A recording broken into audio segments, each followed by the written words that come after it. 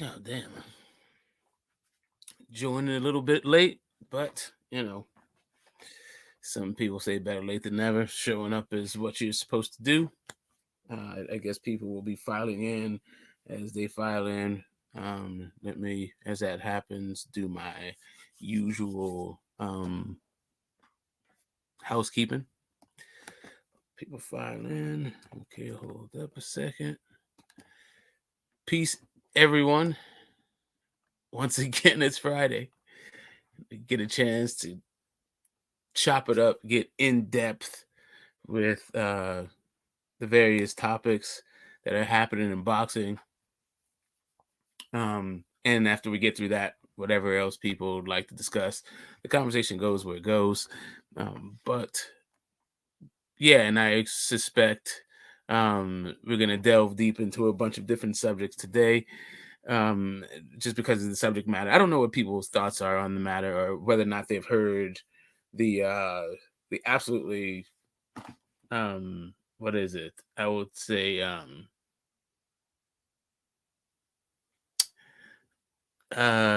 distasteful sexual proclivities of Vince McMahon, right? But regardless of him as a person and what that's going to mean, um it was more just about the um the fact that all of these companies are consolidating and owning one another, and they all have like kind of distro problems, and like what it sort of means and what's happening. Like we can get into um you know if you have the means to be what most people consider depraved, you can do that with impunity and get away with it almost in anonymity, as long as you keep footing the bill, right? But anyway, we will get into that. Oh yeah, that's right on top of some Trump 83 million. But anyway, I'm not going to get into all of it. Let me just get into the studio. Hope everyone is having a phenomenal day. I've had a fantastic week. Um, Mine has been marginally spectacular, right? But for the most part, they got a couple of, yeah, you know how it is with the in-laws. If you know, you know. But babies are a blessing, so are the in-laws. At the end of the day, there's logistics and communication and relationships and blah blah blah blah blah. Anyway, let's get into the YouTube studio. That's it. But outside of that, man, oh wow. One of my go-to like hobbies, I play a bunch of chess, do some other things. But like boxing, man, love the stuff. It can talk endlessly for hours. So far, we've been doing a year and a couple of months just on this channel. But before I even started doing content, that was years and years in on panels and it's talking about all kinds of subjects. So let's go to content.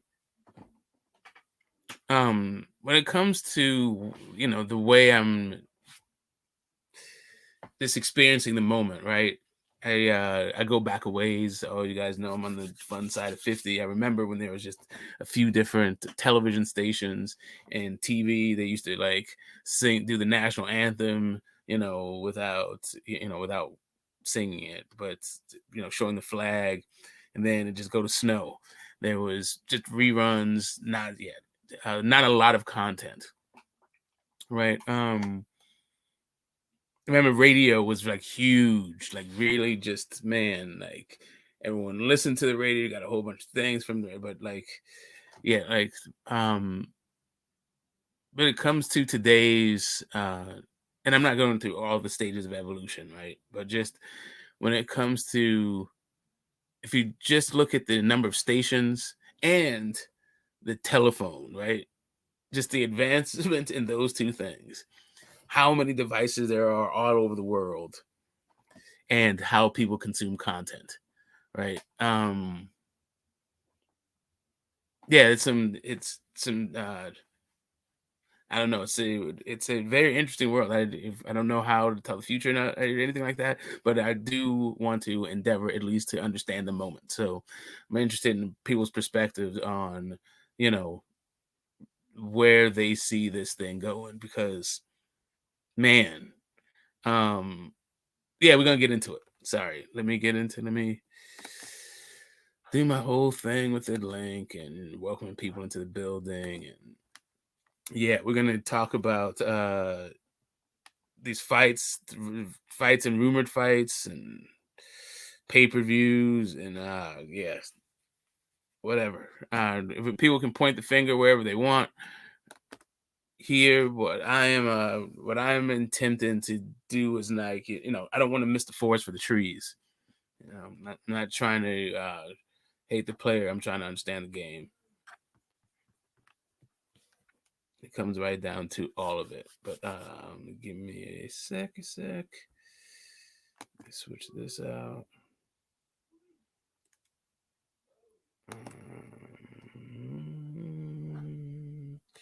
Switch this from top to.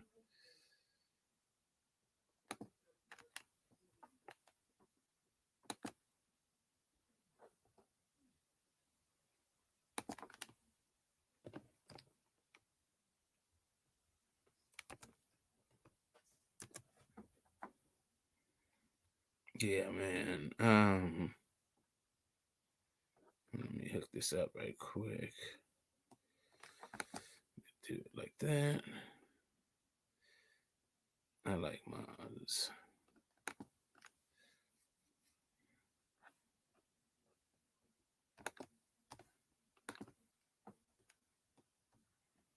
Let's see.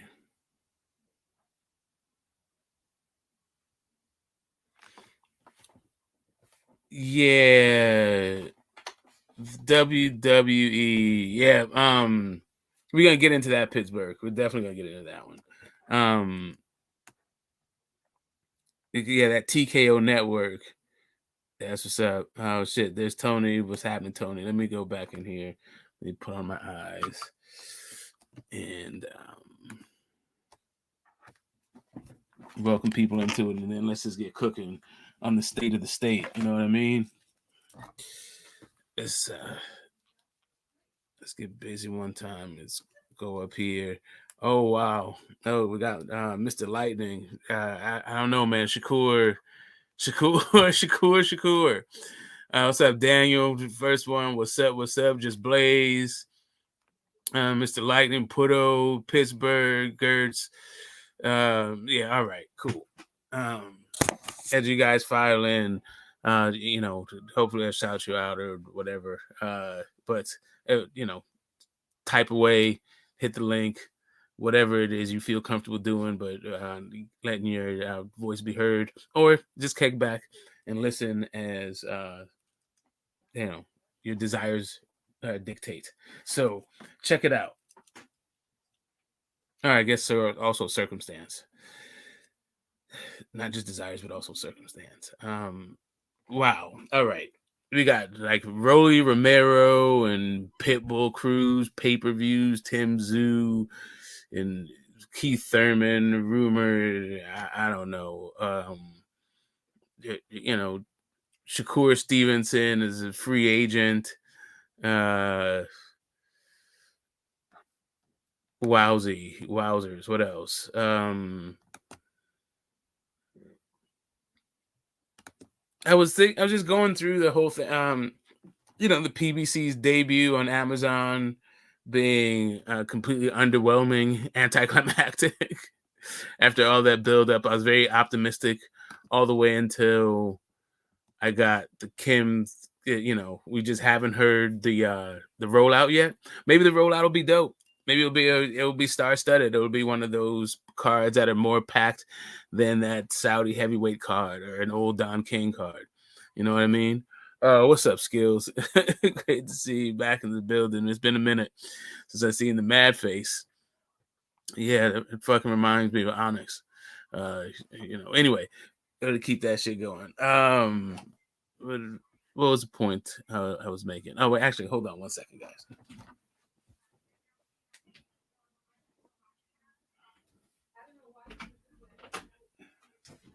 I was just sort of reflecting on the these sort of mediocrity that comes from this time of the year. Like, in the last few years, the first quarter has been like a little bit dry, right? I called it mad. Elda was all mad at me last year when I called the shit mad. We had like, I think it was like Isaac Dogbo and fucking what's his name? Maybe it was 2 years ago even. Isaac Dogbo and Robisi Ramirez to look forward to. Hector Garcia and Tank. That's probably 2 years ago. Now that I think about it. But anyway, point being, yeah, I'm sort of used to it being a little bit slow, but since then, since this like slow trend is coming, has hit, we've got some departures and fucking exits from the sport. Scale backs, Max Kellerman's no longer in ESPN as a boxing guy. We got Tiafimo in the little room. He's trying to do everything to garner interest in the fight. Like, the dude's young, he's charismatic. He used to do the fuck flip dance and everybody loved this, but now I don't know. Now he seems to be a fringe guy, a man with no a man on the island kind of thing. Fighting Jermaine Ortiz, trying to do whatever he can to garner some interest in his fights and in his career. And then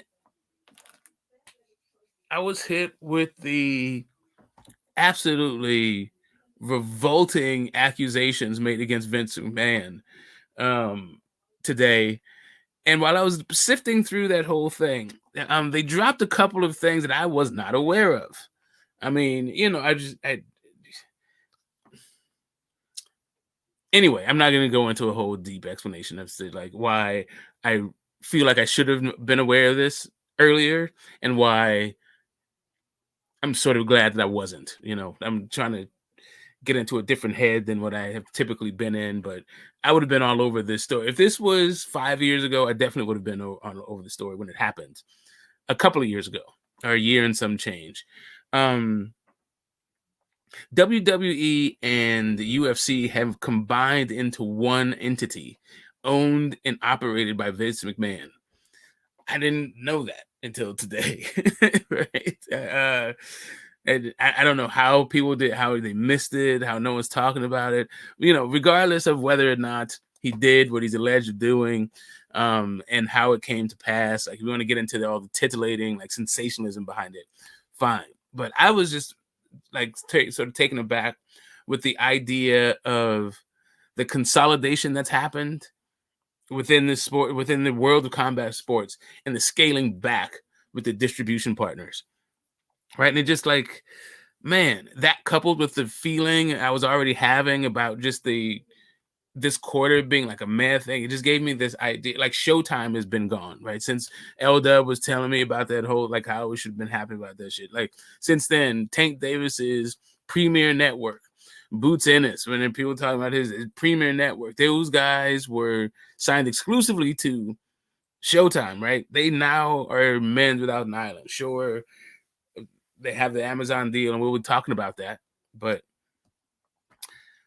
yeah, it just got me to thinking about what the hell is needed. Like, yeah, I mean, the fights can be great, right? It's still boxing. It's still a theater, unexpected. It's still a martial art. So even though this might be the best matchups or the greatest stakes, we can still get some great fights because there's some great fighters involved, right? So there's a baseline of what boxing has always given me that it's still giving me, right? But it's with all these weird headwinds, right? And at least for somebody like me that's been like, consuming the sport the way I have for as long as I have.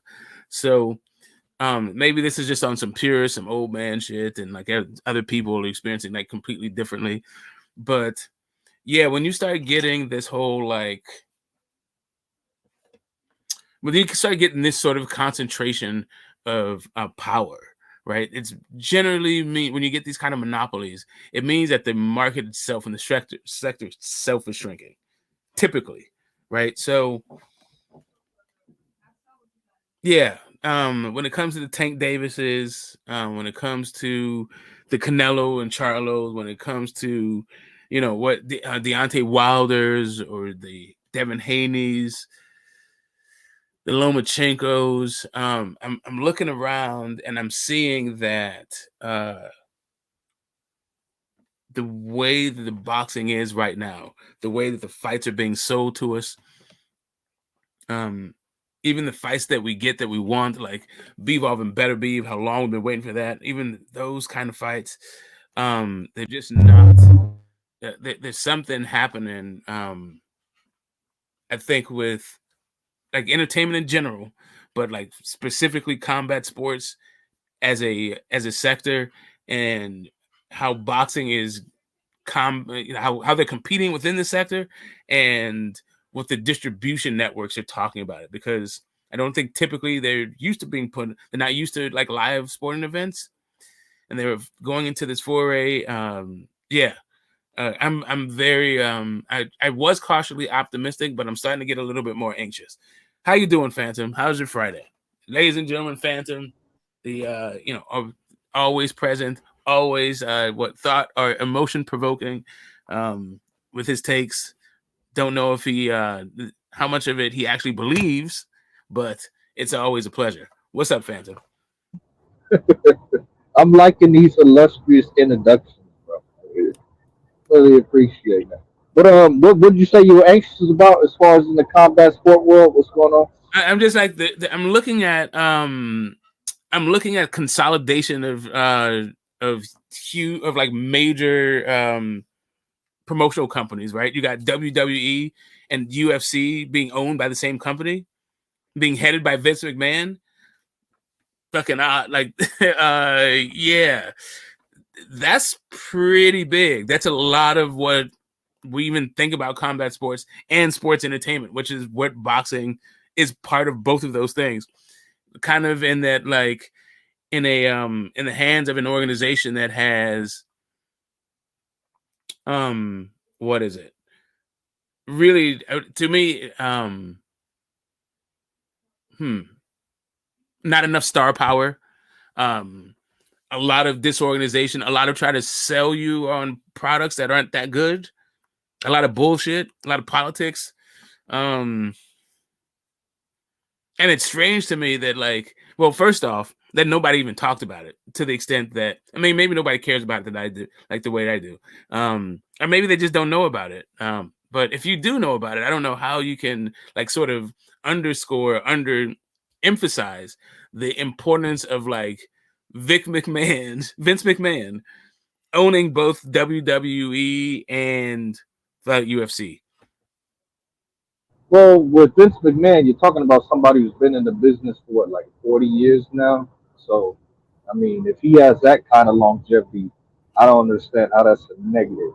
Exactly. Oh, okay. So you remember? Maybe you don't remember this, but we used to have, bookstores, right? Mom and pop bookstores. You get all kinds of reprints and like going through college. I got a lot of my like anyway, I would go to bookstores so I didn't have to buy the latest edition of the fucking book. Those things you'd have to have sit in lines for those shits, all any number of fucking headaches. So I used to like to go to the neighborhood bookstore and see if I can find like last year's edition and all that other type stuff. Then you enter shit like Barnes and Nobles and bookstore, like whatever. What's another one? What's going on right now? There's no Walden Books. Orders, orders. Yeah, Borders, right, all that shit, and all the mom and pop stores fucking dried up, and now you can't fucking find a book anywhere. And to me, it's just about like the nature of the transition, right? When a bunch of these kinds of sectors are getting concentrated into, it's almost monopolized, really. Once you start seeing that, what you start seeing is like a shrinking of the sector, or like a completely different innovation, right? Like when they broke up the phone companies, and now the way how you have all these carriers, I mean, even the carriers are now like kind of monopolizing. But yeah, it seems to be that like right before some sort of paradigm shift within the sector, you get a lot of this kind of consolidation. Oh, well, I mean, I don't think that could be applied to sports because did when the NBA absorbed the ABA, did it become a better product or a worse product? When the NFL absorb the AFL to become a better product or a worse product. You know, the sports, I don't think that can be applied unilaterally. I'm just saying. Yeah, if you were to look at all of the other so if you look at the evolution of the NBA, so they or even basketball, it used to be played in like hotel conference rooms and stuff like that, right? And you had your little teams, and the Harlem Globetrotters were actually basketball, like they actually played real basketball at one point. But those kinds of operations, they don't exist anymore. You don't get regional kind of things, like even like what Ice Cube was trying to do with his like 3-man league. They can't compete, right? Like the NBA has forced out everything. So if you want to play basketball, professional basketball in the United States, it is NBA or nothing. If you can't make the NBA, you can go overseas and do that. But they don't even like really in the American market. I've never seen like the Israeli league being showed really. I remember they used to talk about it a little bit more, or the Lithuanian league or something like that when the Ball brothers went there. But they don't really cover international professional basketball. It's NBA or nothing. So if you Yeah, like so basketball, then all you that's got my is that point. one thing. You go ahead. I don't My, my point. Let me I make my don't know. point. Well, I don't know if the product. I mean, to go through it, I don't know if the product is better. I think that is just what people get used to, and I'm not saying. I'm just saying that it's boxing on this thing. I don't. Well, Vince McMahon. I don't know. Like maybe it's just a financial thing. He might be brought up on charges. It sounds like a real Me Too moment. He might get like I don't know. Might be Harvey Weinstein. I don't fucking know. Point being though, the idea that you could corner the market in this way, like you can't really corner the market on boxing. And I think that is part of kind of the issue, but maybe you can corner it. But the distribution like the distribution platforms seem to be not that enthused about any of them, to be honest. Right? I mean, WWE they're telling me that there's a $5 billion. That's not bad. I bet it's for a whole ton of fucking deliverables. I don't know. Kind of all over the place. Well, my point is this: like, you still have regional teams, minor league teams within basketball. But like, when they're playing, do you give a fuck if the Warriors are playing? Like, do you want to see that minor league team over the fucking Warriors? No, but they still fucking play. You know, summer league, all that shit. Like, it's not just you have the NBA and offshoots and other things going on. You know what I mean? And it's the same with like wrestling. Sure, you got the major leagues, you consider the WWE and all that shit, but you still got other little shit going on. It is what it is. Yeah, so the thing about wrestling, right? But the thing is, the WWE has sucked all the air out of everything else. Like those ones have to now find like I don't know. Like so, I've seen some Drew League stuff. I've seen a bunch of stuff. Like I've seen some basketball that's not like within the purview of the NBA. They used to have the and one thing. They tried to do a little thing with the tennis shoes and all that stuff. Like they've tried to expand, like show you the brilliance of what basketball can be outside of the NBA, but they can't ever get any market share. Right? Because the NBA will fucking crush them. Are tennis shoes Yeah, no going to shit. crush them? I mean, that's That's not how my. it works. I mean, I understand that. That's my point. What I'm seeing is this is now seems to be happening in combat sports, and nobody's like actually noticed or something. like Top Rank is the only boxing promotion on network television right now, and they're getting paid back. Like all of the bumper shows that would support boxing, they cut those. All the guys who are boxing heads, they're firing these guys. Like it doesn't seem like even on the main distribution platform that boxing has any sort of priority. I mean, well, that could be a failure in Bob Arum's promotion. You could say that. Like, because why isn't Shakur like doing fucking football takes or basketball takes? Like, I don't know, shit like that. Like creative shit. Bob Arum is 90 some years old. He's not gonna think outside the box like that, so it's not gonna happen. That could be a failure on his part, not just necessarily boxing itself. It's probably just a failure of the media itself. When you look at media and you look how they're cutting the stuff that's actually making them money, that's very profitable, they're cutting that stuff back. So like when you look at boxing's budgets, like it's very minute when you're talking about these media giants. It's very small. So they're gonna cut that stuff back. They have to. But they're cutting everything else back. And just to add to what you guys are saying, like did you guys notice that they had The Rock pointed to their board? That's that TKO board of the officers of the board for that WWE merger group, which TKO was the merger group that was carrying that WWE brand. They gave The Rock a seat at the board, and they gave him exclusive rights to his name in between wrestling and what is it, UFC? Yeah.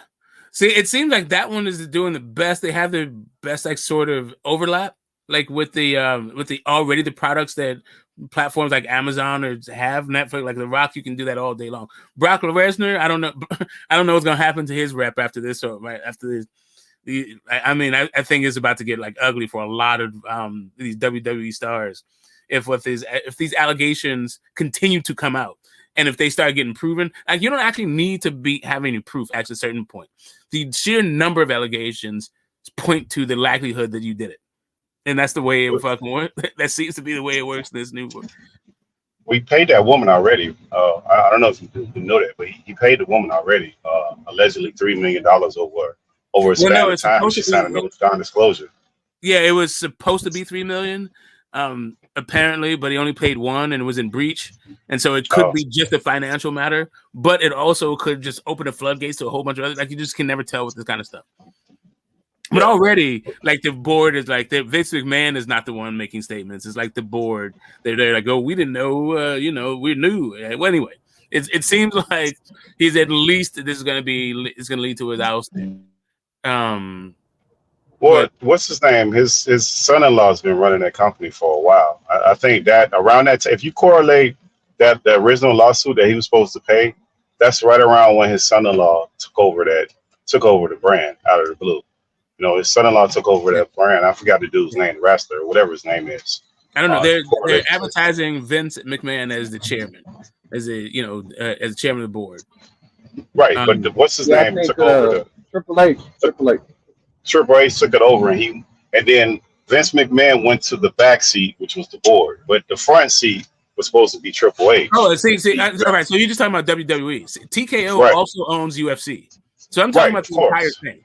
Yeah, right. So he's just doing the WWE side, but I'm talking about the entire fucking TKO, but having a fit like these are they were also Disney back, they were Mickey Mouse back, but they're going over to streaming. But like I was saying, WWE has better. They have guys. First off, they have WWE films that are already shown on these platforms, so they have it's an easier overlap. There's already a bunch of synergy there, and they can just build on it. And wrestling doesn't. I mean, wrestling is cool live, but it's also pretty cool taped. It's not like boxing. Like what if you know the outcome, unless it's a great fight, nobody fucking watches it. But that's the Netflix thing too. Like Netflix said, they were already breaching into this year, going into live events. That's been out for probably about 7 or 8 months that they've been breaching, trying to get into boxing. They kind of postured at the NFL. They poked at that. There was all kind of rumors out there with them trying to go on live events in different venues. I just think it's interesting with the TKO thing of that particular group that owns the wrestling and the UFC stuff, that they had to go get The Rock because they knew that this stuff was coming, and his name is clean. So, that's always the other move with that, too. He's a member of the board. He's not running the boards, but he's part of it. So it gives them good press at the same time. Yep, that's how the corporate world works. That's how it works. All this shit that they're doing is fucking trying to make shareholders happy. That's infinite growth and all that bullshit, bro. Yeah. Oh, yeah, man. I mean, if you got to distance yourself from shitting on somebody's head during sex, then there must be some kind of morals clauses on these things. I mean, I'd be very surprised if it wasn't the case, but he probably won't ever be able to weather this one as long as more doesn't come out. This probably is just going to be a financial thing. But my deal was just about how it seems like I don't think anybody's doing well, right? This idea that fans have about shitting on organizations. I think all of these people are hanging on by a thread. The Zone as a company, I think, is hanging on by a thread. I think the networks are really, they don't seem to be gravitating towards the personalities in boxing or MMA, to be honest with you. It seems like that, into the Saudis to try to save the day. It just seems to be a lot of indications that we're in a really shaky market. And we will be seeing some seismic changes soon. That's what I think. Well, that's just a larger, broader thing going on there because everybody's competing for overinflated dollars, right? That's why the Saudis are like, yeah, we don't give a fuck about this shit. It's probably gonna fade away in fucking 5 years anyway. That's why they're giving it out like fucking candy. But at the end of the day, I think that these companies are still healthy for what they're trying to do. Like the zone's not going anywhere. Top Rank's not going anywhere. PBC just got Prime, and they might be getting another network. Like these streaming services are hungry for fucking content for their shareholders. And if they want to go into live events, they're gonna shell out the fucking money for it. Bro. I mean, I hear you. Like, and I think that there are events, so and that's the thing. If you can get into building events and make those events have doing numbers, then yeah. But the way that these guys have been siloed off in their network wars and their promotional wars, a lot of the events that should happen haven't happened. It's just a bunch of in-house fighting. And it's like the best of what we can get. And I'm not sure that it's getting how that's, and I don't think it's going to get solved by with the current what the current platform, the way that the numbers are now. I just don't see it. I don't see it as a good mix. I don't see it as like PBC being able to go to Amazon Prime and just put on in-house fights. They're gonna have to get like outside talent. They're gonna like Canelo Alvarez's, the fucking the Buds, how they stepped out. They're gonna have to try to get Monster, AJ, whatever the fuck. Like it seems like that's what it is. Like it's more like a guys, I think, who are the most flexible, who have the least amount of ties, guys like Devin Haney, will probably win in this climate. Yeah, I'd agree with that. But that's just a symptom of what's going on because PBC has a lot of inventory and they have certain divisions, in their pocket. Like 135, they got half the share on that. 147, they got, half the share on that. And then you go to 154, they got more than half. You go to 168, they got more than half. So it's just all, what divisions people want to see and who's fighting in those divisions. You know But what it's I mean? also the star. It's also the star power of those guys, right? Like all those divisions that they have. No matter how many times they punch you in the face, you won't see any stars. Well, what do you mean? Like what you got in the PBC roster, as far as stars go, you have Tank Davis, Deontay Wilder, and Terrence Crawford and Canelo under short-term contracts. And I wouldn't even call Terrence Crawford a star. I would say Canelo Alvarez. Canelo Alvarez under short-term contract. Tank Davis and Deontay Wilder. Deontay Wilder's inactive as shit, rich as shit, not really motivated. Tank is Tank, little dude. He does what he can. I would say Earl Spence is a star. I would say Earl is a star. Errol Spence ain't no okay. I would say he's a star in boxing. I'm talking about like when it comes to these platforms, like they just signed the shit with The Rock and like Triple H. I'm talking about stars. Like boxing is overall, you can throw AJ and Fury in there, but there's not very many stars in boxing. Period. Okay, so what's your point? I don't know. I'm saying that like these platforms, like the way the merging from streaming or the transition from broadcast to streaming seems to be star driven. It seems to be event driven and star driven. Right, unless you can like find some way to get the Saudi, but I'm just saying that I don't even know what sort of numbers those fights are doing with the Saudis. I do know that the people are getting paid, but like what you were talking about, the ratings, the just moving numbers, the thirsty for content kind of things. I don't know that the way that guys have been doing it, not making not doing cross promotional fights and all that shit. I don't think it's gonna fly with the streaming service. I don't see how it could. I think if they try to do that shit, it's gonna fucking fail.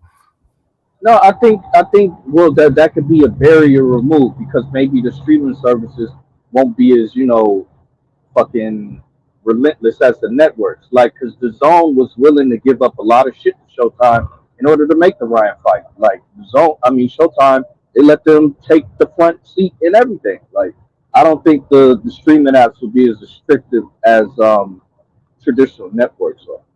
You know what I mean? I think they can get their money from different places. Like that. That's the other part. Like every time most people talk about this, it becomes a pay-per-view thing. That's not what streaming companies do for the most part. Like they make their money off ads. That's how they make their money. Like so that barrier of having to it's mandatory to have the pay-per-view. That can be a part of it, but that's not mandatory for the streaming service. That's not necessarily going to affect them. They can give out a $5 fight and just stream the ads on the back end of that, or the front end, and make all the money because of the eyeballs. Especially at Netflix when they're making. They just reported a couple of days ago, and they just added 13 million subscribers in a quarter. So like, they don't have that kind of desperation to get eyes on their platform. They already got it. Yeah, exactly. That's why I said I think they'd be less restrictive as far as like, oh well, he fights on another network, so he can't fight over here. Like, give a fuck. Netflix, nigga, fight wherever you want to. You know what I mean?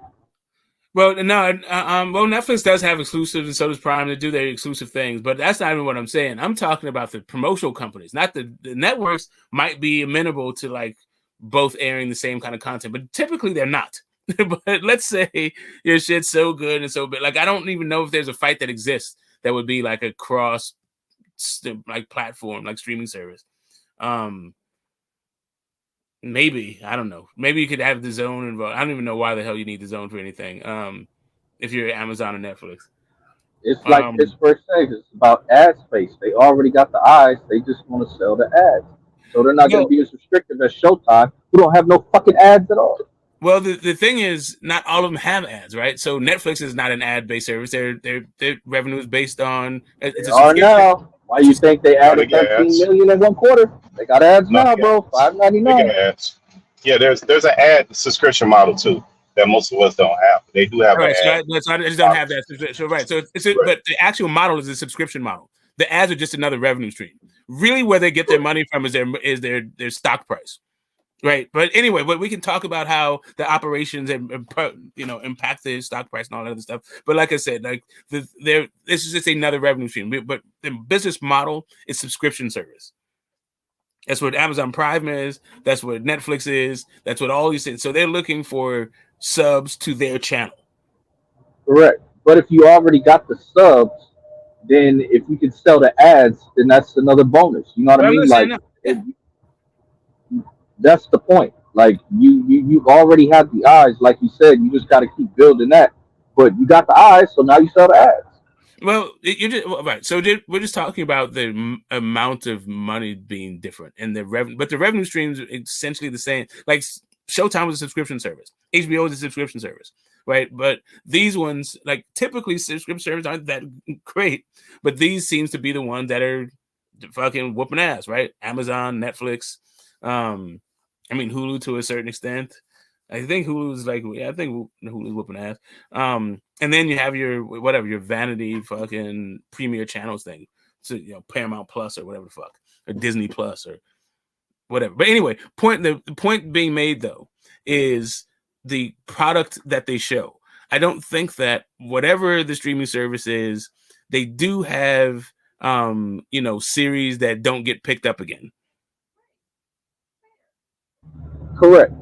They do have movies that they rotate them motherfuckers out. It won't be around for very much longer. I mean, but the other part is the only. I mean, I could be incorrect because I haven't checked in a couple of months, probably like 3 to 6 months. But the last time I checked, the only ones that actually make money as far as subscription-based models is going to be your Netflix, maybe Hulu. It's kind of hard to tell Hulu because they mix them in with ESPN. They kind of do that weird thing where they won't give you individual numbers, but they're the only ones that seem to be profitable. All the other ones, it's like an add-on of the network itself. Where exactly. Breaking up. Yeah, you're breaking up. And while he's getting it together in his thing, I didn't welcome Pittsburgh T. I'm glad he got in early. He usually gets in late, but yeah, I'm glad he's here for this part of the conversation too. He has a pretty good business mind on him. So, or good, pretty, good. I feel like an understanding of how the corporate world works. Go ahead. Are you back, Pittsburgh? Yeah. No, what I was saying is like Netflix and what it seems to be Hulu. Those are the two models that seem to be profitable or make money. So the way in which that they do their subscriptions seems to be profitable. All of these other money off their subscription, even though they're Yeah, you breaking up growing like every other word, bro. Yeah, it's pretty bad. You're in a bad area right now. But I wanted to say maybe drop out and come back in. I was gonna say, man, these platforms though, they don't have the kind of characters that seem to be populated at the very highest levels when it comes to boxing and MMA. These have some real, guys like what was that dude in the machine that had the porno chick he tried to kill?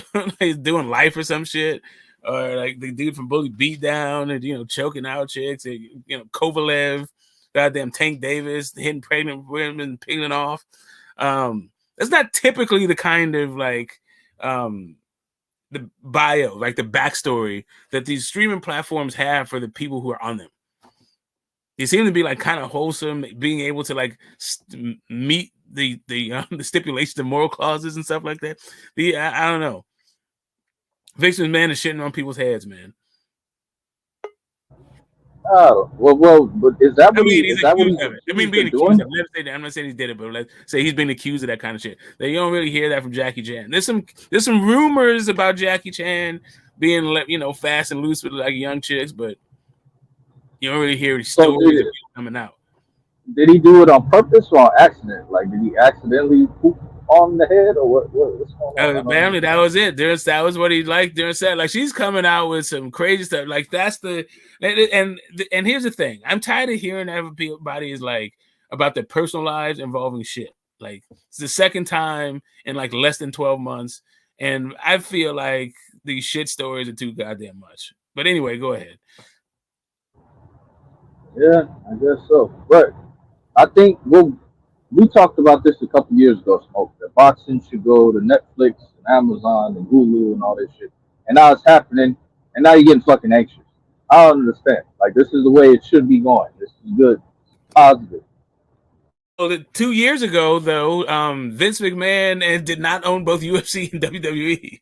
Like, Who gives a there's been fuck some about different that things. shit? 2 years ago, that's when they really started paring back on boxing at ESPN, and then the numbers just started in the toilet. But now I'm just looking at what Top Rank's business model is even like. It just seems like it just doesn't work. Like, I don't want to see how the fuck. Like, I don't think these entities can exist the way that they do. That's all I'm saying. Like, you can do a production company, but and like getting stars on the contract for one production company, it's not like it's the fucking 40s, right? It's kind of hard to do, unless you're Marvel and then you can just pan out the ass and you're just being a superhero kind of thing. I don't know, man. I'm just trying to figure, like, in my mind, how the hell Shakur Stevenson is going to be either under Top Rank or how he'd operate as a free agent. Like, if he was Devin Haney, could he hop around from platform to platform depending on the event, depending on the fight, and fight on Netflix and fucking Amazon and Hulu? Could No, Shakur Stevenson do that? Is he big enough? I don't think so. Is he marketable enough? Can he, like? No, he don't have a bill. That's the secret sauce for Devin is bill. Like, Shakur don't have a bill, so he's never gonna be marketable like that. You know what I mean? Well, So Jay it Prince is is what it supposed is. to be that guy, Mr. Drake himself, Mr. Ghetto Boys, and Yeah, but that's and, not his and primary concern. Is Floyd Shakur Mayweather. Stevenson. Like, That's not his primary concern. Like, Shakur's an offshoot project. Like, you know what I mean? Like, in between all the music and all the other shit he got going on. see, I don't think. yeah, okay. So it seems to me also that I don't know how urban, right? Can you really? I mean, I guess they got the Powers thing. They got a bunch of like urban kind of shit. Yeah, okay. I guess Prime got some shit going on. They can like fold up the PBC the way the PBC markets their guys into their kind of deal, but I don't know. These days, Yeah, there's and a I lot. hear they want to do documentaries and films and all kind of shit. Like, you might see Tank in like a feature length production fucking movie or some shit. Like, I think Prime has they're gonna put more to it than just, oh, you're gonna be fighting. Like, they're gonna be doing other shit with it. Yeah, something's about to happen. I think I'm the way that I'm talking it through. The more I think about it, the less likely it is that this whole siloing off is going to work for the promotional companies. Promotional companies are going to have to, like, if these platform things are going to work the way that I envision it, and I could be wrong. There's going to have to be a lot more cooperation between promotional organizations. Yeah, but when you say siloed off, what does that mean? What are you saying? It means that, like, top ranked fighters fight other top ranked fighters on ESPN. PBC fighters fight other PBC fighters on what used to be Showtime and now will be the Prime. Matchroom fighters fight other Matchroom fighters on the Zone. That shit is not going to keep flying if the streaming services, like the way the streaming services work. I don't think they're going to be able to just be off in their own little silos of the the boxing world. I think they're gonna have to intermingle. They're gonna have to make the big fights that make the streaming, numbers kind of pop, because these dudes are doing hundreds of, like, they're doing great fucking numbers. That's driving this whole subscription and driving the stock price and driving those advertising you're talking about. Yeah, I'd agree with that. But here's the thing, though. Like, not everybody's the same. So you can get ESPN Plus for $9.99, right? You can get Amazon Plus Amazon Prime for $12.99. You go to fucking the Zone, you have to $25.99, and you have to do that before you buy the pay per view. That's the reason why I didn't buy a Devin Haney pay per view. I was at the ordering page. I was like, well, I just want to buy the pay per view. I don't want to subscribe and all that shit. They wouldn't let me fucking do that. So that lets me know that, oh, you don't really give a fuck about the boxing. You want the subscription. That's what you want. So fuck you. You know what I mean? You charging like $25 plus already, and then the pay per view on top of that. Fuck. Listen, I remember in 2018, the summer of 2018, everyone, when the Zone was hitting, it was $9.99 and it was first month free. And I was like, I see the bait and switch with this. Like, if they could keep it this way, sure, I'll get it. And then right when they had Canelo versus Jacobs, and then the next month was going to be AJ versus Ruiz 1. Right? I was like, okay, bet.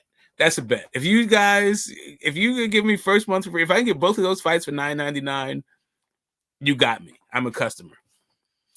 Right before the Canelo fight, $100 a year, right? Anyway, no, fuck all that 90 days or 30 days free, first month free thing. Nah, they killed all that shit right before Canelo fought. Facts.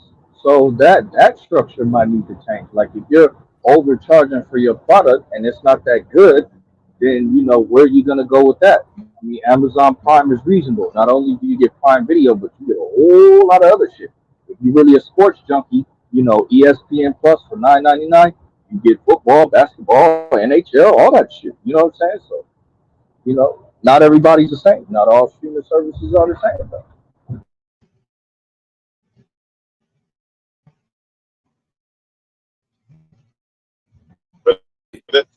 But that, but that's an add-on thing to them, though. Yeah, damn Pittsburgh. You're messing up again. But yeah, I was just gonna, like, when it comes right down to it. What's up, Brandon? We're in the middle of it right now, but just wait for a break and then I'll introduce you. But I was just gonna say, like, ESPN Plus is giving a product that that's wide traction, wide use. People are like, it's gaining more and more every day, but it's specifically like to the U.S. market. When you get these, hold on one sec.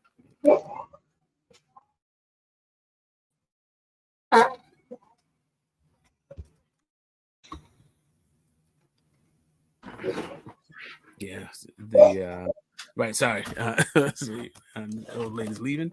So right. So what was I gonna say? Right. So, like, ESPN Plus, they're giving us, they're specifically, they seem to be like just targeted to the U.S. sports fan. Ton of NCAA, tons of freestyle, like sports that have like billions of dollars behind them in support.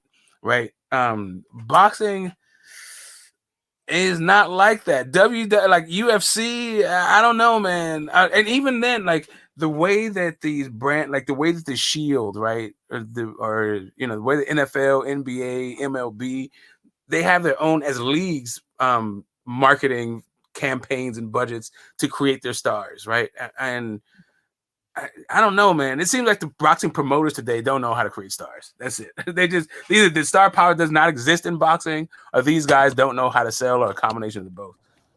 Well, it's kind of like Joe said, right? Like nobody can predict how people will react to somebody. Like, no, there's no rhyme or reason. There's no formula to it. Like people just gravitate towards who they gravitate. It is what it is. Like, who would have thought people would gravitate towards a midget nigga from Breedmore? Like, who the fuck would plan that shit out? Like, what the fuck? I mean, he's pretty exciting from jump. I mean, I kind of saw it with Floyd and all that shit. I mean, eyes have kind of been on that kid since he was 22 years old. At least my eyes.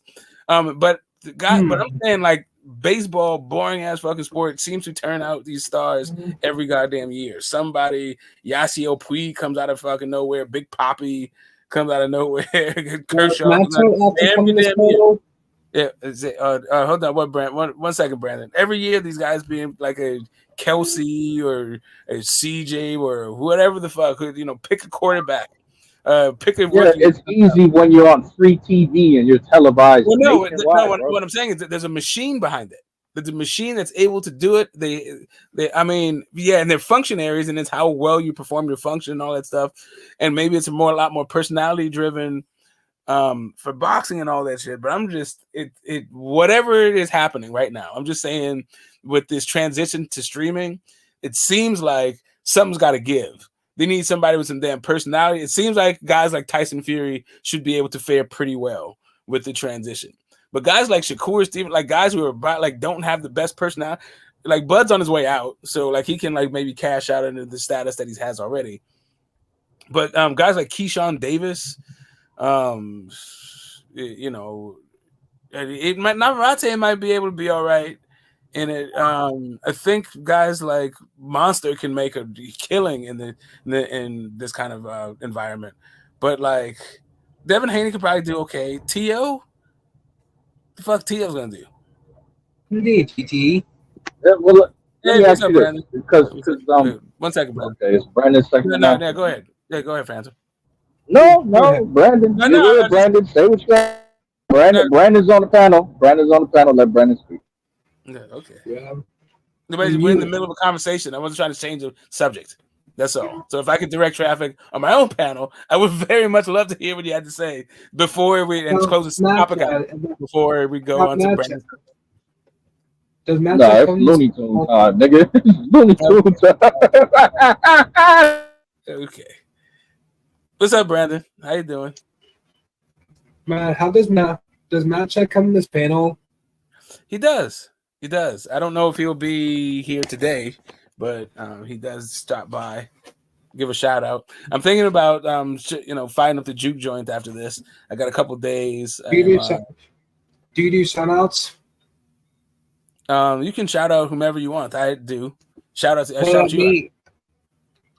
I mean, do I do like videos, the shout outs, or do I just do them like while I go live? Standalone videos? No, I don't do that. Not typically. But I do have a debate this weekend. So I will shout out BVO. We'll be debating who has the better career legacy. Floyd Mayweather, who I say has a better one, and he says that Roberto Duran does. So shout out to BVO this Sunday, time to be determined. You took Duran in that one? No, I took Floyd. I took Floyd Mayweather. He came up with it like it was his choice. I was like, I'll debate you. He's like, yeah, I'm saying why you didn't take Duran in that one. Say again, why I didn't take Duran in that one? Yeah, why? Because I do not believe that the legacy of Roberto Duran is better than the legacy. I don't believe the legacy or the career of Roberto Duran is better than the legacy or the career of Floyd Mayweather. Okay. But speaking back to that cross promotional thing, like I know you're gonna bring this up in the debate. like cross combat sports. Like if you can get some big UFC fighter over to your platform, being it Prime or the Zone, like we saw with Nagano, like that can boost the numbers, you know. So it don't necessarily have to be cross promotional. It could be cross sport, you know. Yeah, but that's also swimming in a small pond. That's a fucking Saudi oil dude sports washing on a fucking net platform that might not be around. You're saying that the zone is going to be around. I don't know. I think the zone is going to be like it's like Walden Books. Like, yeah, they're out there at some point, but Barnes and Nobles is here, baby. Like, what the hell? Yeah. Yeah, but Um, boxing isn't just their only primary content. They have I mean, I other know, things. but they're not a distributor. What they are is a wallet for other things to put on. Like, but they're not put like they're like the fringe thing. I don't know. They need a distributor. They need a distribution a distributor for the fights that they have. They're just paying for them, right? They're paying for the card. If you have a distributor who's has the kind of pockets that Amazon has, you don't really need the Saudis. I mean but that depends on how much Amazon wants to, contribute to boxing, which is Yeah, probably I'm just not a saying when lot. it comes right. That's when it's both of them. But however much the Sheik's willing to finance it, but that's just finding the financing. I'm just saying that Amazon does not have the kind of problems that like Showtime has. Yeah, I agree with that. Yeah, and I think it's going to be about big fight. Like I think ultimately, if they're going to want to continue to be in bit, like they need, like you can have some one-offs. I don't know. Is Luke Cage still around? Is that still on Netflix? Like the Marvel deal with Netflix was like, I don't know. They had their little run. They had what? They had Daredevil, someone Jones. That was the one I never really fucking heard of. Iron Fist, and then they did a whole thing with the Defenders, and Can, they canceled all that shit. can Well, that was licensing shit because Disney had bought Marvel, so they couldn't put it on Netflix no more. you hear me? That was a licensing. Anyway, so damn, piss. I know you're trying. I know you're trying. We're trying with you, bro. But we cannot hear you.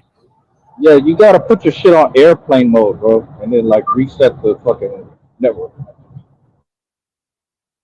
Yeah. Yeah. Yeah. I think you're gonna have to put on these fights. I think, but you have to treat boxing like it's just one promotional company. You have to treat the whole sport like it's one promotional company. Okay, so name me three cross promotional fights that we should get that you think aren't gonna happen.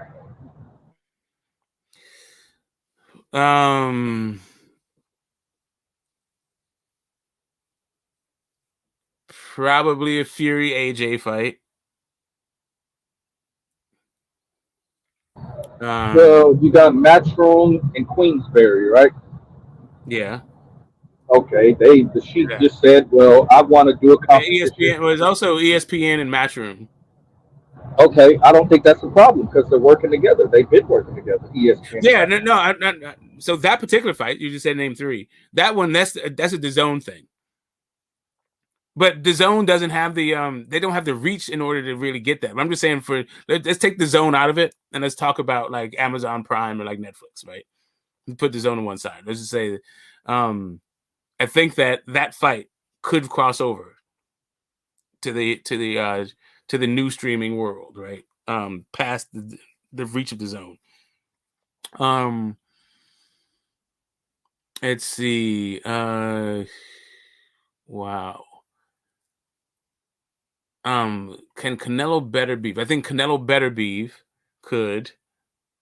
Canelo doesn't want to fight better. Not the networks I know talk. I'm not. But we're just talking about fights. We're just talking about fights that like would But be. no, you got to be realistic, bro. Because if a fighter doesn't want to fight another fighter, you can't put that on the network, bro. Oh, okay, but they're not even doing that right now. So that, like, you're asking me to have a fight that would be right now that is going to be in this magical But day. Canelo They're going to is need to be not together. going to fight Right better. now, they are siloed off.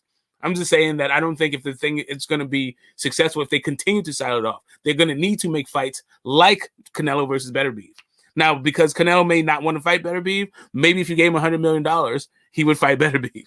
Maybe they're interested in something like that. Okay, see, now you're reaching at straws. But okay, I'm we not got reaching two the so straws. I'm just talking about how you are incentivize them. grasping, bro. You are fucking reaching. I'm not grasping. I'm trying to make a point, and you're asking me for like what you're asking me for is let's assume that we're in this world where the promoters are working with each other in order to make these platform fights. What fight would work? Right? What fights could get the streaming services get procure? I named the fight, and you talked about Canelo's desire to make that fight. That's not just because Canelo doesn't want to do it because they haven't. That doesn't mean they can't incentivize him to change his mind. Okay, but who's going to pay Canelo $100 million for I one just threw fight? a number out there to encapsulate a concept of just because he is not incentivized at this moment to fight him doesn't mean the streaming network could not incentivize him to do that. I'm just talking about the fact that these are platforms that don't work with each other. Typically, it's still bullshit, but fair enough. I understand. I don't know when Canelo is working with Top Rank because Top Rank's business model is to not pay guys like Canelo. Exactly. So how do you blame the networks for that? That's what I'm saying. That's my point. Is that idea about Top Rank needs to change. Shit like these kinds of fights need to get made. You're asking a Jew to pay a goyim more than what he wants to pay. Like, no, bro. That's what I'm saying. We got to be realistic. No, the Jew just wants his cut. That's what I keep telling you. The streaming services entrance is that the same way that the Jew is trying to run to the Muslim in order to get fights made. He doesn't mind her riding with the goy because guess what? Muslims are goys. But what's up, Mr. Moore? Happy Friday. Hope all is well with you. How you doing? I'm doing great, brothers. How y'all doing? Yeah, chopping up this the latest and hopefully relevant in the world of boxing and this week combat sports. Yeah, more smokes over intellectual nonsense. I mean, listen, so if the conversation's over your head, you don't have to participate. You can bring it down to your level. I'm not mad. Explain it to me, Smoke. What's going on? Okay, this is what's happening right now. The big fights that we have for pay-per-view, for our consideration, that are being discussed are Rolly Romero versus Pitbull Cruz. Not a big fight. Tim Tszyu versus Keith Thurman. Interesting fight, but not big. Right. That is and that's supposed to mark the debut of PBC on Amazon Prime. Tim Tszyu versus Keith Thurman. Well, see, the only reason I'm not surprised at that is because like 8 months ago, remember Keith Thurman did an interview. You remember that? And if you remember the interview, what he said in the interview was that Heyman owes me. You remember that? Yeah, I mean, what does Heyman owe you? Okay, fight 155 pounds of Tim Tszyu. Like, well, it's obvious if you can't, ass whooping, like, well, you can't say that you don't see the fact that after the Barrios fight, Thurman can't really make 147 anymore. So he's moving up to 54, and I think they're fighting this fight at 55 or 56, if I'm not mistaken, right? Correct. No belt on the line. Correct. Right, 55 or 56. So he owed Thurman one more hoorah, one more pay-per-view fight. Thurman said exactly that.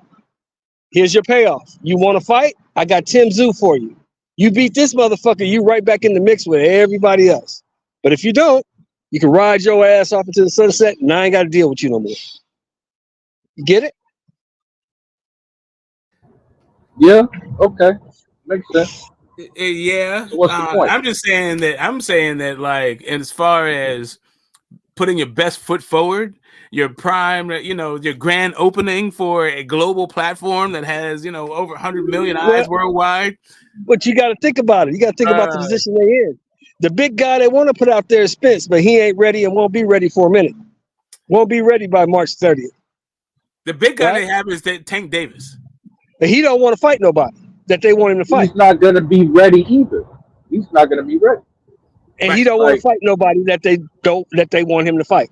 So he's off the What table. the fuck does that mean, Sheldon? Like now you just talking. They want him out if the they ass. want him to fight You don't want he's somebody. not gonna fight nobody. They want him to fight. Listen. You talking? You're not listening.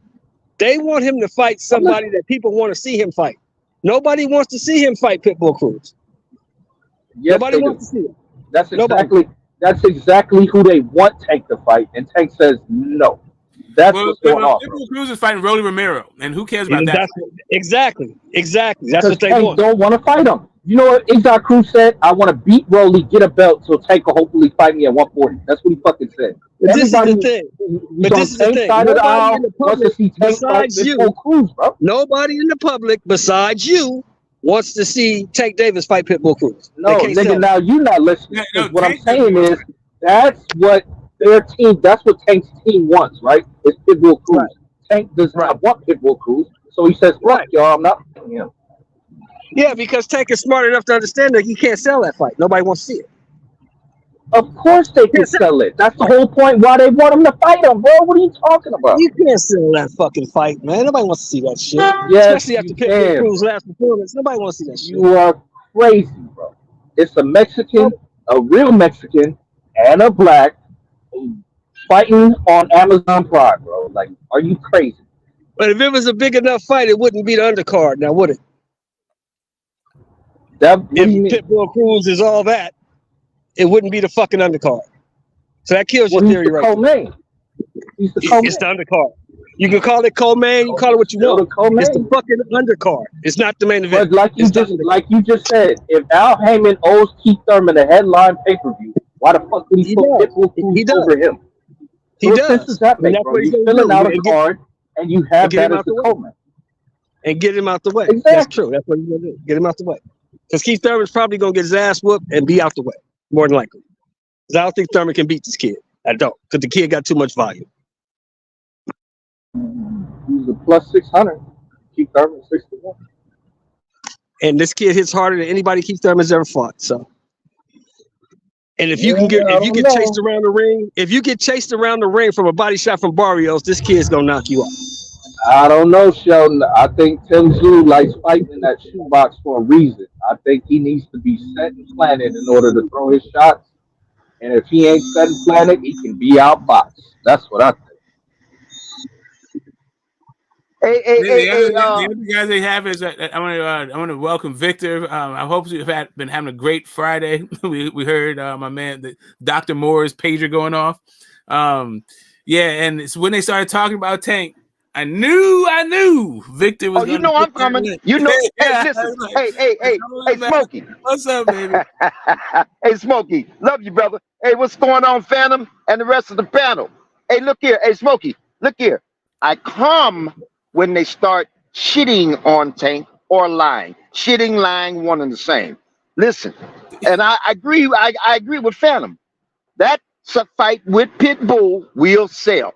It'll sell healthy. It might not reach the levels of him and Ryan or whatever, but it'll sell nice and healthy, and there will be some profit from it.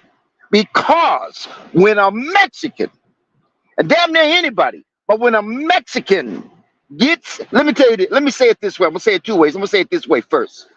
The reason that them levels went as high as they did with Tank and Ryan was because of fucking Tank. Now Ryan brought a significant amount of pay-per-views, and as is the seat in the seats gate. Yeah, Ryan did bring a significant amount and add to those numbers. But the reason he brought that amount because he was getting in the ring with Tank. Take Ryan any motherfucking where else, and he'll get nowhere near those motherfucking numbers, and he ain't getting on pay-per-view. It's because he was getting in the ring with Tank. And Mexicans want their boy, per se, let alone against Tank, to win. So they come out in mass numbers for support and encouragement. And the same thing's going to happen with Pitbull. Same motherfucking thing. So people that don't want to see it, that's fine. But people that suggest, like Shelton Moore did, that that's not going to sell, it is going to sell. Because them Mexicans going to come out in numbers because they want their boy to beat Tank. And by the way, it don't make no difference who gets in the ring with Tank. He got that Floyd mystique on him now. Everybody wants to see him lose. I don't know about that. I don't know if he's at that level yet. Just have to fight Ryan, but maybe he can get to that point. I think Devin Haney's on a better path towards that right now than Tank is. Like people just want to see Tank to see Tank. Like it's like I'm at a fucking rock concert. Well, you're right about that. You're right about that. But you know what? There's two. The ones who want to see Tank because they there's three. There's motherfuckers who like to see a very scientific, meticulous, prolific fighter. Sometimes it doesn't make any difference who the other motherfucker is. That's where I stand. That motherfucker, I see shit that motherfucker does. I don't give a damn who he's fighting. Then there's the other ones that like to see on the surface Tank win. But hey, Phantom, you can't leave out the motherfuckers that are not there to see him lose, brother. Make no mistake about it. I see motherfuckers real close to the to ringside, standing up and calling Tank out of his name, calling him bitches and shit. At that level, of course, you're gonna have haters, but I think he's got more, more people who pay to want to see him knock somebody the fuck out than they want to pay to see him lose like Floyd. Like that's just all I'm saying. Okay, you might be right about that. I won't argue that point. But there's a significant amount of motherfuckers in that motherfucker, and 98% of them are Hispanic. Yeah. I was just saying that Tank, when it comes down to this Amazon Prime thing, Tank is a star that they should be putting on there. Tank's unavailable. When you said prolific, generally that means that you're putting out a lot of products, and Tank is a lot of things, but prolific these days isn't one of them. What do you mean by that? You talking about his boxing skills and abilities? No, I'm talking about his how much he's actually getting in the ring. The dude's Yeah, go ahead. Go ahead. I'm sorry. I was saying like he fought once in 2023, and we're saying he's not even ready for March, the end of March in 2024. Like he's gonna miss the entire first quarter of that, and with this whole idea about PBC's, grand opening, I'm wondering like how can you pack it with enough names for it even to warrant the kind of the optimism where I had like Phantom asked me about my anxiety. My anxiety is not just the consolidation I was talking about. It was that I thought that they were going to put a bunch of stars on their thing. I thought Tank was going to headline their Amazon Prime thing. I thought I just think Tank isn't ready right now. That's all it is. Like Coach Calvin and Coach Kenny aren't even training him. Like he's out there with Barry Hunter. Like I think Coach Calvin and Coach Kenny are some Baltimore Renaissance fucking activism shit. Like I think he's trying to be the best he can be right now, and he's probably not ready to be that within this time frame. So probably April. That's what you're looking at. Yeah, I think that's what. And also, Coach Calvin is a little distracted his goddamn self. So they gotta put the work in and get and make sure it's complete and you know what I mean. Yeah, high quality. Listen, if Tank gets an excuse from his mom, that's fine. I still don't understand how that's going to help out the fuck BBC and their Amazon Prime debut. Yeah, that might be a disappointment to some. Yeah, I guess. I mean, the fact that we're talking about it is hype enough. Like I think they're going to be fine. What? Hell to the no, man! Listen. Oh wowee! Like I love myself. I love the people who come to play rap. No, this conversation I've seen it on big platforms, the small ones. That's not gonna make it, son. That's not gonna make it. PBC, no. There's a bunch of headwinds. Like people, right? So, people hate watch the fucking PBC. The only way you can get them to watch that shit is if you give him a fight that they cannot refuse or a fighter that they feel like they can support. That's it. Outside of that, PBC they don't have like the amount of ill will within the everyday boxing fan, for whatever fucking reason, when it comes to PBC, precludes them from having a whole lot of fucking leeway when it comes to the negative press that's going to happen from them putting on Tim Tszyu versus Keith Thurman as a main event on a pay-per-view or debut at Amazon Prime. Fuck now, no. now here's the thing. Here's the thing. You know what? Let me point out before you interrupt. Hold up. Let me say what I'm about to say. So you Yes, got sir. Amazon Prime is in over 100 million homes, right? I don't necessarily agree with it being a pay-per-view, but even if you get 0.5% of the share of being in over 100 million homes, you're talking between 500K to a million, right? It's like 3 to 4 times bigger than the subscriptions to Showtime across the planet. You know what I'm saying? Right. So Right. you got a way bigger fucking market. So I don't think that if you just discount that and say, well, oh, just because it's Keith Thurman and Tim Tszyu headlining, it's going to be bullshit. Like, no, you got the UK, you got Australia, you got like you tapping into a totally different market than what Showtime could now. You know what I mean? Right. So the numbers you just raised, right, is the reason why I was talking about Tank Davis, because Tank Davis and Ryan Garcia would represent, you know, with their viewership, 1% of what we just talked about at Amazon Prime, and that's Tank Davis and Ryan Garcia. When the most attended pay-per-view or the most bought fight that they're talking about, like most highest reported numbers, was that fight. Those numbers 1.2. That's 1%. Now you give me Tim Tszyu and goddamn Keith Thurman, and you think you're gonna get fucking Tank Davis and Ryan Garcia numbers? Okay. I said Hey, 0.5%. I'm doing percentages, bro.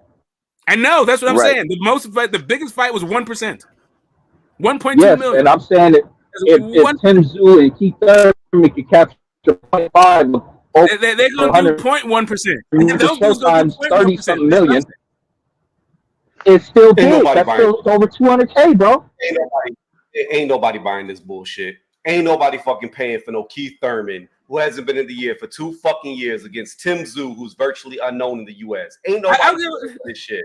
Hold up a second. Tony, you can rock it. Welcome Tony Reviews to the panel. If you don't know, go over there and check him out.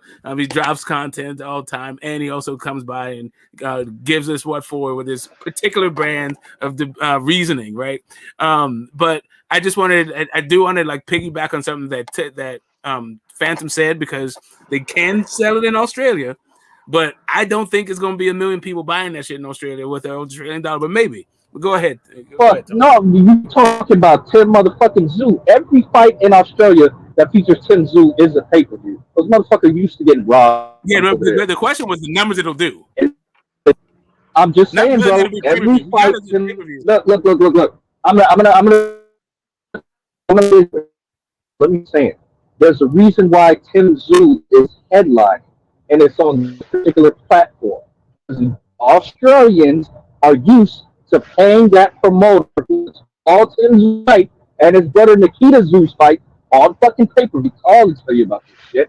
They put all his fights on pay-per-view. They're used to this is you up out of that shit. Yeah. Now Phantom got Pittsburgh T's fucking internet connection now. Hey, Smoke, and let me tell you, I'm going to piggyback off of what Phantom said and just leave it right there. He couldn't have said it any better. Oh, Tim Tszyu is going to make a healthy fucking draw. Tim Tszyu himself. And hey, you know what? When people start saying ain't nobody going to pay to see Thurman, I'm going to pay to see him, first of all. And second of all, that's hardcores talking on behalf of hardcores. And you know what? Somebody got to do some number crunching on that, because the hardcores are always talking about what's going to happen and what ain't going to happen from a hardcores perspective. Hardcores ain't the only. A matter of fact, as far as I'm concerned, until we crunch the numbers, I'm gonna stand on hardcores are minimums. They're minimums. The average boxing fan, the average sports fan, are the majority. Hardcores are minimums. You don't get no. Madonna ain't no motherfucking hardcore. Dr. J ain't no motherfucking hardcore. What's his name? Who was up in that motherfucker? I forgot who. Those people aren't hardcore. They don't study and research and talk about things like he hasn't been in the ring for 2 years. Motherfuckers don't care about that. Thurman is known. And he's known for being a champion. And he's known for being a savvy motherfucking boxer. And that's what he's remembered by. And then somebody will say, well, he ain't been in the ring for 2 years. And you say that to the average motherfucker who wants to see him, and that won't make him a damn bit of difference. That won't make him say, well, in that case, I'm not going to pay for it. Who the fuck want to see Thurman? Who's even mentions his name? Nobody. The niggas that ain't hardcore. The niggas that ain't hardcore. I do. I do. A little spill. Now it's my turn because I was quiet the whole time. The first thing you said was,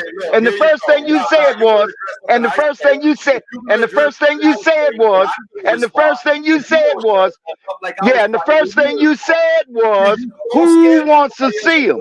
You so scared for somebody else to talk that you can't be quiet. I ain't scared of shit. I'm telling you that the first thing you said was, who wants to see him? And now you can't be quiet.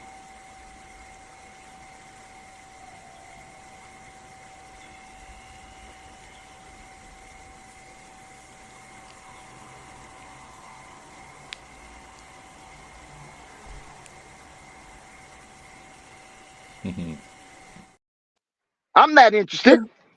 So who's this who you talking about? Let's get to our happy place. It was a rhetorical question. I understand. I understand. I got it. It's a rhetorical question. That's it. It didn't want the thing. It was a general question about who's going to do it. Let my man get his whole spiel out, and then the floor is yours, Victor, after Tony's done. Go ahead, Tony. Take it away. Anyways. Nobody gives two shits about Keith Thurman. There's nobody. Casual, hardcore. You might be the only one. You the last one standing, like his fucking one last hair on his head, like Homer Simpson with that gone hairline. Like nobody gives a fuck about Keith Thurman. The last time we saw him in a meaningful fight, he lost against Manny Pacquiao. Then he fought a trash fighter in Mario Trash Barrios, who was never a real champion. And he struggled with him. And now he's going to go up there against the number one guy at 154, who is now Tim Tszyu. Like, this is laughable. It's a joke. There's not one fight on this damn card that makes it pay-per-view worthy. Nobody's going to pay for it. Just like nobody paid for a lot of the PBC cards, which led to Fox pulling out, which led to Showtime not being picked up whenever they had their merger. Like, the writing is on the wall. What people want to see, they want to see Tank Davis. They want to see Canelo Alvarez. Those are the people on the PBC that they want to see. They want to see David Benavidez. They want to see Boots Duran Ennis if he re-upped with them under Amazon, which we don't know because he was with Showtime. But Keith Thurman, Tim Tszyu, nobody want to see that shit. And you got to be a fucking idiot to pay for that shit because this fight is so one-sided that you don't even need to watch it to know who's going to be the winner. And I know what they say. A punch can change anything in boxing. There ain't no punch that can fucking save Keith Thurman from this ass whooping that's about to come. This is ridiculous. It's stupid. And anybody who pays for it is an idiot. I'm sorry. You're an idiot. You might as well just give me your money. Let me put your money in my pocket and go buy some fucking bullshit with it. Because that's what you're doing. You're throwing your money away. Okay, so you're not a Keith Thurman fan, Tony. Okay, we get it, bro. Like, you don't like Keith Thurman. But before my connection got broke up, what I'm trying to tell you is there's an entire continent that rocks with Tim Tszyu. That's why he's headlining.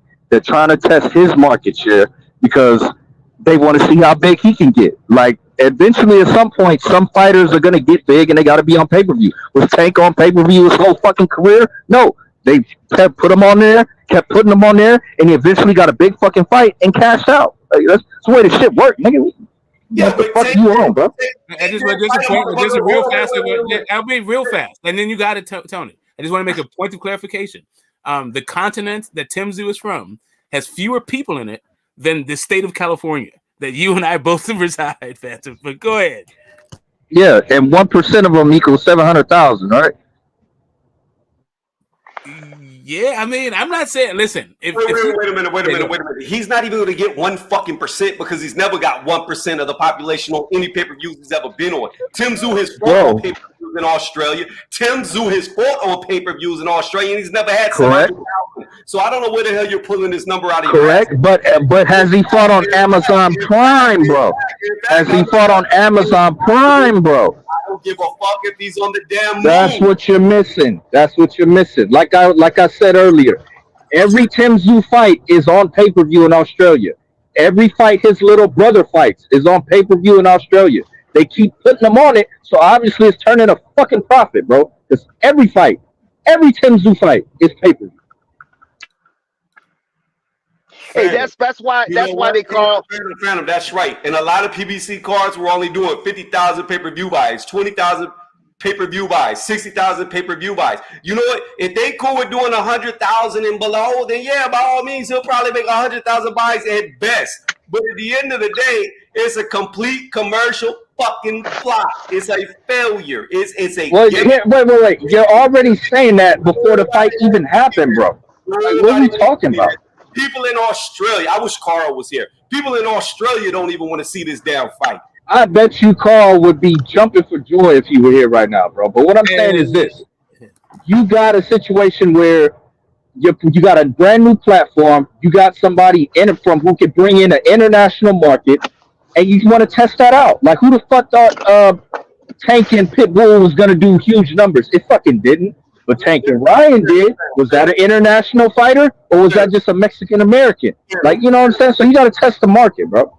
This is ridiculous. What you're saying is if me and you start a business right now for food, right, we're going to put our expired food out first and see if people like it. No, you put your best out first. That's how you start off something brand new. That's not how it works all the time. Yes, it is. You put your very when you're dealing with human beings, that's not how it works all the time. Yes, it is. That's how fucking it's not. Started. That's how Don King started. That's how the Zone. That's not how it works all the time. Matchroom started. That's how all of them started. Queenberry started. You don't put out expired fucking fighters that nobody want to see because what's going to end up happening is you got a shit card that nobody wants to see and it's going to stink because it's shit and shit stinks and then nobody else is going to watch your fucking fights because they're going to be like, yo, did you see that Amazon card? It was trash. I'm not giving them none of my money no more. Nobody's going to be on that. Just the novelty of it, bro. You're not even counting that into the fucking equation. Just the novelty of, oh, there's boxing on Amazon Prime. Well, I'm going to try and watch it. Just the novelty of that for casual fans is enough to get them invested in it, bro. Right, Phantom. Exactly. Just that. Exactly. It's a novelty. Exactly. And you don't pay for novelties. Sorry. Hey, what you said, Phantom, is exactly what I was saying. You just said it a different way. Is that the hardcores, the psychotics, like this motherfucker, they think the whole world thinks like them. The whole world has sensibilities about boxing like they do. That the whole world says, they put the expired food out, that they go through all that psychotic bullshit. They just want to see a good sports event. Most people. But then you got hardcore, so-called hardcores, that come up with all of that motherfucking shit. And I guess what? I guess they do all of that calculating because they're trying to save that $89 at $90. I understand. But you're right, Phantom. Motherfuckers are going to go to that because it's there. Just because it's available. Not because it's Thurman. Not because it's Tim Tszyu.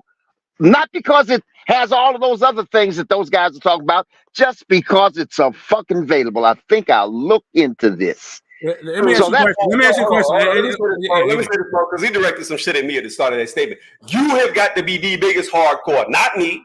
Not me at all. Not people like me. You're the biggest hardcore because you're a hardcore PBC fan. So hardcore that you're willing to waste your money on shit. That's what you are. You're a hardcore because you're hardcore, diehard, ride or die PBC, and no matter what bullshit they give you, you're going to support it.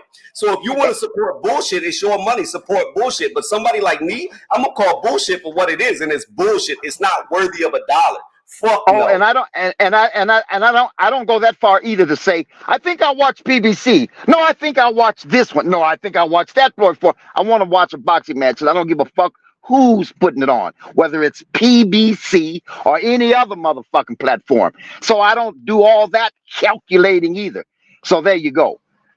Call me what you like, hardcore, softy. You obviously do. Because if this was the zone, you would be cheering for it. If this was okay, before we start getting to a snipe fest back and forth, I have a question. I have a question for you guys, for you to think about.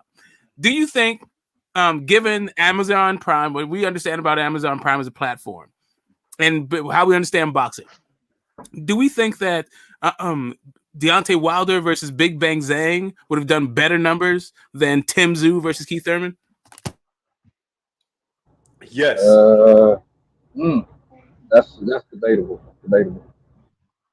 Because I think Deontay Wilder's a bum, and Zilly Zhang's kind of an unknown commodity.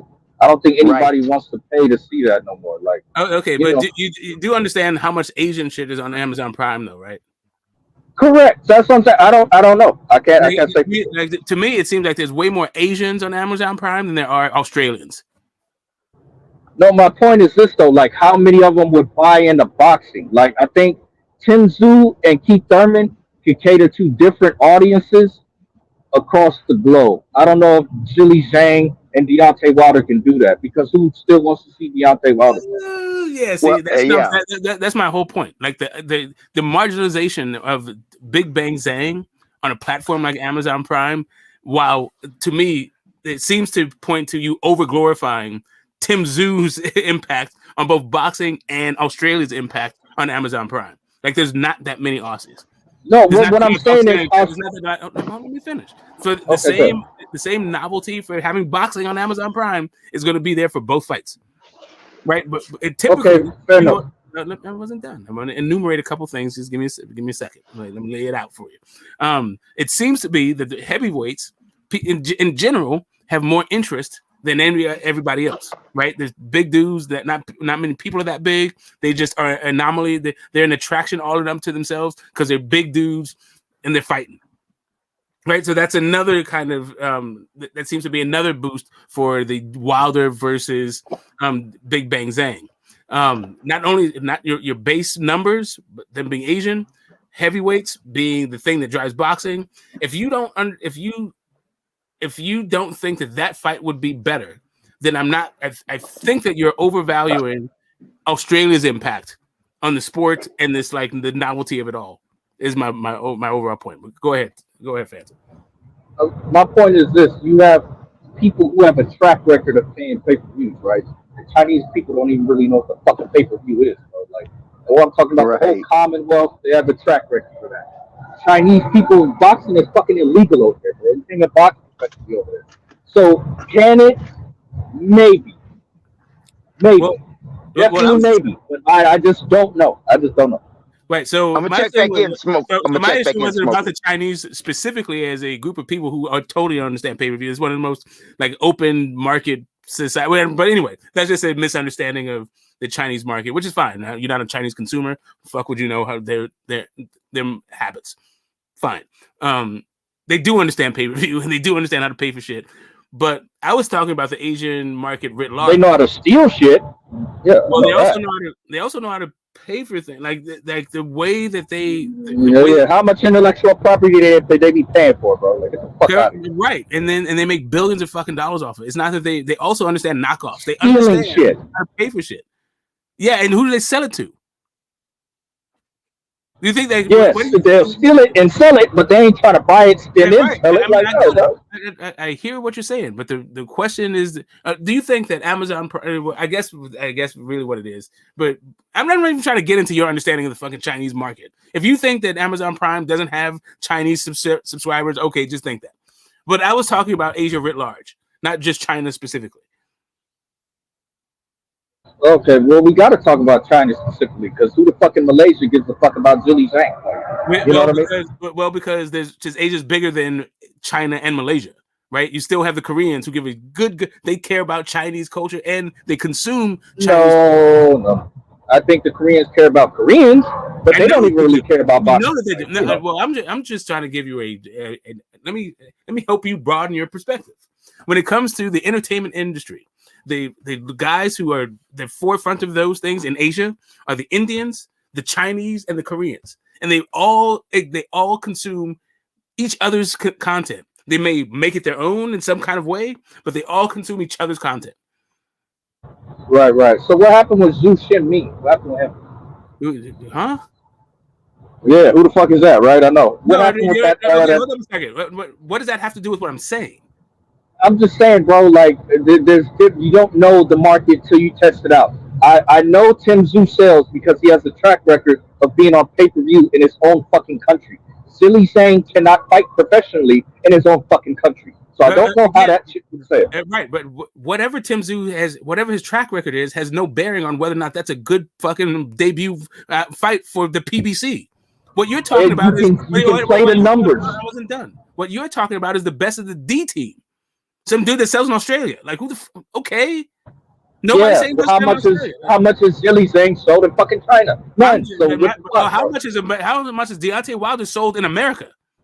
I'm pretty sure it's more than Silly. What I'm pretty sure is it's more than Tim Zhu has done in his entire life. Bro, you still haven't gotten over the fact that fucking Wilder and Hellenius did shit. You won't even admit that. But you're still talking to somebody who's halfway delusional right now. Okay, no, what you're doing is cherry picking what points you've already made. You're the one who started talking about the novelty of boxing being on Amazon. Now all of a sudden, it's supposed to matter what the last fight was supposed to do. Now the novelty of boxing being on there doesn't matter at all. It's just now it's supposed to be hardcore box rec people who looked at what his last fight did. No, you're not. You're missing the whole point. What I'm saying is this is why I'm pretty sure Al Heyman did put Tim Zhu as the headliner. You have a situation where a fighter has already been on pay-per-view several times, who's sold pay-per-view and who's been profitable. It might be in a different country, but at least he's done it. Okay, well, let me match him up with another guy who's kind of a known name. He's been on network TV. He's fought Manny Pacquiao. You know what? This might sell. I can't get my stars in the game right now because they're all, recuperating from shit outside of boxing. But let me see how this will be. Simple, bro. Right. Then therein lies the issue. But that last part. Because nobody I have no problem with everything you said before that.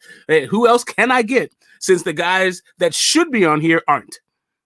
If Tim Zhu comes up, if that's the answer to your problem, fine, that's the answer to your problems. That's not very sexy. And the more that you sell it, the less sexy it actually becomes. The more you start talking about how a continent, a country which has 5 million people in it, love a guy to the extent that nobody gives a shit about him anywhere outside of his country.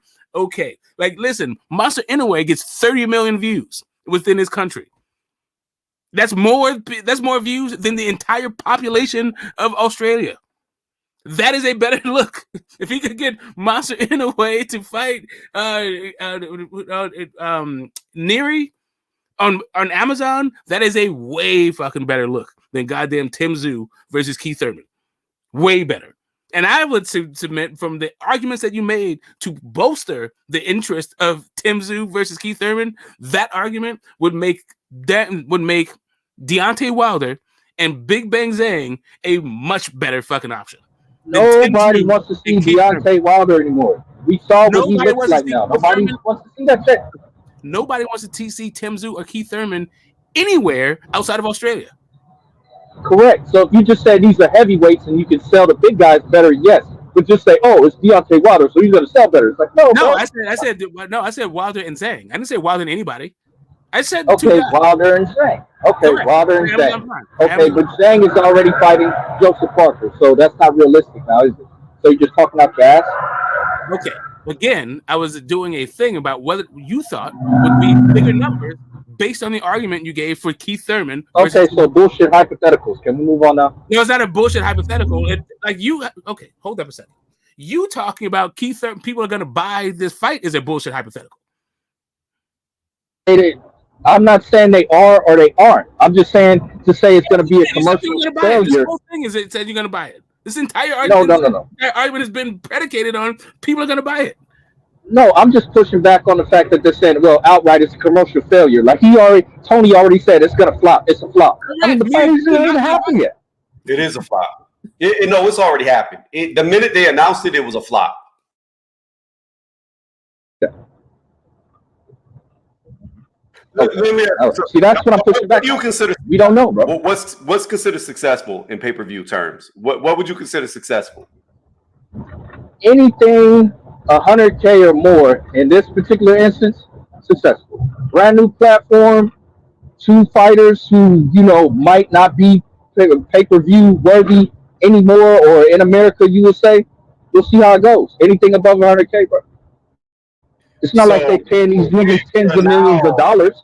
we are now in the realm of saying 100K pay-per-view buys is successful. That is where we have fallen to.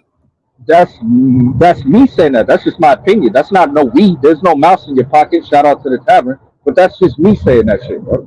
Yeah, That's just my opinion. So, Drunk Irishman, I think he's laboring under a misconception, but it's still a funny question regardless. We could deal with the question on its face and then talk about the misconception of the fight, or at least the reported details of the fight. Right? Drunk Irishman asks, if Thurman beats Tszyu, is he a Hall of Fame fighter? 2-time division champ, former unified champ, and some solid wins. Right?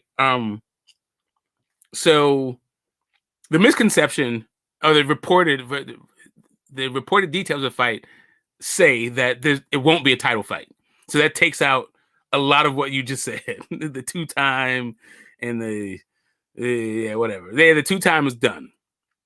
Yeah, I saw somewhere there's supposed to be a catch weight as well, and I don't know what the catch weight's going to be at. I don't know how you'd be the 2-time division champ, former unified. Got it. I got it. Yeah. Basically, they're fighting at middleweight for no belt. And I think Keith Thurman fighting him will not get into the Hall of Fame. I don't think him winning would get into the Hall of Fame. And furthermore, I think he's getting knocked out. So really what you're selling is, the only intrigue you're selling in this fight is, will Keith Thurman get knocked out? And to a bunch of Australians. And okay, that's where we're at with it. And you want to know what my anxiety is about? Because I thought that they were going to have a much more compelling debut than Tim Tszyu versus goddamn Keith Thurman. Yeah, I mean, the show must go on, right? So if this was Showtime, maybe this would still be on pay-per-view on fucking Showtime. Who the fuck knows? The show must go on. I know one monkey don't stop the show, but what happens if the entire zoo fucking did that? Like, we were supposed to watch a couple of giraffes go at it over a leaf? I mean, I guess.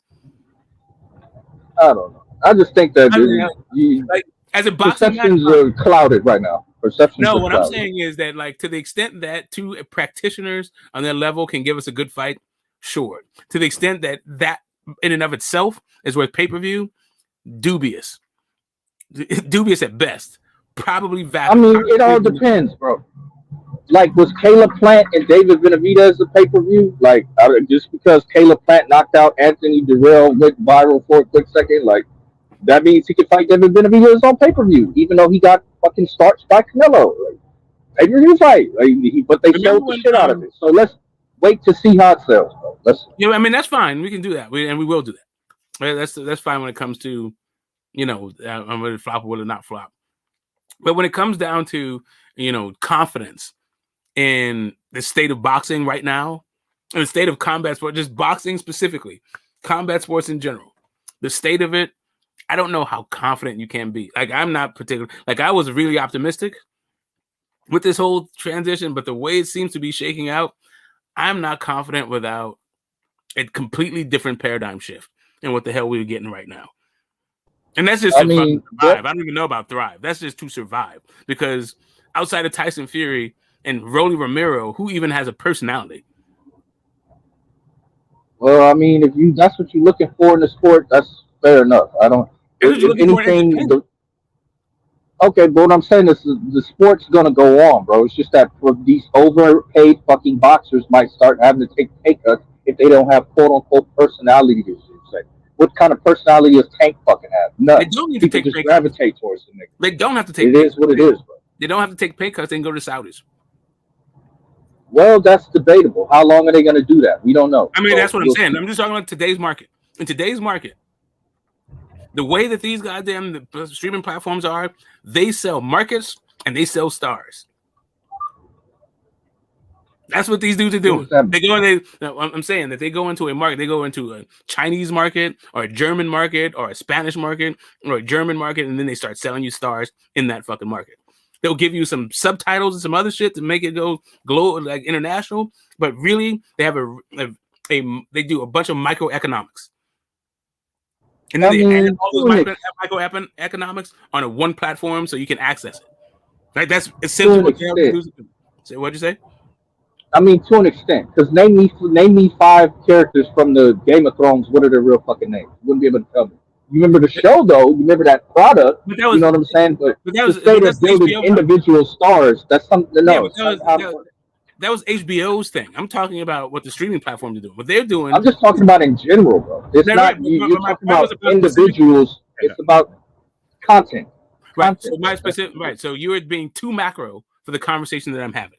I am talking about specifically streaming platforms and the way they work today. Like maybe they're going into this whole like macro thing when they're going, but I'm just talking about specifically what they seem to be doing today is focusing on specific markets and then focusing within those specific markets on stars. Bro, that's not what's going on at all. It's content. You need content. All content. No all of this is content. Stars. All of it is content. Saying? Okay, all of it is correct. Content. They're not trying to build stars. They're building content. Oh, holy shit. The content that they're building is based on stars within markets. What do you understand? Stars? What are you talking about? Okay, right. So guys like Adam Sandler, right, gets $80 million to make fucking movies, right? They're focusing on the American market and focusing on stars. They're not doing independent films, not paying $80 million for a bunch of indie guys. No, that's not what's happening.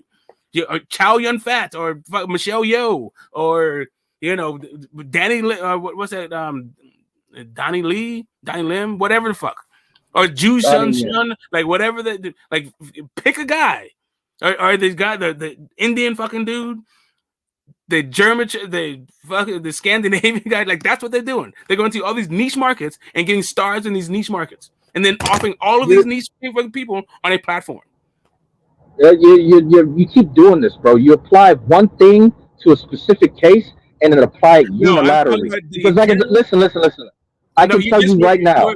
Let me make a point, bro, before you fucking cut me off. You can watch Squid Games on Netflix, right? Correct. I'm pretty sure you don't know anybody in that whole show, but I can guarantee you the hours of that Squid Game, their watch hours, is more than everything Adam Sandler has on fucking Netflix. Right. They're looking for content that will sell. What I'm telling you, what I'm telling you is that just because you and I don't know those Korean fuckers from Squid Games, the Koreans do. And Netflix knew that those Korean people were already in the Korean fucking market. Can I interject? Go ahead. Hold on. Let me just say this real fast. Phantom, here's the problem, okay? Not all content is good content. And the problem is when this is your premiere and you're showing shit content, it can ruin your business. You cannot, I understand that you need content. You need stuff to go out. I got it. But when this is your premiere, when this is supposed to be all eyes on you and you offer pure shit, it makes what your content is look like shit going forward. And it can ruin you in the eyes of the public. So I would not say just throwing some shit out, is a good idea for your premiere. Now, if this was the 3rd or 4th or 5th or 6th fight that they have with Amazon Prime, then it is what it is. But this is their premiere fight. Okay, I mean, it's not like you just on some disgruntled fan shit, bro. I don't know what to do with you. Right, so here's the thing. When you talk about a continent, what they are offering you is pure trash. It's garbage. It's shit. There's nothing. That's an opinion, bro. The issue is this.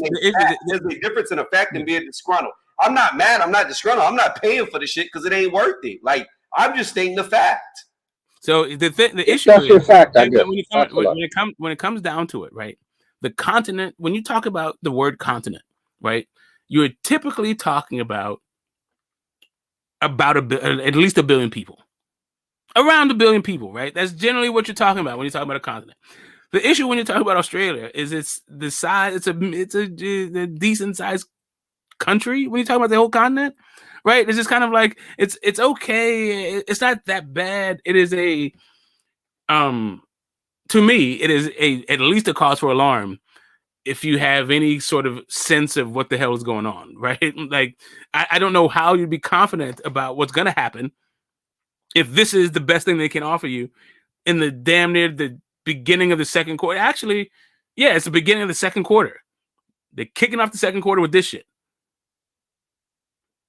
Okay, well, I don't understand the point. It's just you I guys don't are know. all You over. asked me. Well, you asked me like why. You said I What's was. the I was fucking point? You said that I was optimistic a couple of months ago, a couple of years ago. You said we've been talking about this a couple of years. We're talking about this transition. Why am I all of a sudden now anxious? This is why I'm anxious, because in the moment that it's happening in where the WWE and UFC are owned by the same guy who's apparently shitting on fucking chicks' heads and paying them to shut up about it. You got Showtime exiting sport, the zone restructuring everything. The days of like trying to pay for market share are now done. You got ESPN cutting all the bumper and support programming for boxing, and the fights that they have for their stars aren't compelling whatsoever. That's the climate that's happening right now. And then when we're finally sticking our toe into the fucking shallow end of the pool, what they're giving us is Tim Tszyu and goddamn Keith Thurman on pay-per-view. And Rolly Romero and Isaac Cruz, like, okay, you might have a problem with it, but that doesn't necessarily mean everybody else does. Because is the zone saying we're going out of business? No. Is no. Top Rank saying we're going out of business? No. Is PBC saying we're going out of business? No. They're not telling their fighters we're shutting our doors. All you guys got to go somewhere else. We're so fucking broke. We got no money for you. Like, no, bro. Shit's gonna go on, bro. It's gonna continue. Okay, so hold up a second. So you mean to tell me the moment you get anxious is when you hear DAZN, PBC, and Top Rank say they're going out of business? That's when you start getting anxious. Yeah, that's when I'll start getting. So as long as they're right, okay, cool. So I don't need for them. I don't need the we're closed for business sign before I recognize the fucking product and the food on the shelf. It's certain show signs of going out of business. I can see the force. If that's your argument, I don't know what to do with it, bro. I don't know. Yeah, because there's always going to be with all these streaming platforms. There's just going to always be somebody who's going to pay for content. That's all I can tell you. But if Amazon Prime doesn't work out, they're going to go somewhere else. It is what that it is. Definitely magical thinking. That is totally wishful thinking. What you're then saying? Why the fuck do they have an Amazon Prime deal, bro? Why would Amazon Prime want to get in the fucking box? I hate to butt in. I hate to butt in, Smoke. I hate to butt in, guys. But I just want to make a quick point. Hold up a second. Marky Dan, I hope you've had a wonderful week. You are also a perennial and a foundational voice on the channel. I'm glad to hear your voice and hear your perspective on the conversation, what you got for us. And I'm sorry that your Eagles shit the bed at the end of the year, but it was a pretty good year. Go ahead. Well, first off, Smoke, you can go straight to hell. Secondly, I was just going to make the point that you were one of the people that told me that stuff like this is par for the course. Boxing's distribution went from word of mouth and newspaper to radio to cable TV to premium cable to pay-per-view and closed circuit and whatever the fuck. We're in the era of the streaming apps right now. I'm sure, and I agree with Phantom. You got another competitor like Netflix. I heard they were wanting to get into the boxing arena. Motherfucking Hulu Plus and Google YouTube TV. I've heard they've also been willing to get into the boxing business. So no, I don't think boxing is dying. I don't think it's going out of business, unless you were just talking about PBC, because I don't know about that. Them niggas, they just weird. They put Tim Tszyu versus Keith Thurman. Like, they leave Showtime doing the same shit on a new platform, but yeah, it is what it is. That's what them niggas gonna do. I just want to understand this. Real quick, Smoke, is the gripe that it's on pay-per-view? Because if it's just on regular Prime, would I be hearing all this nonsense? If you could just turn on Prime and not have to pay but pass your subscription, would you really be complaining, bro? Okay, so apparently the point. But I heard it's pay-per-view, right? Yeah, so yes, it is point. He's wondering what the gripe is, and yes, it is pay-per-view. So it seems like the points are becoming too fast and too furious, and people are missing it. Right. So what's already been said was the gripe is this is a very underwhelming, anticlimactic debut for boxing's entrance into, the worldwide, streaming services, not just niche fucking things like DAZN, but like we have a global platform, market leader kind of thing for the next medium through which we consume content. Yes, I've been talking about this being the next thing. Yes, I'm talking about the transition being part of course. What was being discussed, Marky Dan, that you may not been up on was the Phantom was asking me why, after all of this advocacy I've been doing about the transition, why am I now anxious about what now that the moment is upon us? Why am I so anxious about its success? Why do I have these? Why do I have so much trepidation? Right? And because you're a fucking ninny. That's why. No, because of the moment that's happening in and the content that they're giving us. They're like right now. What I'm saying to you is, if it's going to have the success that I was projecting all these years, then they're going to have to do a paradigm shift when it comes to the way that they work with each other. Like, I think that for this to be a smooth transition, you can no longer treat these platforms like they're competing networks. I think at this, and not only that, I don't think that anybody has enough star power, enough the kind of organization or the promotion that they can just have in-house fights. If you're gonna have boxing have a home on these social media platforms, then you must work with cross-promotional aisle in order to make big fights. Bro, we did this earlier. No, absolutely, and that's what we've been saying for years. That AJ, and you gave me Better Beef Canelo. Those were the only two fights you said needs to be cross. Right. Because we got bogged down. We got bogged down. Right. We got bogged down. I didn't get to the Tank fight because we were just talking about like why the hell it came. Because you kept changing the. Put it like this. I don't think that we both had the same understanding of the question. So when we started answering it, then you started giving a different understanding of the question than what I was answering. So then we just had to do a whole bunch of clarification along the way. But whatever. That's neither here. It's not a good or bad thing. I'm just saying when it comes right down to it, in order for this to fight, like fights like Tank versus Devin Haney or Tank versus Shakur cannot be about like Bob Arum does not work across the aisle. All that shit's got to be dead. All of that, like, we only fight on Showtime, the IBF route, all of that dumb shit, all the politics, they have to change for the new distributor. Because those kinds of things don't actually work for the health of this this transition. Okay, but you're talking about something that's been going on for decades now, and boxing still. Yes, that's what I'm saying. The new distributors, they're saying that like this is not going to work. I don't see how it works. I don't see how you can, argue your way around fights, big fights happening, and then you also do numbers. I just don't see it happen. Okay, because we got a cross-platform with Tank and Ryan, right? So pretty fucking good. Is it Bob's fault that he didn't try to make the Earl fight when Bud Crawford requested it? Like, do you blame Bob for that? Is that Bob's fault? Is that right? Well, what I'm saying is instead of Ryan Garcia versus Tank be an exception, it has to be the rule. It has to be the norm. For the kind of success I've been talking about, like I've been saying about this advocacy, the way that it's all shaken up right now, the way that the star power is, the way that the selling points is, the way that the platforms are working in and of themselves. It seems to me you need stars, and you need stars in fights that are compelling. Maybe just stars work. Maybe you can just get some bullshit. Maybe you can Black Adam. It's just a rock and some. But even then, there was some it's a pretty good undercard.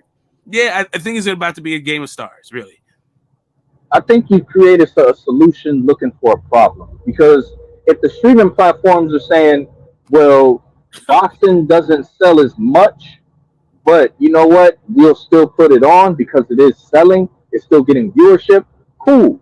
Could it sell more? Yeah. But let me put it like this, Smoke. It's ESPN saying, Bob, we want you to make Shakur and Tank. If they say that, I'm pretty sure Bob will want to do it. But they're telling Bob, here's the dates, here's your budget, do what you do. That's what's going on, bro. That's correct. And then what I'm telling you is, at the end of the day, these guys, in order for that thing to work, that system is now going to go out of go by the wayside because there's not enough distributors. What do you mean there's not enough distributors? What does that even mean? I mean that okay. Because there was a bunch of distributors, they could just pay for Top Rank to make Top Rank fights. And Bob could just keep his budget, and he had enough of a roster to keep their ratings happy and to keep the guys happy. And guess what? Because there was other distributors like HBO or Showtime or DAZN, then those other promotional companies could do the exact same thing.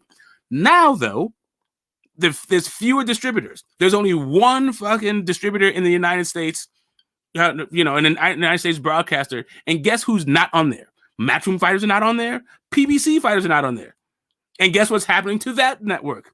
The viewership is going down and down and down, and people are talking. And what are the stars doing? Doing fewer and fewer pay-per-views and the fans are becoming more and more dissatisfied. But Bob Arum doesn't even do pay-per-views. That's not even his business. Correct. And that's on free TV. So now if you ask him to pay for Edward De Los Santos versus, this is not a solution for a problem. This is a problem being addressed, and how can we move forward in the future if we're going to But who's saying it's a problem other than Smoke? Everybody is Nobody else is. Okay. Nobody is. Okay. You are. Nobody else. Okay, cool. Then what happened to Max on Boxing? Why is that not on TV anymore? What happened to what? Max on Boxing. Max Kellerman on Boxing. Where'd that go? What the fuck does that have to do with anything? I'm telling you, you keep telling me that nobody's complaining. The numbers don't support the kind of promotion. No, that had something to do with something else, Smoke. They wanted Max up out of ESPN. No, they got boxing out of there. Okay, so then what? Okay, hold up. What about Andre Ward then? I think Andre wanted to go too. Why was that at the same time? Well, remember that was a time when ESPN was having a lot of layoffs. I mean, they were doing layoffs in their football. Correct. They're having a lot of layoffs. Do you know why they were Well, having? not just in boxing, though, Smoke. I understand that. That's my point about this entire thing. I'm talking about a macro market force, and I'm trying to explain why they need to work together to combat a macro market force. He's saying that nobody's complaining. Meanwhile, the market. That's the way the world works. Motherfuckers get laid off, bro. It's the boxing show from 30 years ago. Do they still exist today? Like, no. Right, I got it. So what happens when a network pairs back on boxing? What happens? That network gets out of boxing, which is why NBC doesn't show anymore. Wildwood Sports is not on anymore. Inside HBO is not in there anymore. Showtime is not there anymore. What happens when what level of complaint do you need to hear? Them actually going out of business? Okay, then you've missed the fucking boat. You got there late. Yes, I want to see when they actually say we're going out of business. Because I've heard, he's going out of business for years. What they have is going out of business. They got a new network deal. They're talking with other networks. So all this bullshit, like I said, solution looking for a problem. Okay, I know you said it's a solution looking for a problem, but going out of business is a problem for most people. It's not a problem for you. Nobody's going out of business. That's the point. Going out of business. Nobody's going out of business. Going out of business. Showtime boxing is out of business. HBO boxing is out of business. Just because they moved to somewhere else. Your company isn't. Okay, I got you. You can keep talking about how the guys keep going out of business and somebody else picks them up, and a much networks. Networks are getting networks are changing the way they structure their streaming platforms. It is what it is. Like I said, there will be somebody to fill the void. Period. There'll always be somebody. There's always somebody to fill the void. That's magical thinking, because there's not always somebody to fill the void, which is why they don't have burlesque shows anymore. Which is why any other kinds of entertainment fucking goes by the wayside, because nothing is forever. Nothing. Tomorrow's not promised. The market is not promised to you. A fight might be promised to you, but the fight might change because the distribution changed. Maybe what's fighting turns back to is regional fucking shows. And that does not have a distribution at all. Maybe what has international distribution, but I wasn't done. Maybe what has international distribution moving forward isn't boxing, it's WWE, because that seems to be the best suited for what the distributors want and what the market is asking for. If you want to live in this delusion, I can't argue I don't know you what out of delusion you're talking about. Okay, so how much fantasy? Okay, so hold up a second. Let's talk about if it's my fantasy. Let's see which one of our perspectives is more maps onto the reality. Did WWE get $5 billion for Amazon Prime? I don't know. You tell me. Did they? Okay, right. So before you're the one telling me I'm delusional. Well, maybe we're just working from a different set of facts. Maybe you just do a little bit more research before you start calling people delusional. I mean, it's just sounds like they got a $5 billion deal, Smoke. I thought they were on USA and stuff like that. What'd you say? And those kinds of network. Did they get a $5 billion deal from Amazon Prime? Yeah, take a look. I thought they were on regular cable TV. Let's take a look. No. If that was just a hypothetical question you posed, Okay, all right. Go ahead and look that up, Smoke.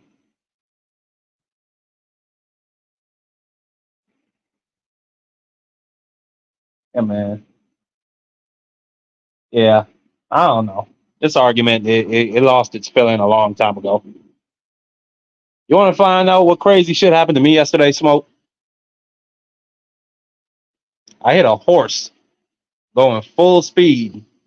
I don't even know why that shit's so funny. That motherfucker, I hit him so hard, the nigga flew Did you to kill it? the other Did it side of the die? goddamn street. Okay. Did it die? Did you kill it? All right. So Yeah, it died. thank Look, you for look your what the fuck it developing did to my truck. transparent story.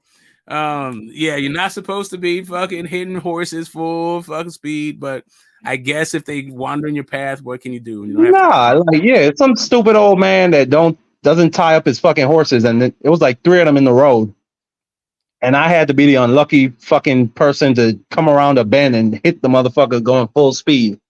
Okay, It tore off my entire right fender. When you say full speed, do you mean the fastest that your car could go? No. I just mean like Or the I was speed going limit? high speed, like 40 miles per hour. I was Okay. going pretty fast. That motherfucker flew to the other side of the goddamn street. And what about your grill or your windshield or no dents? It hit my right fender and tore the entire thing off, bro. Okay, so I just want to let you know how. So you're just having horrible car ownership issues. Like every time you give me No, it's little bad snapshot luck, of your Smoke. life, is you crying, pissing away money on this car. Well, I got insurance, but nah, I think it's some real bad juju going on with that truck. I gotta take it to a woman or something. Yeah, maybe you might need to smudge that thing. Get some burning sage around that piece. I don't know, like whatever spiritual things you guys get to. If you guys into bad juju, yeah, maybe you might need to cleanse it. Yeah, man. But R.I.P. Mr. Horton. I got my lick back from that. Yeah, I'm this situation, man. I think it bears. I think it bears tracking, right? Yeah, PVC seems to be, but I don't think PVC is like a. Here's the thing: when you single out PVC, it seems like the other people are not facing the same issue, and that's what I mean by it. It's like, to me, it's a macro. It's more of a macro issue than a specific organization. But I think them having Tim Zhu as their debut just shows us like the state of what the hell is going on. Like you can't, like the stars you can't depend on. And hopefully you can keep jumping and a safety net will fucking show up. Where's the fight happening? March 30th. We're talking about a multi-year deal here. So I don't know what the panic is about. Whatever. The panic is the debut fucking sucks ass. I mean, looking at it though, Smoke. Like, yes, the matchups are absolute garbage. Pitbull is gonna beat Rolly Silly. Tim Zhu is he's just gonna stop Keith Thurman. But Keith Thurman and Rolly Romero on the same stage. That shit is gonna be lit. They're gonna sell that promotion. The build-up is gonna be fire, and everybody is gonna anticipate them getting beat to death, getting beat to hell. But yeah, I think it does pretty good numbers if it is on pay-per-view. I don't think it does any less than 150,000. That's and that's better than Devin Haney's bullshit. But they said, oh, that was a commercial success. Devin Haney Regis. Well, no, I do agree with Smoke on this point, Phantom. If you want to have your debut pay-per-view event, I mean, come out firing. Put Tank Davis or Canelo or somebody on that bitch. Yeah, but I went all the way down to the goddamn Deontay Wilder. And you trying to tell me Tim Zhu? You trying to tell me Tim Zhu? Like, these are proven. Like, these are the proven commodity. Tim Zhu is somebody you put on an undercard right now. You put on a pay-per-view co-main event. He's somebody you build to this position. Tim Zhu and Keith Thurman are asking for big money. Like, that's the thing. I don't think they're asking for big money, bro. That's why I think whatever it does is going to be a success in PBC's eyes. We're putting on a fight on a new platform. You talking about Zhu and fucking Thurman? Yeah, we're talking about Zoo and Body Bag. Yeah, we're really just talking about the PBC's debut on Amazon Prime. Yeah, I mean it's underwhelming because Keith Thurman can't ask for big money because he only made $750,000 in his last fight, so he can't ask for big money. And Tim Tszyu normally gets around $3 to $5 million, so $3 to $5 million is normal for him. That's what he gets. Underwhelming. Yeah, it's underwhelming. The only reason people tuning in to watch Tim Tszyu versus Keith Thurman is to see Keith Thurman get knocked out. That's the only reason people watching. Same thing. Sleep. Nobody gives a fuck about Keith Thurman. Nobody gives a fuck about Tim Tszyu. I think you're miscounting the Keith Thurman fans. They are resurfacing. They're gonna buy the fight. Are there a lot of them? No, but they're a vocal minority, and they're gonna make some noise, bro. Phantom, you understand that Keith Thurman has fought 7 times in the last 9 years? That don't matter. These Fan niggas base still does he remember have? him from 2014, bro. They still remember him. Like some niggas. Most of them niggas are probably moved on to other sports. They got families. They're dealing with other shit. There's Keith Thurman fans out there, bro. He has a fan base. It's not large, but he's got a fan base. You can put him on pay-per-view. Yeah. It's good enough. The last of the Mohicans. That's what them motherfuckers are. They're just a dying breed. You telling me Devin Haney after March 30th is successful and is a commercial success? I'm pretty sure Keith Thurman and Tim Tszyu can do at least that. Right? 50K is not a commercial success. It is a flop. Well, they told me again, I don't know what they're being paid. And Regis was a commercial success. So that's what I'm saying. If that's a commercial success, Keith Thurman and Tim Tszyu could probably do that. That's all. The question is whether or not DAZN thinks that was a commercial success, and whether or not Amazon Prime will think that's a commercial success. Right? These are two separate entities with two separate bottom lines. Correct. And I'm saying the purses that they're going to be paying aren't going to warrant where you got to sell the shit out of it. That's what I'm saying. All I'm saying is they cycle out content all the time for not having viewership. DAZN does not have the same kind of threshold for that, I think, as Amazon Prime. I think DAZN has all kinds of content that has low viewership on it that they feel like they've been paid, whatever. That's going to keep that in rotation that the Amazon Prime would dump. But that's low viewership smoke in the U.S. Darts and all that shit is big in the UK. It's big other places in the world. So is cricket. Yep. And F1. See, that's the difference between Amazon Prime, big in Europe. Netflix, and DAZN. DAZN is a worldwide platform. They don't just focus on the U.S. I mean that's the same as That's the same as Amazon Prime, and that's a different issue, right? So where PBC can become global, right? Can do it global just like the platform is, and they can if people buy into it. They can, yeah, sure. Why you guys think that Netflix just spent $5 billion on wrestling? Oh, it was Netflix who gave WWE that $5 billion contract because wrestling makes money. Yeah. Wherever it goes, it makes money. That's why they spent $5 billion on that shit. Exactly. Right. And they're okay doing 300,000 pay-per-view buys on every pay-per-view event. You know what else wrestling is? You know what else wrestling is? It's star-driven. Yeah, star-driven. Yeah, exactly. Yep. And they do a pay-per-view every goddamn month, just like the UFC. So they don't give a fuck. I can't tell you who's wrestling now, though, but other than Roman Reigns. Yeah, because you're not 12. See, they don't care about you. Their target audience is 12 to 26. They don't care about you. Oh, he's actually he's in that age group actually. Yeah, but he's evolved a little bit. Yeah. He's evolved a little bit. 26, he's still right there. Yeah, but I mean, I still go back and watch the Attitude Era, but this shit where they not doing chairs, they not doing tables no more. They don't do Extreme Rules. Yeah, but them 12-year-olds love this shit. Them 12-year-olds love this shit, and they make sure that their parents have it so they can buy it. That's a fact. That shit's still selling out Wembley Stadium. Still selling out. Yeah. The biggest stadiums you can name. It sold out fucking. It sold out fucking SoFi 2 days in a row. 80,000+ 2 days in a row. Sold it out. That's why I don't get this paranoia that just because Well, we got Tim Zoo, Keith Thurman, so that means PBC might die on Amazon Prime. Like, I don't understand this shit. Where's it? No, what I'm telling you is if they're gonna No. this is sustainable, I don't think it's sustainable not having stars on there. Like I don't like right now, I am anxious because their debut was not their best foot forward.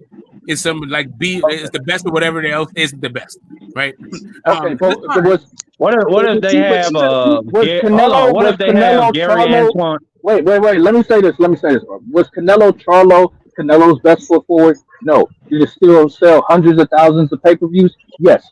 Did the hardcore say, well, Charlo's not a good quality? Exactly. It's not a quality. But here's the thing, bro. Canelo's going to still be fighting on Amazon Prime. He's going to be fighting on there, bro. He's going to be fighting on there. Right. So do you remember what? Hold up a second. Do you remember? Sorry. Does anybody remember what Fox Sports' debut fight was to get into the fight game from PBC? Anybody remember that? Keith Thurman versus somebody. No, that was for PBC on CBS. But I'm talking about Fox. Fox's first pay-per-view. The Fox's first pay-per-view to get. Was it Mikey and Earl? Yeah, it was Mikey and Earl. Exactamundo. But you tell me what debut? Out of the dark. You tell me what debut was Charlo versus Canelo? Wait a minute. What no debut? Yeah, Canelo and Charlo no debut. What I'm saying is, I don't know why you brought it up. We're talking about the debut. No, you're missing the whole point. No, you're missing the whole point. Still sold. They usually talk about some other stuff. Okay. If you want to talk about debut, was that? Hold on. If you want to talk about debut, was that not Earl's first debut on pay-per-view? It was Errol Spence's first debut on pay-per-view. Okay, so who the fuck knew he was gonna sell shit? I mean, he didn't sell. He didn't sell shit. He did sell. What are you talking about?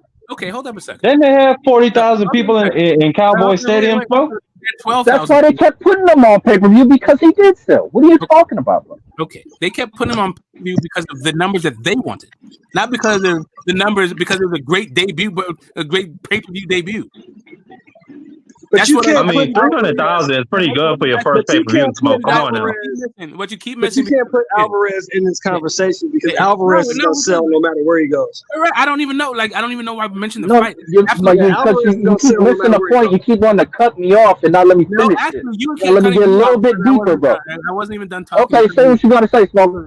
Yeah, cool. I'm trying to. It'd be great if you stopped cutting me off while I was doing it. Like, right. So the idea that we're gonna start talking about Tim Keith Thurman as some pay-per-view based on numbers that goddamn Canelo Alvarez did with some guys, when neither guy was debuting anything. Those platforms have been around. Wasn't their first foray into the sport. None of that shit. First forays into the sport are fights like Big Baby Miller and Adamak, shit like that. Like, when he fought him, like that was a first foray. Like these are the kind of first forays when you go, oh, okay, what's going to happen with the platform? Like, how can you talk about the growth of this platform? Is it going to be meteoric? Is it going to take him a minute? FS1, took a minute. They got out. You know why? Because nobody thought Mikey Garcia had a snowball's chance in hell of beating goddamn Errol Spence. It was an inauspicious beginning, and they weren't around very long. So if you're wondering about the anxiety, Errol Spence and Mikey Garcia should tell you what the anxiety is about. And you're talking about a company that was sold several times within the span of 5 years. Like, what's going on, bro? Correct. I'm saying, like, correct. It's just a bunch of weird shit delusions. Like, if this is the debut, let me finish what I'm saying, bro. I didn't cut you off. If this is the debut, it is what it is.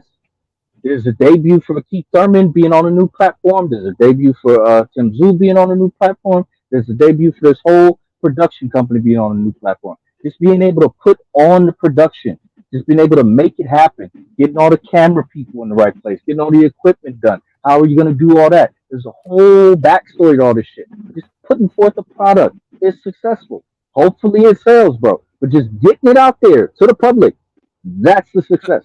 Right. You were not saying that. You didn't say that shit when it came down to goddamn Terrence Bud Crawford and David Avenesian. What are you talking about? We're talking about this all this stuff. Like, I'll tell you what I'm talking about. The product that you put out should put them for consumers, for savvy consumers. It should give them some sort of pause, some sort of gauge as to whether or not they think this is a sustainable going forward. Okay, that's a whole nother issue because the people of Omaha surely didn't give a fuck. It's what the hell we've been talking about the whole time.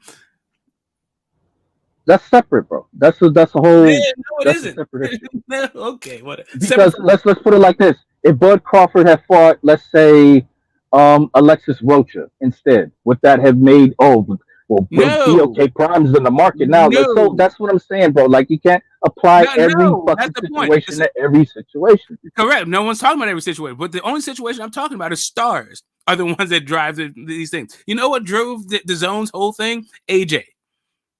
AJ's popularity. It's still, and that's why still it has a marginal. And you know what drove the sales in America?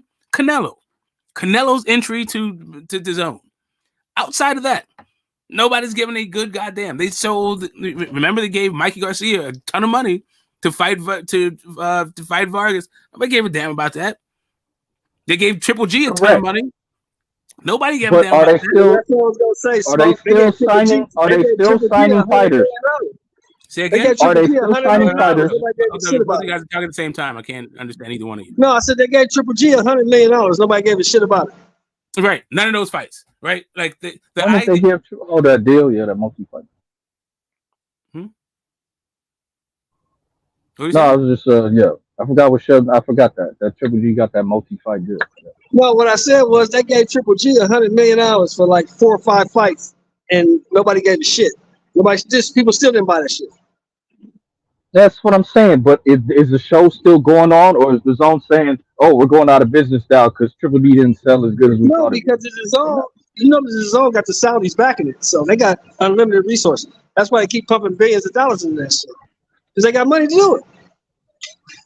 Well, I'm sure they do, but my point is, I don't think that one bad situation ruins everything. Like, if you're saying this debut is going to ruin Prime for PBC, but you still have the stars who are going to be fighting on the platform. But just because they can't fight on their debut, well, it's all fucked now. They can fight on their debut. We're all fucked. Right? But what Smoke is missing is this.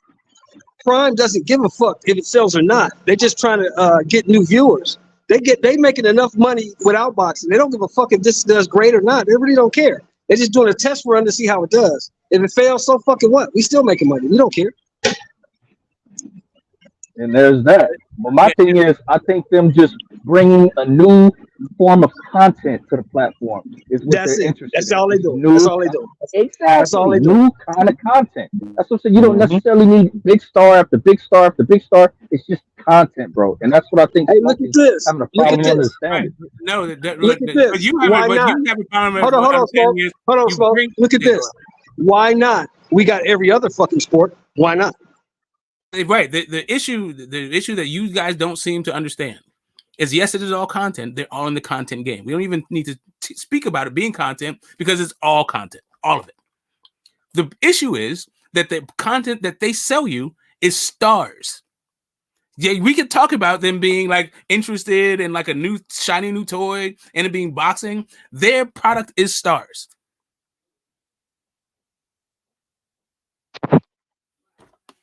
Yeah, go I ahead. guess, bro. You're welcome, TJ. I don't know. I don't know if you've actually ever been to the panel before, but welcome. I hope you're having a great Friday. What you got on this? Oh, what's up, TBH? I ain't heard from you in a minute. Some PBC hate. Some Shelton, What you got? I can smell it.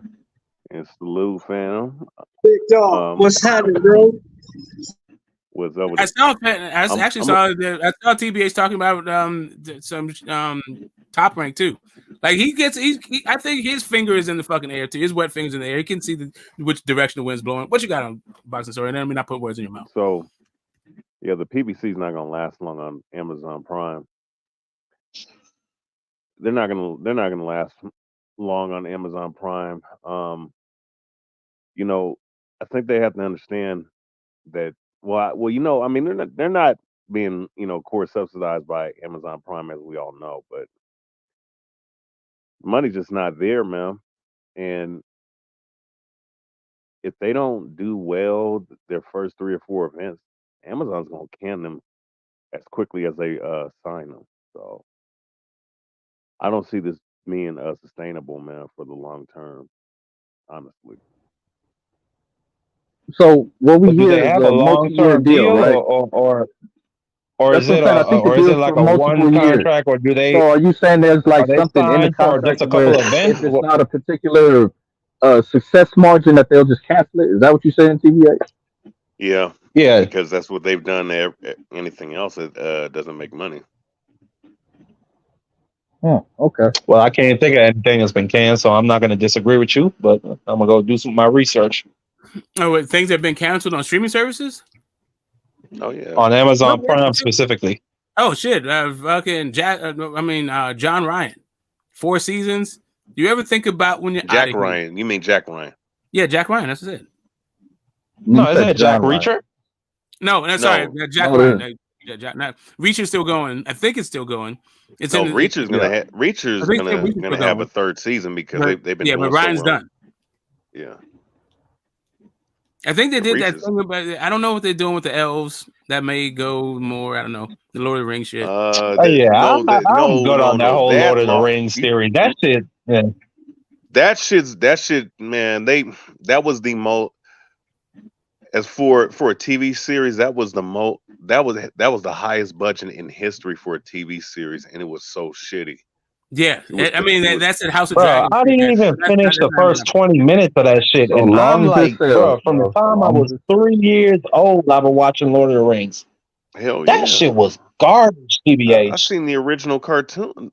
Yeah, but Movie. a lot of the Amazon Prime movies though also didn't do very well. Like they come out like they just don't have legs to them like the Amazon shows for the most part. But they do. But I think they're getting over on the subscription thing. Like you can.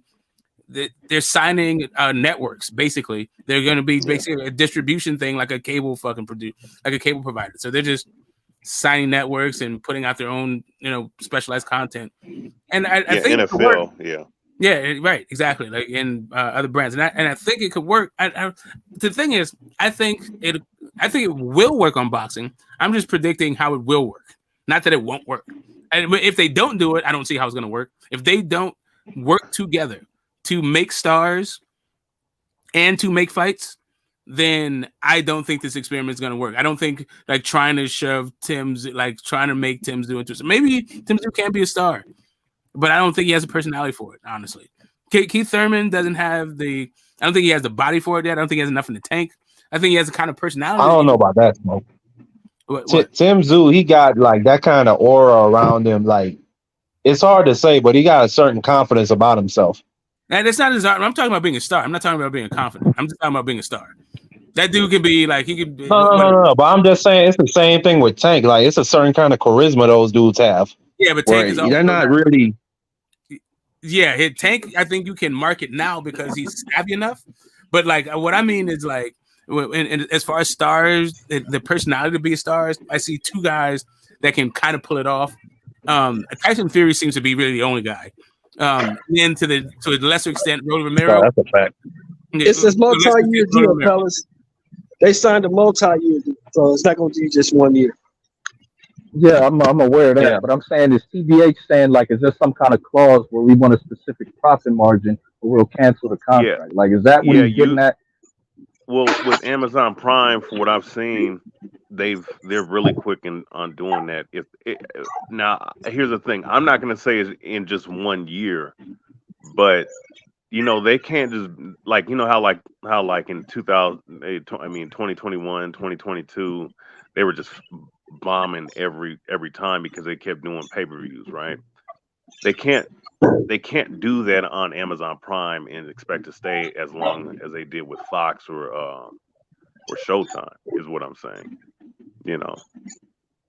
But that doesn't necessarily mean that they can't at least give them a chance for a year.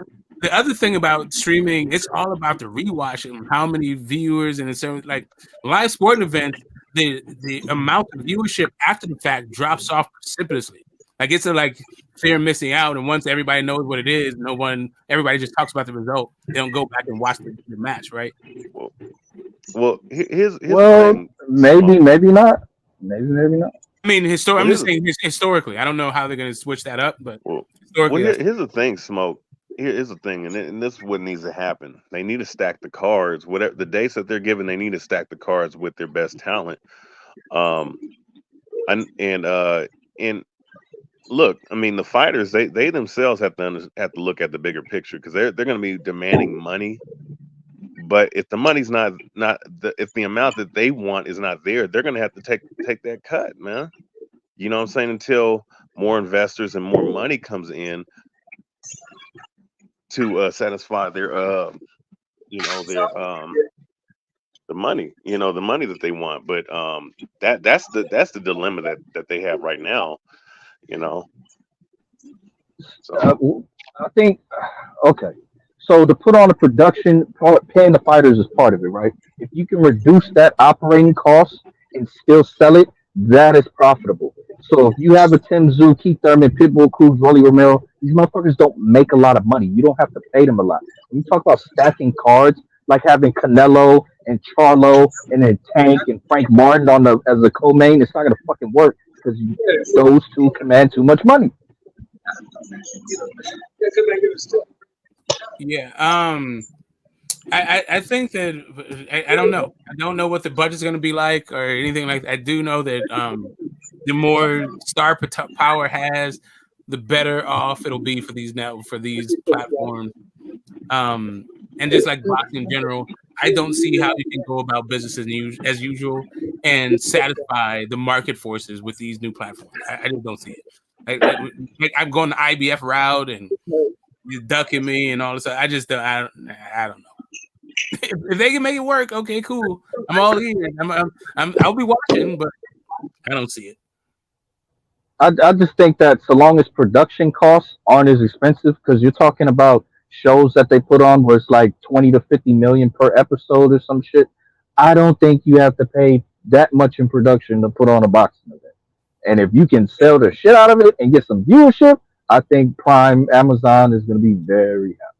Well, first off, they're not getting away with no damn $50,000 with a bunch of stars. Like you're not building stars in the cheap in the 2024. Like that's what YouTube's for. That's not what Amazon Prime's for. But I mean, I get your point in general. As long as you keep production costs and there's enough viewership, then yes, that's what we're talking. Yes, that is the sweet spot that we're talking about. But yeah, I don't see it happening. Given the current landscape, the guys who are coming up, there just seems to be derived. There seems to be a real, obvious star power, obvious star potential.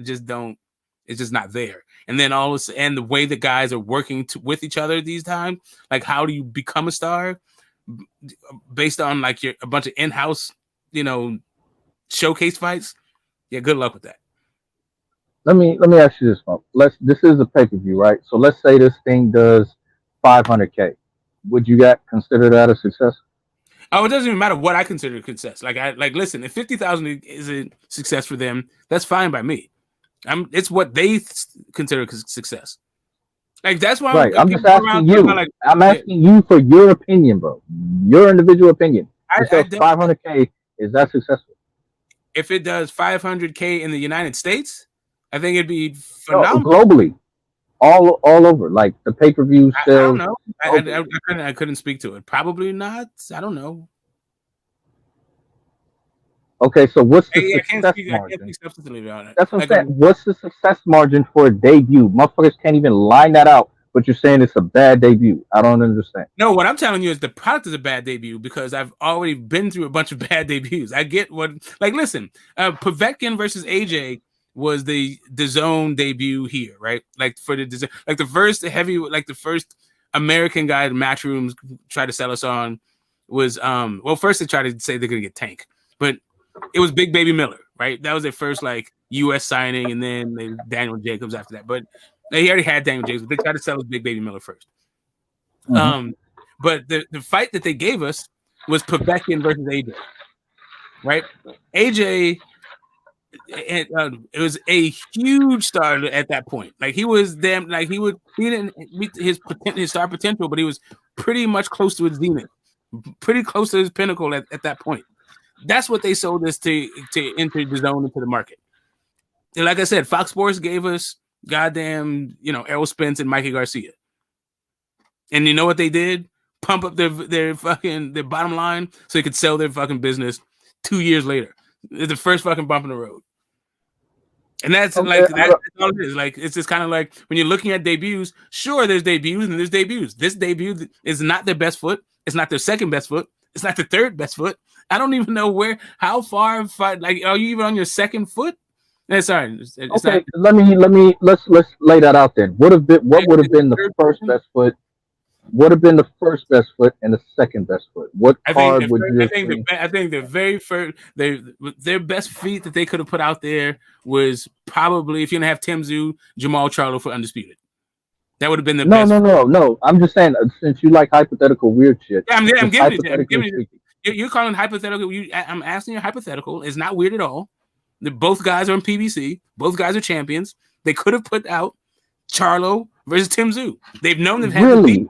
That would have been their best first foot, really, bro.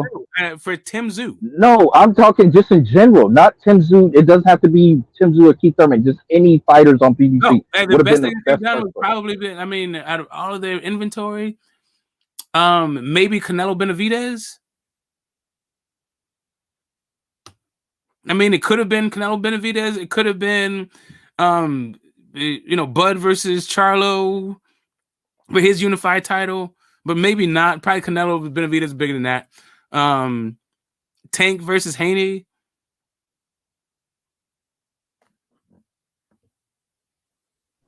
Okay, so the first best foot, we could say Canelo Benavidez, right? That would have been the first best foot. Yeah, they're probably doing better than everything, right? Okay, maybe. So second best foot. Okay, Haney Tank. Okay, that's the second best foot. Okay. Third best foot, Tszyu Charlo. Is that even better than Bud and Charlo though? Probably. Bud Tszyu. I don't think so. Bud Tszyu. I think Bud Tszyu. Maybe. I think that would be maybe slightly better than Tszyu Thurman. I don't think significantly better by a wide margin, but noticeable. I think it's just a better foot forward. Like, we're just saying, like, bet. Like, I think it might have been Charlo. It could be Charlo Tszyu or Bud Tszyu, one of those. Okay, but now you see when you go into deeper context with it, it's like, okay, we know Canelo would prefer to fight on Cinco de Mayo and probably wouldn't prefer to fight David Benavidez.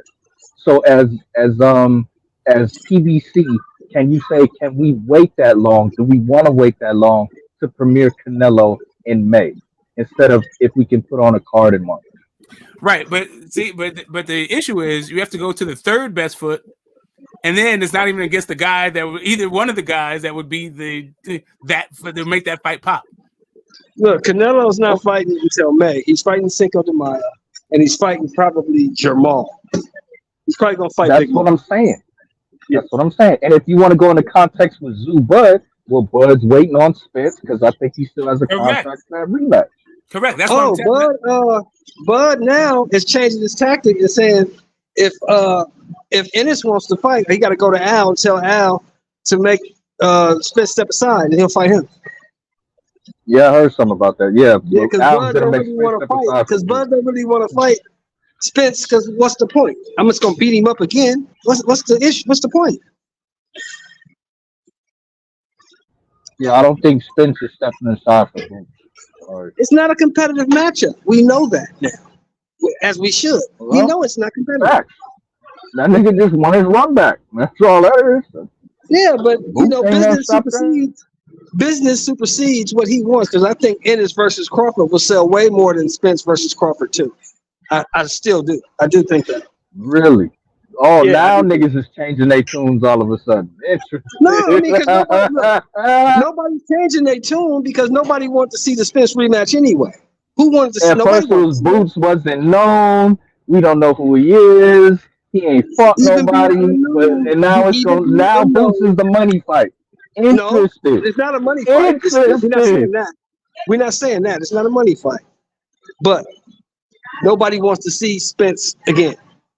Boots. People will want to see Boots because it's something But new. you said it's the bigger money fight then. Yes I or didn't no? say that. That's not what I said. I didn't say it was the bigger money fight. Okay, then I said it was the more is Boots interesting gonna fight make that more? was You still just new. said it I was, didn't say it bro. was the bigger money. What we talking I about? never said that. Now you changing it up. Now you No, changing it up. no. I never said that. You changing it up. I never said it was a Because bigger money fight.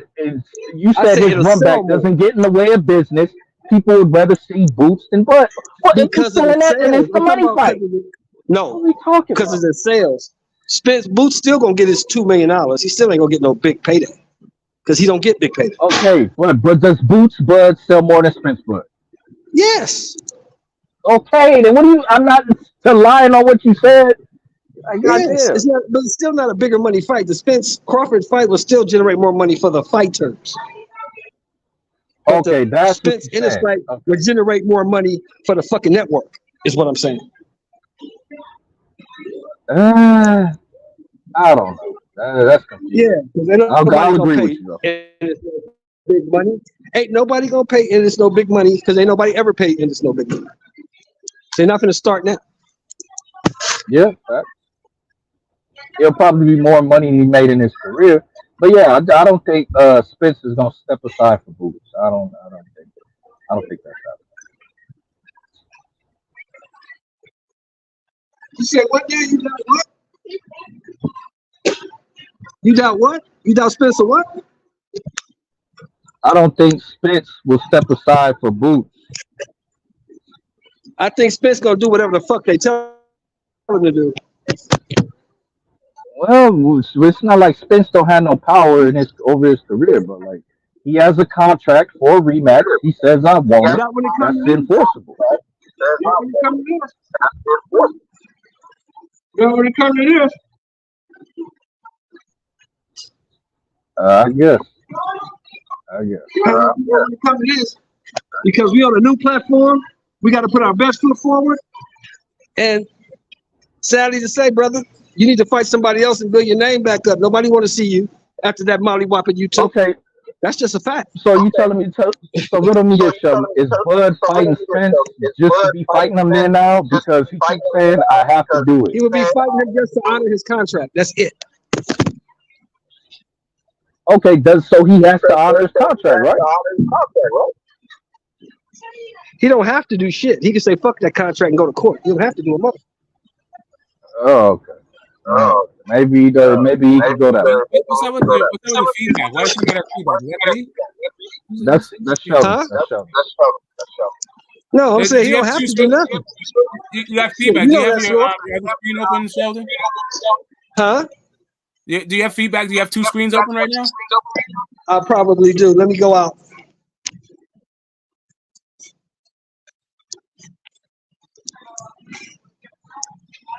Well, what do you think about that smoke that Boots Bud is a more sellable fight than the Spence Crawford rematch? Boots and Bud being more sellable, I doubt it. I doubt it. Yeah, that's what I'm saying. It's the star power. Like Boots, good talent, but the dude's got he's another one of these introverts. Like like Tank can kind of sell the mystique now because he has a track record, he has a whole thing, but Boots doesn't have that kind of. It's gonna take years to build that into something. Yeah, I think that fight's just a lot hotter. Like fans would like to see Boots versus Bud more, but I think what's a bigger money fight is going to be Spence. They both already have market share. The fight already has an economy. Well, I mean, sometimes it might just take one fight to like propel you into superstardom, right? Because Canelo was a commodity before he fought Floyd, or was he a star in America before he fought Floyd? I don't think so. I think that propelled him to star status. He was a star. I mean, he wasn't. I don't think he was really a star the way that people are talking about being a star until after Floyd left. Like, really, it was the Triple G first fight that propelled him into that kind of stardom. But he was all right. I mean, it was the 2017 matchup with Triple G that got him his, like, other than just being a Floyd op, Mexican up and comer. Yeah. Well, that's what I'm saying. That still ingratiated him to the American fan base when he fought Floyd. That's what I'm saying. Yeah, definitely. But I mean, I think the thing that made him, that put him on the map, really, was the Austin fight. Like that's when people started paying attention to him, and that made him became in the discussion to fight Floyd. And then after the Floyd fight, yeah, that's another like level of thing. But him doing like the first time, like people just started to look at him as somebody who's made see what's up, like should be even in the ring with Floyd, was that Austin Trout fight. Yeah, him being a superstar though, yeah, that took the Triple G fight. He wasn't even a superstar after the Floyd fight. Really, it was a Triple G fight. I'm not saying superstar. I'm saying star, right? Because I don't even think Tank is a superstar right now. He's a star. You know what I'm saying? So fighting Floyd made him a star, and you're saying he went on to superstardom, which Yeah, he went on because it was the idea of not just being Floyd's opponent, right? Like being Floyd's opponent, are you really a star? I mean, I guess. Was Andre Berto a star? Is Guerrero a star? Is Maidana a star? I mean, maybe. Yes, that's the only reason why they're known. Yes. I mean, but they're known to boxers. I'm just saying, like outside of boxing, like anybody know what the fuck that is? I don't think the people outside of boxing knew who Canelo was after he fought Floyd. I think they started finding out who he was after the Triple G fight. What I'm saying is that if Berto had not fought Floyd, if Robert Guerrero had not fought Floyd, you would not see them on the last Showtime card. Oh, okay. Yeah. Huh? Yeah, I hear you. I'm saying you wouldn't see them on the last Showtime card, you know, in the sport. Yeah. That's what I'm saying. If they had not fought Floyd, they wouldn't have been fighting each other on the last card. I don't know. They both put a lot of work PBC. Berto did, Guerrero did. I don't know. Guerrero was the first fight Floyd had there, actually, but he fought a bunch of guys there. I don't know. Hard to say. You know, I thought that was an exhibition fight when they announced it. I didn't know that they were actually fighting for real. I thought they both had retired and were anyway. That is might see him again. Who knows? That is absolute bananas, man. Like, so I'm not gonna like belabor these points. To me, I just I have my finger on the pulse. I'm cautiously optimistic. Like I said, like you know, the fights haven't happened. Like you said, maybe they sell. The fights also haven't happened, so we can't tell how good a fight they are going to be. I mean, that's all we can talk about is how good we think they're going to be, but we can't really talk about how good the fights are until they actually happen. And yeah, all we can do is give our impressions on the things as they stand. The things as they stand today. Vince McMahon, who has cornered this market on fucking combat sports, basically, what you have is WWE, MMA, which is really just UFC, and fucking boxing. And he's got 2/3 of that market in MMA and in WWE. I don't know if anybody knew this. It was news to fucking me. I'm tripping out on it a little bit. So, yeah, we'll see what's happening with my man who allegedly likes to shit on women's heads. All these fucking, which is its own set of its own brand of weird. Like I just like, wow, that is a very odd fucking thing to want to have happen. But hey, I don't know what the hell his smiles and frowns are about. It's not my business. I will say though that when you get this kind of consolidation, typically there's a shrinking of the market. And for me as a boxing fan, that is the kind of thing that gives me reason to pause, right? And then yeah. I don't see any relief on the horizon. Usyk versus Fury. Still nobody's talking about the fight, and it's 3 weeks, less than a month away. Yeah. Yeah, that doesn't bode well for it was supposed to be like a historical fight. You know, supposed to be one of the biggest fights in all boxing. Nobody's even talking about it. Like people would rather talk about, I guess, is Bill Haney full of cap or Tank Davis. Well, you got to understand, America still runs boxing. So if they're not over here in America talking about it, then what the fuck will we Well, be shit, talking they're not over in Saudi Arabia making us talk about it either. Well, that's the point. That's what I'm saying. Like, people aren't checking for that over unless it's over here. Like, you got Yeah, to I come mean, to America. it would be phenomenal though if they were like, if they showed up, you know, show us like what it's like. What's your camp like in Saudi? Like when are you going? Like, show us your camp here and like, are you ready for it? With some vlogs to it. Like, give me, you know, promote. I mean, are these guys just getting flat rates so they're not interested in promoting? I don't know what the hell's going on. That's exactly the point. You don't have to sell over there. So I think Knockout makes a good point. You know, where the promoters aren't really caring about doing promotion, so they can just run the Saudis and get a check. Well, sure, for fights that don't sell, but like fights that do sell, you should sell those fights. Like, this must be one of those fights that does sell, but nobody's selling it. So, I mean, you just gotta have it out there floating. Okay, it's already been bought. So who do you have to sell it to? Listen, if the hood has taught you anything, to tell you that it doesn't matter. Like, Kool-Aid will outsell goddamn Pepsi if Kool-Aid is doing more fucking selling. Like, Pepsi, if all they want to do is like just be on the shelf, no damn advertising, but Kool-Aid's out there, the mascot busting through walls, making shit pop. Like, guess what they'll drink? Kool-Aid, especially if it's less expensive. I don't get the point. The point is, motherfucker, go out there and sell.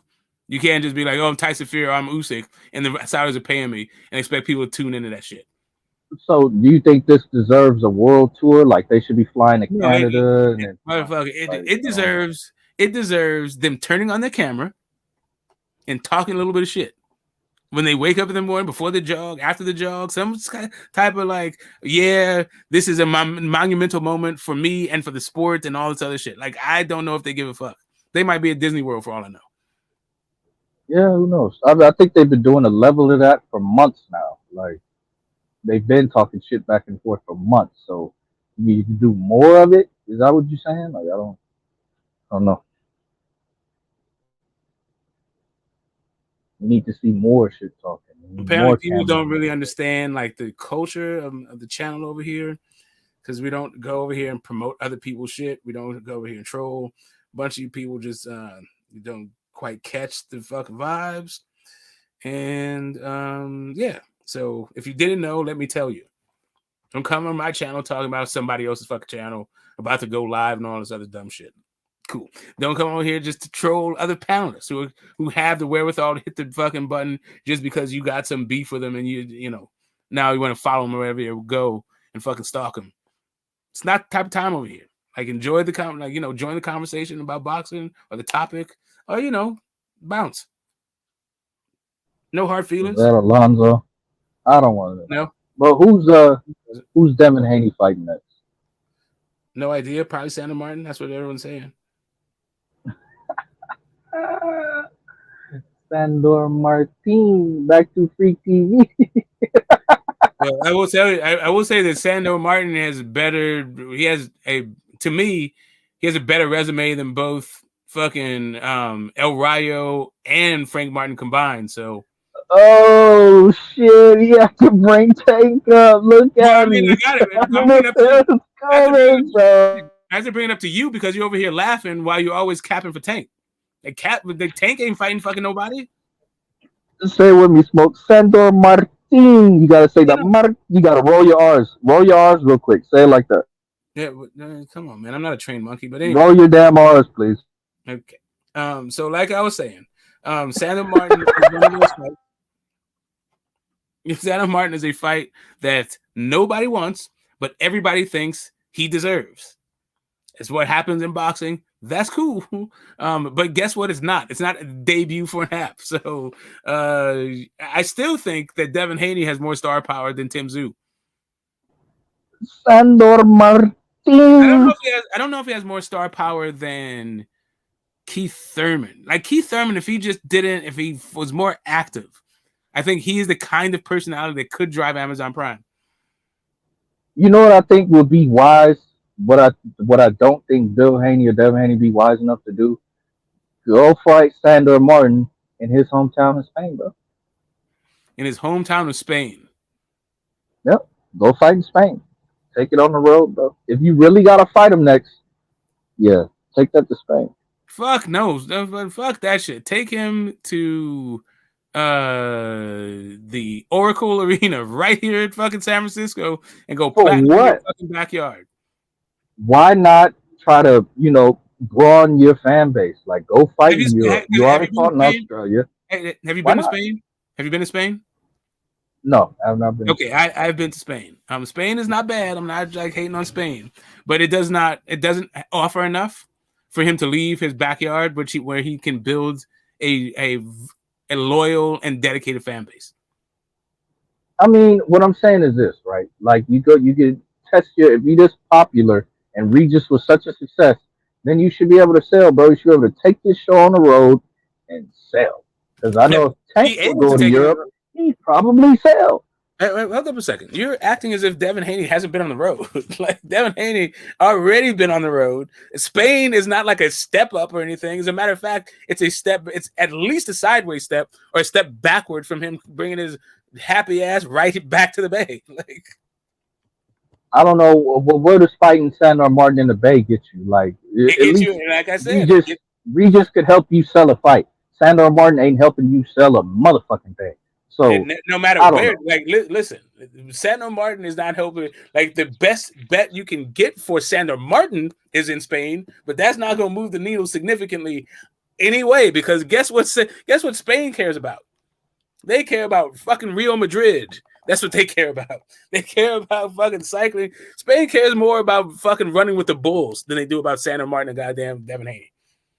I think if you bring a championship fight there, they'll show up. Will it be as big as Oakland? Of course not. But they're gonna show up. You can put that in like a 5,000 to 7,000 seat arena.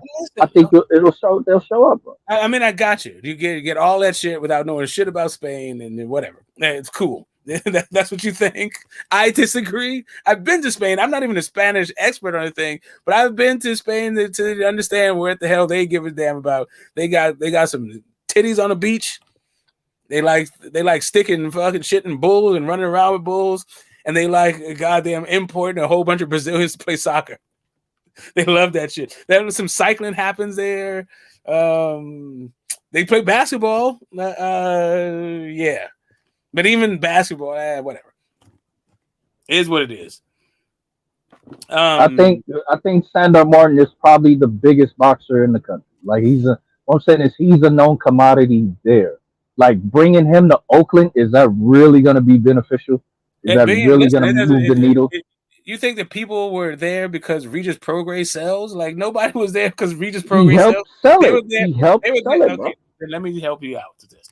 The reason why it would be why he brings him there was because Devin Haney is he's young and he's fucking rich, and it was a hot ticket for the people around there to go look at some young rich dude. It was a hot ticket. It was something to do at night. So that night, that is going to be a thing. Like, it was a Bay Area dude. Get it, like, solidifying his market share. That's what it would be at Sandor Martin. It would expand a little bit, and it would solidify it. That shit is not happening in Spain.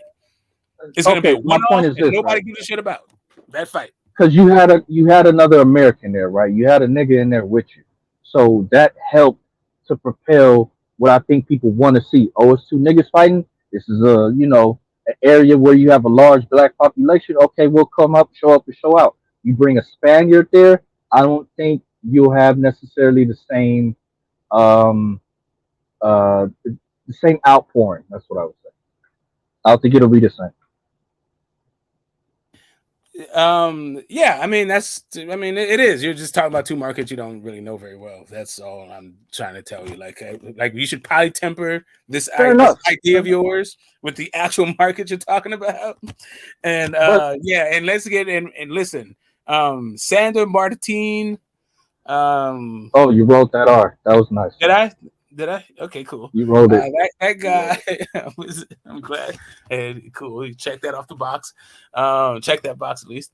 Then check it off the list. But that fight is something that is one of those mandated political have a belt kind of things, right? Right. The way that you can, there's all kinds of ways that you can make it pop, right?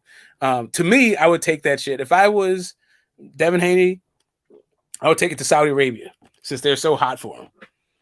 And make him, that's where But they're hot for him and Tank. They're not hot for Devin. they mentioned Tank. They mentioned, what do you think about Tank? And they said they talked to Al Heyman, but they said that they really want Devin Haney without any sort of prompting. Okay, well, not Devin Haney versus Tank, but they want Devin Haney. Yeah, well, we will see. Hopefully they pay for it. But my point is this: you try to hide. My larger point is you try to hide that fight. I wasn't you don't done bring.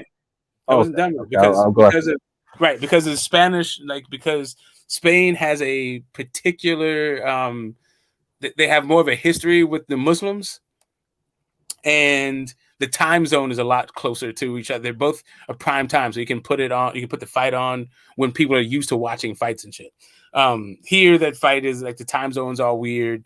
No one gives a shit about Spaniards or like Muslims, I guess, like to some extent. But yeah, it didn't have the same kind of. It doesn't hit the same way, like Muslim in Spain versus Muslim in in America. You got it. What? I think it's like the opposite. Like a Muslim in Spain fighting a Spaniard. That's that's the Reconquista. Like goddamn. Yeah, that's what I'm talking about. You're talking about the Umayyad thing. That's what I'm saying. I take that shit to Saudi Arabia, but I wouldn't like before I went to Spain. I go to Saudi Arabia. Like I can still get. Of course, you go to Saudi. Like no, I don't think you still get the Spanish market. You do get the Spanish market because you get all of Europe because they're all in the same time zone. Goddamn. Can I speak? Hey, you got it. Okay, so what I'm saying is you don't want to put that fight in your hometown. I was just using Spain as an example of where you could go. And I don't think it's the worst idea in the world. But you don't put you and Sandor Martin in your hometown. You don't do that. You try to hide that fight. That's not a fight you want your hometown crowd to see because it's a fucking stinker because you don't know how to press the gas on your offense. That's not what it is. You take that fight somewhere else and you try to sell it somewhere else in front of a smaller crowd so long as the bag's already secured and the network's paying for it. That's my point. Well, right. So while you're building your audience, I agree with you. This kind of the style matchup is not that conducive. That's why really Saudi is the best place for it because you put that at Oakland, it could hurt your market share. It could hurt you. It could, but probably not. I mean, whatever. You can mitigate that whole thing potentially. You could potentially grow it. You could potentially hurt, but it's a solid. Like it's just kind of I'm coming back, right? I'm coming back. Yeah, there's gonna be, but these are not sophisticated boxing fans. They're not going to want to see a boxing lesson. They will definitely. You got to sell some knockouts along the way. You could engineer the card in such a way that it's fine. But the optimal place to do this is, like you said, bury this fight. Have that shit be in Saudi Arabia where they fight at 12 o'clock in the afternoon. Nobody's going to watch this shit. Nobody's going to care about it. And it can just be one of those fights that Sandor Martin deserves, but nobody really wants to watch. Facts. You see, I'm not talking out of my ass here, Smokey. No, I got you. No, I agree with that. I agree. I totally agree. It does have the potential to be because of that style matchup, and he can't sell anything, and he's not really the most gregarious guy, and who gives a damn about a Spaniard anyway? I mean, there's a whole bunch of some built-in who gives a fucks that you'd have to overcome, but I think you can overcome the who gives a fuck with the fact that it's kind of depending on the time of the year that they have the fights. It is slow right now. Like after the Warriors, I mean, they're looking. I don't know. It just depends on when the fight is. Now, if Devin, let's just go on a hypothetical here. If Devin was to drop the belt, he would no longer have to fight Sandor Martin, right? And if he were to do that, who would you push him to fight? Like, who would you want to see him fight? Who should he drop the belt for? He should only drop it for another 140-pound fighter. And I don't think he needs to drop it for the guys I would like to see him fight, right? Like, I want to see him fight Tio, Subriel, I guess to some extent, Ryan Garcia, but that's more like just they've been teasing this fight forever. But that's it. I just want to see like unifications, not just unification for unification's sake. It's that the other champions, all in their own right, can claim to be the best at 140. So that's like really the only fights I want to see him in. But I don't think he needs to drop the belts to get those fights. As a matter of fact, it makes him better if both people are champions. Yeah, that's true. Okay, so keep the belt. Trying to figure out how to get Devin Haney out of this because I know Bill don't want to do it. Hey, them niggas don't want to do it. Smokey ain't down. I mean, bro, nobody wants to see that fight, man. Like, it's not about Devin Haney doesn't want to fight Sandor Martin. Nobody wants to see this fight. Nobody thinks it's going to be an interesting fight. It's going to be boring as shit. Everybody knows both of these guys are back foot guys. They were counter punchers. Sandor Martin is more aggressive than Devin Haney is, and who cares? Like, it doesn't. Sandor Martin don't crack like that. He can drop. He's got decent power, but yeah, I don't know. He's just not. No, he doesn't have the reputation for being like that scary puncher. So it's gonna be. I mean, hard. lately it seemed like he switched his style up a little bit. He's been cracking shit. Like I think his last two fights, he knocked both of them out. Yeah, I think he's trying to plant his feet more and like really let the left hand go. Like I think he's trying to be less mobile. That's fine. I mean, I'm just sorry. It's just going to be hard to sell that fight as Devin Haney is going to get knocked out by Sandor Martin. Like, that's how you got to sell Devin. Of course not. You got to sell Devin Haney as this guy's about to knock him out. Or else what's the point? That's the only. Yeah, that's true. Okay, so let's say Devin Haney gets past Sandor Martin. Like, does he unify? Does he go up? Like, what should he do next? So, sorry. What was the first part? Unify or go up? What was the first part of that question? Well, I said after he gets past Sandor Martin, what should be the next move? You know what I mean? Oh, he should unify, definitely. They need to build up. Like, let fucking these guys, let goddamn Jaron Ennis weight drain himself and get his profile up. Let the 147-pounders figure out what the hell they're gonna do. Stanionis and all those dudes unify, get more get your pay-per-view numbers up, and then when the strike when the iron's hot, maybe Boots is unified or something like that, and you go after Boots.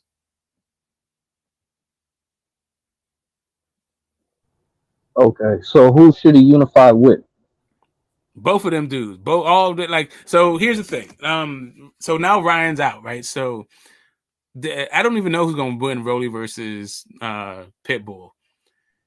Yeah, it's hard to pick one. I think that Pitbull I think Rolly can have the discipline to fight long.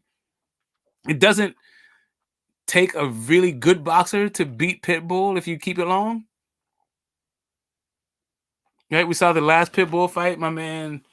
That dude was garbage, and he was able to give Pitbull all kinds of problems. I think Rolly Romero is about the level, like better than the last guy that Pitbull fought. Rolly's a little bit better than that dude. I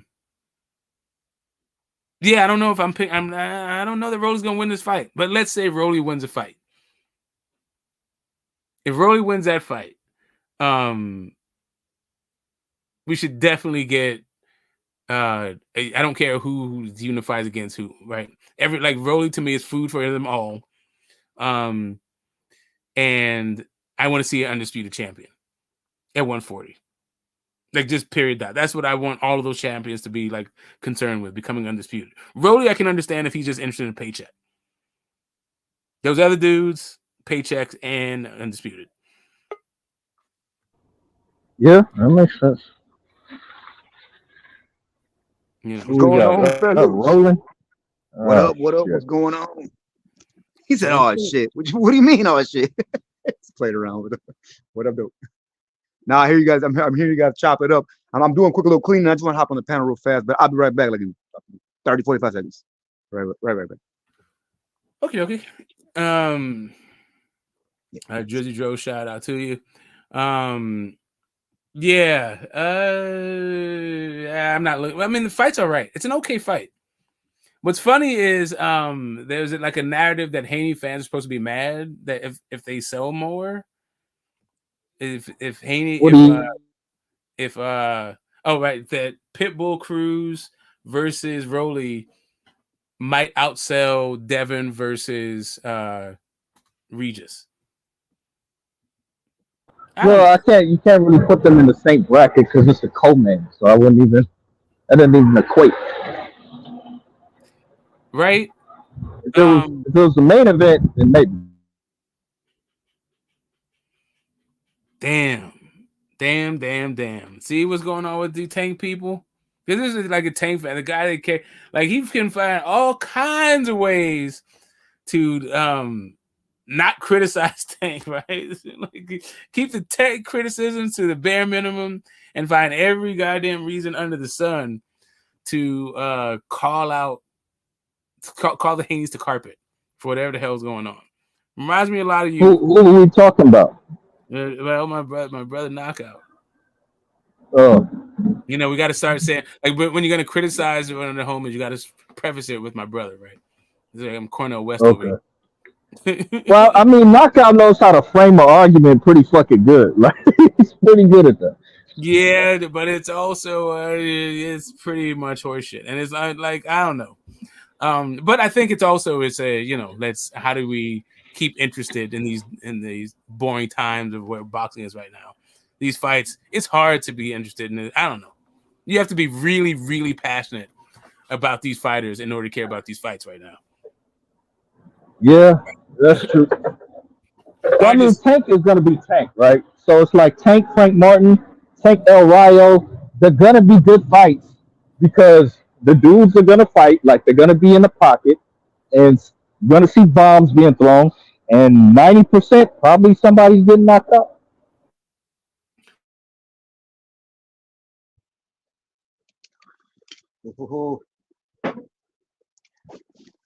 I personally think that I mean, I don't know if you guys stop talking about the Rolly versus Pitbull. Hey man, I think that's like the wild card of the year for some reason, man. Shit, I don't know, man. Like I can't really envision how that fight's gonna go. You know what I mean? I mean, I think it's gonna be a really good fight. I really do. I swear. I think it's gonna be a good ass fight. The way Pitbull fights, and then the way Rolly fights. You know what I'm saying? Like, yeah, I think it's gonna be electric, but I don't really know what's gonna happen. To be honest with you, like I don't. Like that's just one.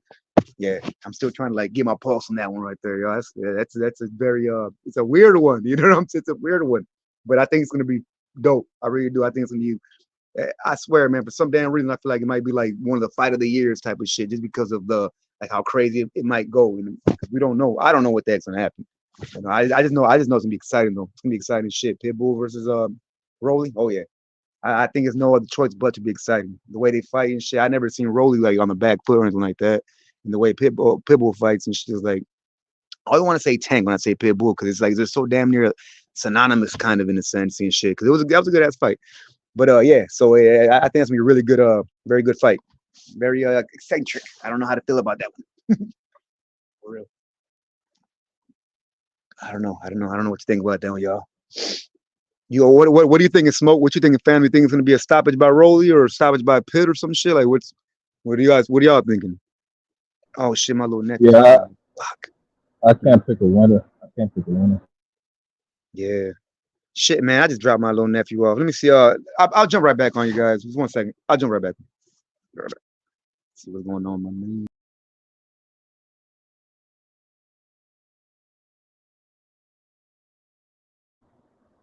Who you got? Tim Zoo, Keith Thurman, Smoke.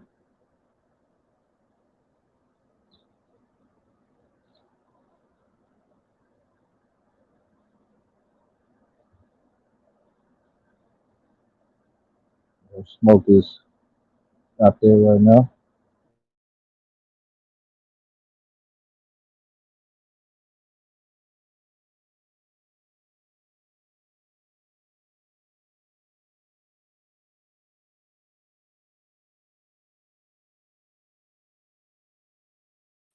Hello? Can you hear me? Holler if you hear me. I don't know what happened. I just got kicked off. Okay, cool. Oh damn! My whole shit just crashed. That was weird. That's not good when the system crashes in the middle of a set. But Yeah, it is what it is. Happy to be back. Let me get on here. Yeah, Haney versus Tank. That's all anybody want to talk about. That's it. Well, who said that? You just chopped up networks for like 3 hours. That was what. Yeah, and everything. You know, like you said, I'm over intellectual. I don't know. It's partially delusional. Yeah, I don't even know. I don't even know that there's any delusion in what I said. I was just talking about facts and my feelings about the facts that I was talking about. Now, if you're saying what I was saying wasn't facts, then that'd be a different thing. I mean, it turns out that it wasn't Okay, Amazon Prime; it was Netflix. But you know, right. But I'm saying like two of the biggest streaming platforms on the planet are like getting into combat sports and shelling out billions, and it's like, well, that makes me nervous. I don't know how long. I don't know if this can last. Like, I don't know, bro. yeah, because they're spending billions on WWE. That's why I'm not a WWE fan. I'm not a 12-year-old boy. I'm not between the ages of 12 and 26. I'm just saying, just the fact that they're doing it for combat sports in general lets you know they're trying to prioritize sporting content in that arena. You know what I mean? I hear you. I mean, yeah, but I mean, to the extent that I want boxing to become like WWE, yeah, no, that doesn't Well, really give basically me what you're saying, the guys gotta have more personality. We need stars. Like, so yeah, these niggas gonna have to start acting like fucking buffoons and weirdos, and you have more fucking attention. That's what you're saying, bro. no, that I'm Broly's a saying that buffoon and a fucking weirdo. Tyson Fury's a buffoon and a fucking weirdo. You know what I'm saying? Like, we have more yes, boxers like that, and you're but saying no, it'll be more but no, popular. what I'm saying is no. They have the personalities that's right off the top, but those are the personalities for it. It doesn't mean that you can't manufacture stars in other ways. You can. I mean, Tank. They did it for Tank. You can like he doesn't have his personality is straight. It's boring as hell. Yeah, and it's But like you borderline mentioned weird. Tyson Like Fury and Broly specifically. So you mentioned right those two because they specifically. have right because those people have the personalities right off the fucking bat. But just because you don't have the And they're personality for, buffoons and weirdos. I got it. But you don't need to be that. I'm saying that you could Yes, actually you you could. do. Okay. Okay. You know what? Who's a buffoon and a weirdo? Who's not fucking fun? Like, do we need to go into all the buffoons and weirdos who are not big stars? Because I mean, that's a longer list than two guys. I mean, really, just I'm not even gonna go. I'm not trying to go there with people. That was your description, buffoon and weirdo. I was just talking about. But what I'm saying is that the more buffoon and weirdos you have, the more sellable the product will be. That's why Well, WWE is getting $5 billion, right? well, no, I was talking about having charisma. You're talking about being an idiot. We're just not talking about the same thing. Like whatever. Yeah, Broly's a fucking But idiot. Tyson Fury's a fucking yeah, idiot. Like, he's an that's idiot. right. But What that's it not is, what I what was it talking. is. Yes, but that's not the thing I was talking about. The selling point. I was talking about their charismatic personalities. Whether or not they're buffoons or idiots is a separate issue. You can have buffoons and idiots with no charisma, and you can have guys who aren't buffoons and aren't idiots that also don't have charisma. Okay, I don't know. Because you said more personality sells. So I'm just looking at the personalities that you say would sell. And okay, they're buffoons and weirdos. So we need better buffoons and weirdos. That is Like because it's Roland. been Do you think that's just Roland could been sell? If Roland was a boxer, do you think Roland could sell? Roland could all probably right. fucking sell, bro. Right. The thing is that what we're talking about two different things. You were talking about buffoons and weirdos, something that I was never talking about. And I'm not saying that you're wrong by characterizing the two people I was talking about as buffoon and weirdos. That's just not the personality that I was highlighting when I said that thing. I was talking about them being charismatic, like having the kind of personalities that people can fucking watch, not just drying fucking paint, like Bud or Tank, or like even Devin Haney Okay. to a certain extent, or Shakur Stevens. Like these guys are Canelo Alvarez, the Charlos, Better Bivol, like these guys, Opatai, Usyk.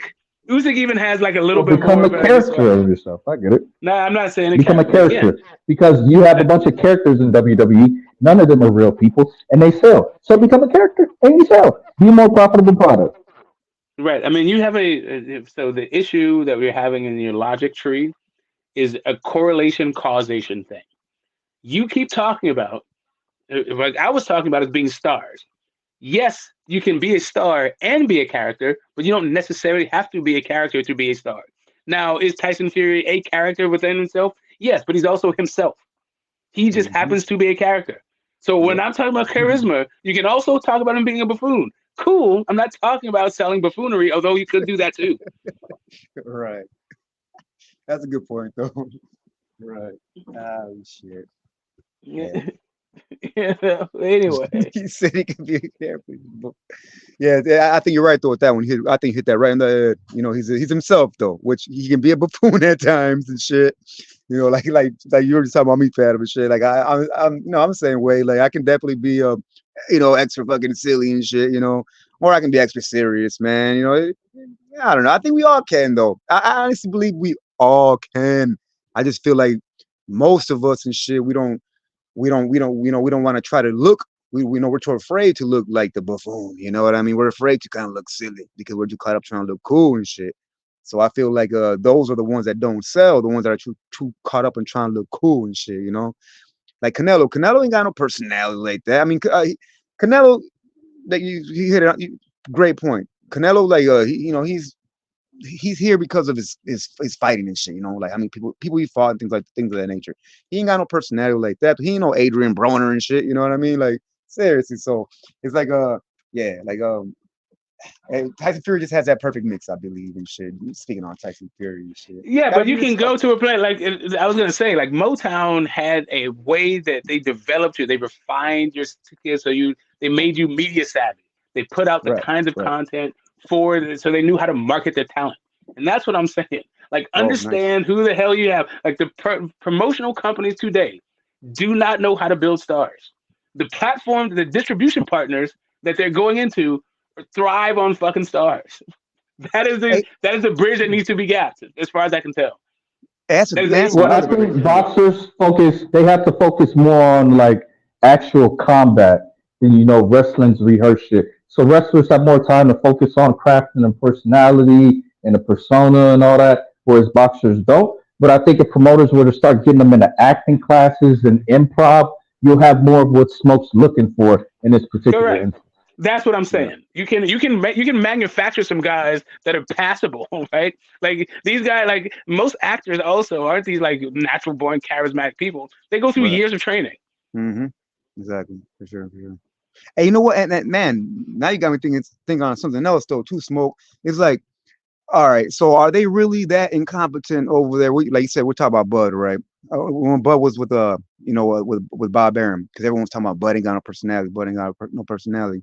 So it's like just like you're saying, are they really over there incompetent to where they don't know how to accentuates, Bud's strong suits. Like, 'cause we all know when Bud's in front of somebody else, like another boxer. Oh yeah, he's funny, charismatic, entertaining, all that. But it's like everyone knows this, right? But it's like when he gets in front of like the camera, ask him a question, he gets all like extra serious, like doesn't say much and things like that. So it's like, the Top Rank, did they really not know that, or are these goddamn promoters literally like so egotistical that they really don't want certain boxers to become true megastars? You know what I'm saying? Because they want their name to kind of still kind of, come on now, look at Bob Arum. Bob Arum, like he probably wants his name to be over Bud when it's all said and done. He probably wants his name to be bigger than Bud's when it's all said and done. So it's like, are these motherfuckers making a concerted effort to not?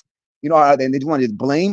We heard Arum say, "Oh, Bud can't sell. Bud can't." Well, are you stupid then? It's all your team members dumb. None of you guys know how to make this man seem more excitable. Although you don't even got to, though, you just got to put in the right situations. Because I mean, I don't know. Yeah, I'm sure you got me thinking with that one, man. Like, nah, probably no. These motherfuckers just hating. Always been hating and shit. Don't want to see stars really be stars. So it's just like, nah, we'll just somehow restrict them a little bit, and then we'll just blame it, saying it's their personality.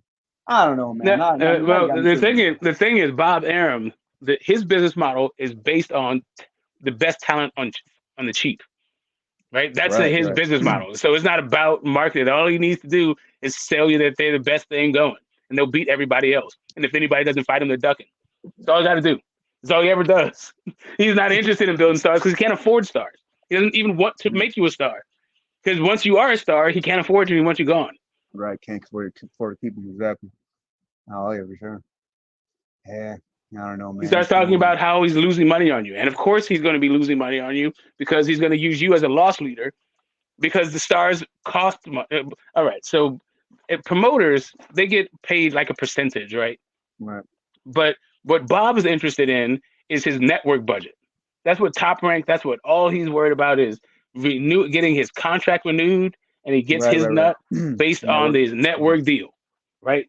That's Bob's thing. He's trying to get his 20 points out of that shit. But the thing about it is, guys, with his network deals and these purses and all this stuff, that's what the network's willing to pay to put on a card. Bob gets to keep whatever excess that it had, like, you know. Well, all right, well, I'm going to put it I don't want to put it like that. I'll say he gets to fold in all kinds of operating costs within that budget, right? So guys like Shakur Stevenson, he can make more. He gets more of his budget back. Like he's preserving more of his budget on Shakur Stevenson than he would be on Manny Pacquiao, right? And then if you take a guy like Navarrete is guys that he loves, like the Oscar Valdez of the world, the BC Ramirez is.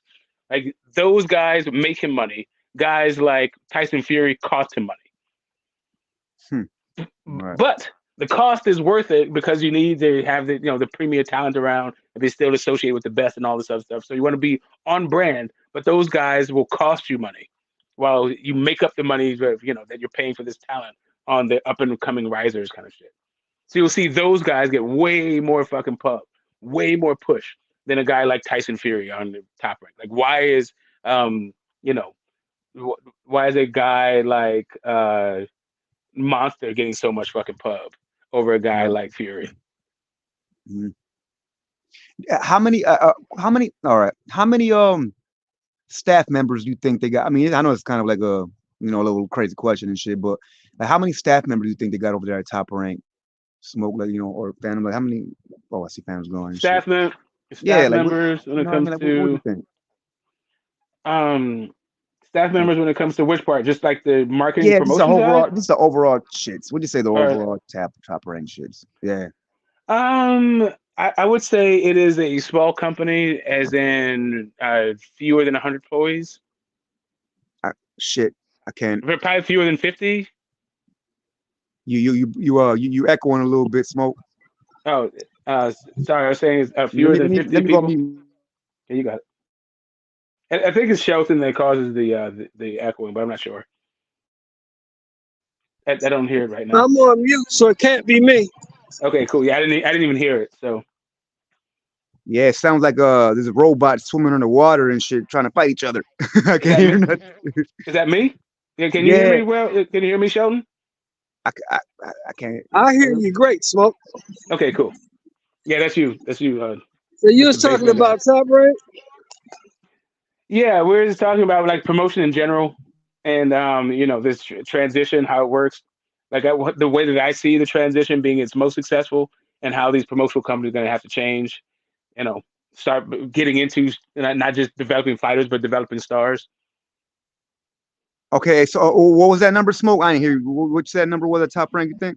I think it's probably, I put it probably around 25 at the most, but probably like 10. Yeah, it's not. Yeah. Oh man, small, shit. like a small company. Yeah. Okay. See, you just aligned me. I thought these motherfuckers had like 150 fucking employees overall. Top rank. Doing what? I know. I just assumed it. I assumed it because they're supposedly. All they need is a promoter, a matchmaker, somebody to keep the books.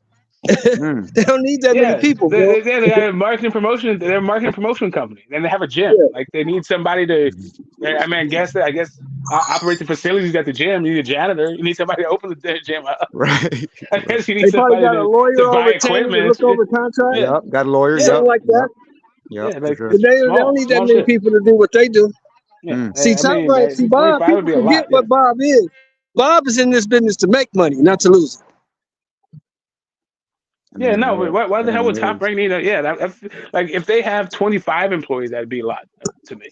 No. Honestly, look. Okay, so this is the reason why I asked that question is because that's just, you guys. But it's You a guys small answer. company. Even if it was 25 people, it's still a small business. Like See, I just think it's a small I didn't business. know that. I assumed it was 10 to more. 25 people. I just assumed it was more because the way they come off, top rank, I don't know. I just thought there was Well, you more gotta remember overall. something, Roland. You gotta remember something. There's a lot of multi-million and billion-dollar companies that are small business. Right. That's what's up. Yeah. Got you. Yeah, I mean, this is more. It's a pass-through company, so like their gross and their net is like way different, right? Because most of this shit is pass-through, but they handle hundreds of millions right. annually. How much of that they get to keep? That's horse of another color. But how And you gotta big the remember, operation is, not very. Like they outsourced all the production shit. It's not like right. the top-ranked production team. That's some other company they just hired to put on an event. And then they And pay you the gotta talent for remember that something time. too. Bob been stacking cash for like 50 years. That's why Bob worth so much. He been stacking money for a long time. Oh yeah, I bet. Shit, hopefully it's all that spending I mean, now. to the extent, that you think that the fighters are employees, I guess you could do that. No. I didn't know. I was accounting the fighters. The reason why I was saying this though, the only reason why I was saying is because I've been feeling for a while now that what's hurting boxing is the lack of promoters. Like I know there's a lot of little promoters around there, but I feel like I don't know, man. I feel like the big promotion companies, they're just getting lazy, man. And the reason why I say it is because of the businesses that I see, actually going to work, right? Like going to work here, going to work there, wherever it may be. You look at management. These motherfuckers get lazy. They get very content with the status quo. They do. They don't want to make any more. They don't want to make any less. They're just happy being. They're happy making more than others. So everybody's too cool for the job. Everybody. Yeah, right. So I feel like we need promoters, man. We need a bunch, of man. We should try to get The last true promoter we had was Don King, and he's gone. Oh, I see. Yeah, there's nobody gonna get out there like that and promote fighters like that no more because we got social media now. They don't have to. Yeah. Every motherfucker that was a champion, ex-champion, or even sniffed the title got a podcast. Right. They don't need to do all that anymore. The game has changed. It took me a while to figure that shit out. Smoke had been telling me that shit for a long time, but I thought Smoke was just tripping. But he's telling the truth. The game has changed.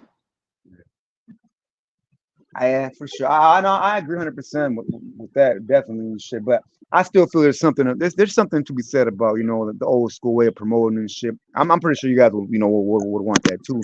Just going to a town and shit. Going to a mall, whatever it may be. Just I don't know. Who do you see doing that now? Who do you see doing it? Nobody. Well, yeah. Wilder's kind of doing that. That was like the last guy that would just like pull up on you. Like Devin, like Bill is doing it, but he's doing it in this new era where you're not one at a time in it, fresh and flesh. You're doing it on social media. It doesn't matter how big or how small your platform is. Bill might pop up on you. Right. But that's it. That's how you do people. That's how you do work with people these days. And even then, though, Bill's really only going to channels he like kind of knows because I mean, I don't know if Haney's like numbers, getting better because Bill's out here, doing his thing and shit with the social media. I haven't heard they are, so I'm telling you, I feel like it's just getting his name out there so people are talking. Oh no, 100%. Like Devin don't have to do a damn thing because Bill's fucking everywhere, just saying everything about everybody, right? Definitely. Yeah, heck yeah. No, I got mad respect for Bill, man. Like I've always had mad respect. I love Bill. Fuck, that's my dude. But I don't know, man. I feel like we need more promoters. I'm gonna stick with the stance. I'm gonna stick on it. This is my stance. I feel we need more promoters in the boxing world. We need more fresh minds. We need new bodies that are gonna get out there and actually want to like get physical with people and shit. Not get physical, but be in the physical with people. You know what I mean? Like that's I feel like that's what we need. I feel like all these promoters are just lazy as shit. And I mean, I don't know. I think even De La Hoya and Bernard might referenced it unwittingly and shit them damn selves. But they said themselves like, oh, this year we're really gonna try. I remember watching an interview with something like, oh yeah, we're making an effort now. It's like now you're making an effort. So I don't know. That's kind of why I kind of might have built this little thought because I'm like, what do you guys mean now you're making an effort? I'm like, man, shit's crazy. I don't know. And that, so yeah, I feel like there's a lack of, but and we all know it's a club, right? Everything's like a damn near club. So it's like I'm pretty sure it's tough for new promoters to even into that damn field because because of that club mind state and shit. Oh, we got to push you, man. It's like business, any business. That's why it's hard for the hard working motherfucker to get anywhere because everyone looks at you as a threat. You could be the motherfucker sitting there, like for me, example, washing dishes, and then you got a motherfucker, which is very hard work. Then you'll get a manager like, damn, that motherfucker knows how to do that good. He knows how to do that good too. He knows how to do that good too. Let's not push him up the ranks. You know what I'm saying? Because I don't want him taking my job. You know what I mean? So it's the same with the whole with the promoters. You know, they're probably making it tougher for other promoters to enter the shit because they feel like it's a threat. They feel like they're gonna have to work more now. They're gonna have to actually work as opposed to being content with the money they're making now by not doing shit. You motherfuckers ain't doing shit, man. They ain't doing shit, and their time is coming too, though. They're gonna learn. Watch, their ass is gonna have to get up and work eventually because I've been hearing about new promoters on the rise and like maybe I'm just being hopeful as well and shit, but it's gonna go that way, man. Seriously. I think it's these promoters, man. Seriously, I think they're just lazy. They're just lazy. It comes down to it. I think that I mean, I've been saying as much. I've been saying the same thing for a while. There's a problem Good with shit. promotion. I don't even know if it's about lazy. It's just about the way they see the market and what the strengths are and who they can sell to. And I don't think that when it comes to Bob Arum, his genius has been, you know, leveraging talent for on the cheap and Right. opening up underserved markets, right? So, he messed with the Latin market that wasn't being represented, and he made an immense off of that shit. And he's moved off into the Eastern European market, and he's trying to build that book up. Um, Hmm. but yeah, I think the distribution partners are changing. So I don't know Right. how his model is going to translate in a global kind of streaming sense. If all you're going to do is make in-house fights and just try to build talent, I don't know if that translates to No, like no, hundred Amazon percent. Prime or the Definitely. Netflix. I think that really at that point, when you start dealing with platforms like that, they want stars and events, not just like you trying to tell us, not the star making process, but already made stars. Yeah, yeah. Oh no, 100%. Yeah, for sure. And and it's got. I would just and you saying that just got me thinking too. Okay, let's say Bob Arum, or not just Bob Arum. Well, no, let's take Bob Arum. Say Bob Arum had 30 new stars, 30 new not stars, 30 new like fighters, and shit that he just signed. That's a lot. I know it's a lot, but let's say he just actually like went to all these young stars, his rising stars, like actual towns, and just made a couple appearances, like at their little local fights or fucking just at their local barbecues or whatever it may be. Like imagine him going to all his little rising stars towns and shit in his fights, and like just being there. I feel like that would do immense. That right there would help them out immensely. And that's my point. I don't think they're doing that shit. I don't even think they're even like they're like, oh, we'll wait till he builds up. We'll wait till he builds up, and maybe Well, let me ask you a question, Smokey. yeah. How many stars do you think there are in boxing, bro? How many stars are in boxing? Yeah, I think you have a.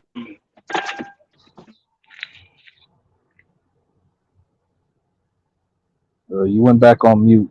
If you're talking, you went back on mute, bro. No, I was sorry. So I just get in my car for a second. Yeah. Yeah, I think what you're talking about is a demographics thing, Roland. There's a time when you could go to a mall. Like it used to be that people were outside more. Right, Like just in general. Like people went to the right, parks more, they went to movies more, they went to concerts, they just were outside more. And then it's like the way the entertainment works. Like if you are a band, right? Let's say you're like Michael Jackson and you go to a mall, right? That's gonna yeah, be crazy for the people at the mall because there are a bunch right, of 13-year-old girls and boys at the fucking mall, right? How's that gonna translate to a boxer?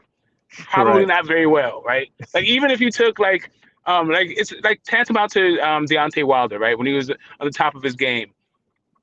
How many people, like if he went to all the Alabama games, right, to try to promote himself and boxing all this shit, how many people do you think he would have actually converted as fans at a Roll Tide game? Probably very few because what they're into is football. What they're into is Alabama football. That's No, what that's a that's good what it's point. about, No, no, right? no. Right now, like I said, we're all trying about Yeah. figuring things out. I No, but In the social I media bet you could be a era, lot though. and the Let me social say. media, the thing about social media that killed what you're talking about is the idea that you can contact all these micro communities, right, without actually having to go and show, because the only place they actually exist, they don't exist in the physical anymore. Now they only exist online. So if you want to fucking, you want to hang out with a bunch of furries, you don't go to a furry convention anymore. I mean, you could, but chances Video are killed the you're radio gonna go star. chances are you're just gonna go to like 15 different furry channels and get more people than you would have, interact with more people than you would have at that furry convention. Okay. Let me ask you this then, Smoke. Do you believe if you were a promoter, right, just starting off too? Because look, we got to give Aram like all kinds of credit. Those motherfucker he's been in the game for how long, right? So it's like he's probably getting tired. He's probably getting a little old. He's like, hey, man. But like say you just started off with Smoke, promoter and shit. You telling me you wouldn't have like 1,001 ideas of how to make a promoter become big? I mean, how to make a star become big, like as a promoter? I mean, yeah, I'm sure that they have guys. Listen, it's just about, to me, it's about, it's just the star making process. They might not have guys like you though, man. That's my point. These fuckers might actually be I'm just lazy. saying, like, right. So, to me, Floyd and Oscar De La Hoya are the best star makers in boxing right now.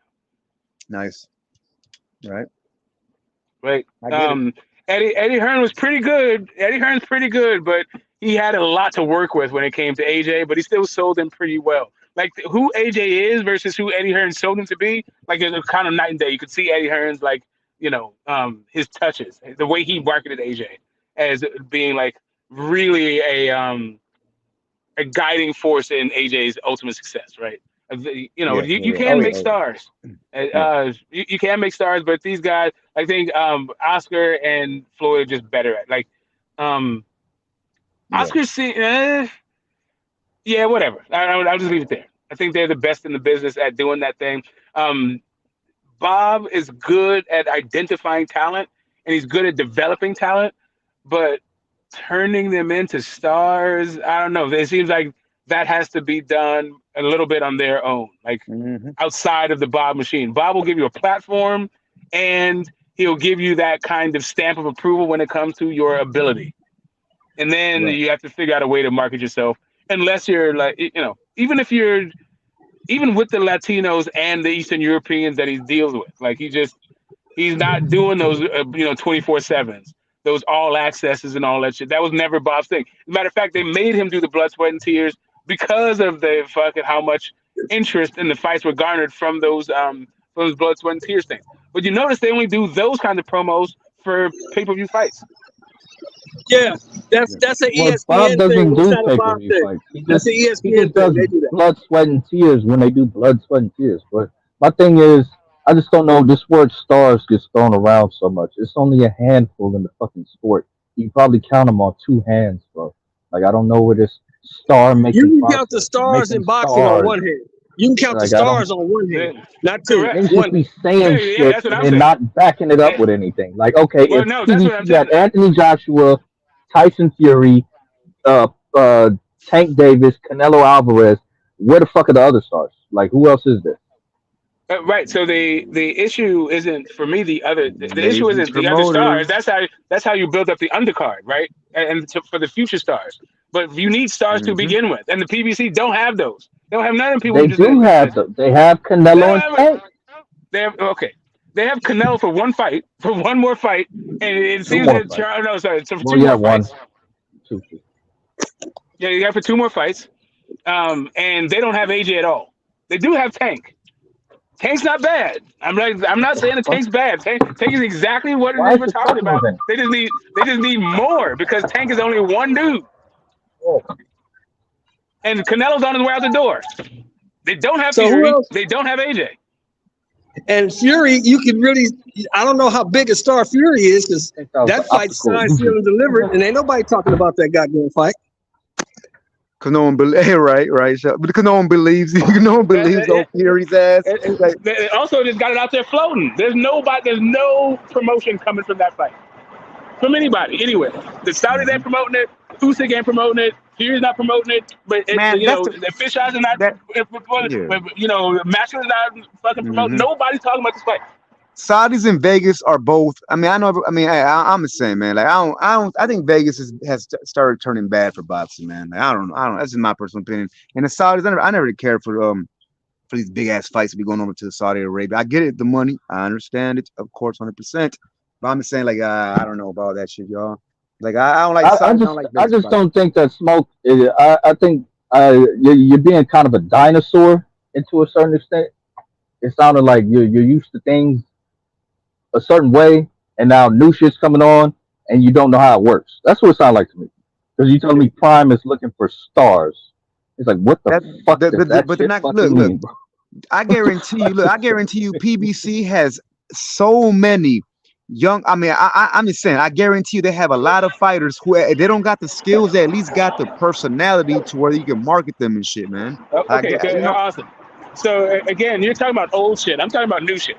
I don't give a shit. Like, we can talk about the way it used to work. I'm telling you the way it works right now, and the way that these two things are at odds with each other's business model right now. Okay, they have a multi-year deal. Who's a young star at PBC they got a personality that they can promote? Besides David, who has no personality. Name one. They can develop. That's my point, though. They're getting lazy. Develop boots. They can develop I mean, boots. David Morrell, Benavidez. Yeah, maybe. We haven't even heard about, man. Yeah, Morrell, Benavidez, and yeah, that's all I can think of. Benavidez don't have no personality. Morrell don't have no. Morrell has personality. He just can't speak well. Well, he's speaking better, and Boots you know, and it's funny when he does. I don't know what you're gonna do with Boots, because Boots don't say shit. Yeah, that's what I'm saying. You got to get some. You have to You have to turn these guys. You need to train them. You need to take them to that Motown school where you're doing clips of them buying Doritos or Skittles or wherever the fuck, or working out. You have to put them on, like, you know. Those are guys that need to go press the flesh somewhere in Philly, and then you have to show that shit online. They need to make the rounds. You need to make these guys. You need to develop them into stars. They don't have the personalities for it, but you can still manufacture them in a way that people will find them compelling. Anybody seen a little Delaware card that was on? I think it was on. But that's just more investment, and then you got to look at, is it going to pay off? Because your PBC, I think they've done a good job of that. But considering Al Heyman's background, somehow he's able to pull it off. I don't know how the fuck he has, but I think that's the point Knockout was trying to make. Like, he's actually not even a promoter, but he's doing a better job at promoting than Bob Arum, Eddie Hearn, all these motherfuckers. Like, he is, bro. He's making stars. But he's not making stars. This dude came up with already stars, just gave him dates. But Al, listen. No. He made Spence. He made Tank. He's making Benavidez. All those guys are Golden Boy guys. All he did was switch off a bunch of Golden Boy guys and give them fucking dates. They sold themselves. But did they not fight under the TV? Let me finish my point.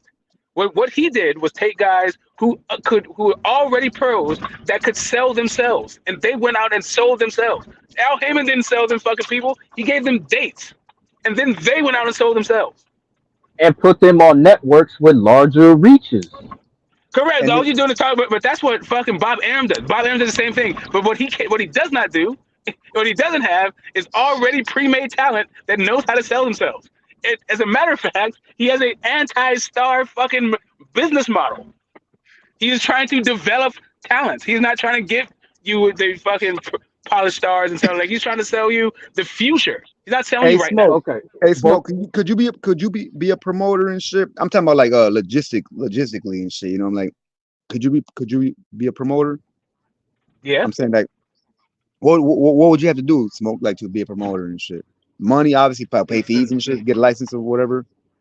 Yeah, but that's what you got to do for any business. That's not all right. I'm saying, but you could go. Okay. I'm just wondering. I just didn't know. I didn't know how simple it was. I'm gonna get a promoter license and you got to get a boxer, right? Well, a promoter's license, right? So if you want to like do purse bids and shit, then you have to have a promoter's license, and you have to pay the fee, was somewhere in like $250,000, something like that. If you just wanted to do a one-off, right? But if you just wanted to have some promotional thing, yeah. If you just want to put on a boxing promotion. That's why this shit's so messed up. Look, it's a club. It's a fucking club. You gotta have $250,000 to even try to become a promoter, bid on fights and shit. Yeah, it's a club. That's just to bid on the fight. That's just to bid on the fight. Yeah. Okay. Okay. So how? What if Okay, so how about this with Smoke? What if you were walking down the street one day and you see some little young 19-year-old dude throwing some jabs like really good, like and you were like, hey, what are you doing, man? He was like, oh, I'm trying to become a boxer. All right, so you started working with this dude, and he's truly like the goods. How would that go about? Like, what would you have to do then? You know, like get it. You know, you got to get that. Get the promoter's license, that's it, or something, or what would you do? Or would that fighter get snatched up from under you though? You know. So right. So what you're talking about is a manager, not a promoter. Okay. Like what you heard, like right. So is a management company, which is basically what Al Heyman is. But at his essence, he is a advisor, manager, and he also has dates, right? And he's a production man. So his production company.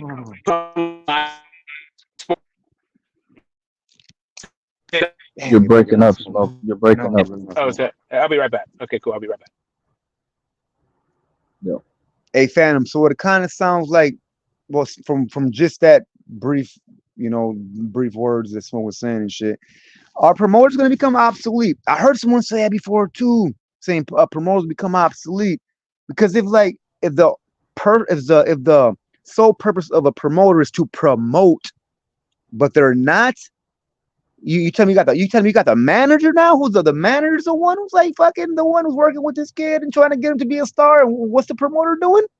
Nothing. Well, yeah, I think the promoter, they still negotiate network deals. They still do matchmaking. They still negotiate for what? Who's getting? You don't have to put up your own money in order to make a fight happen. Don't money. See, okay, so just like Smoke was saying earlier, then you got to have $250,000 to bid on a fight to have. Yeah, so you gotta have $250,000 to bid on a fight and shit. So that's the promoter, then, right? The promoter's about the money. Boxers usually aren't promoters, or usually don't have a lot of money when they're starting out in the sport. So to become your own promoter, it's not typically. So that begs to that. So that lets me. So that now I'm starting to really wondering.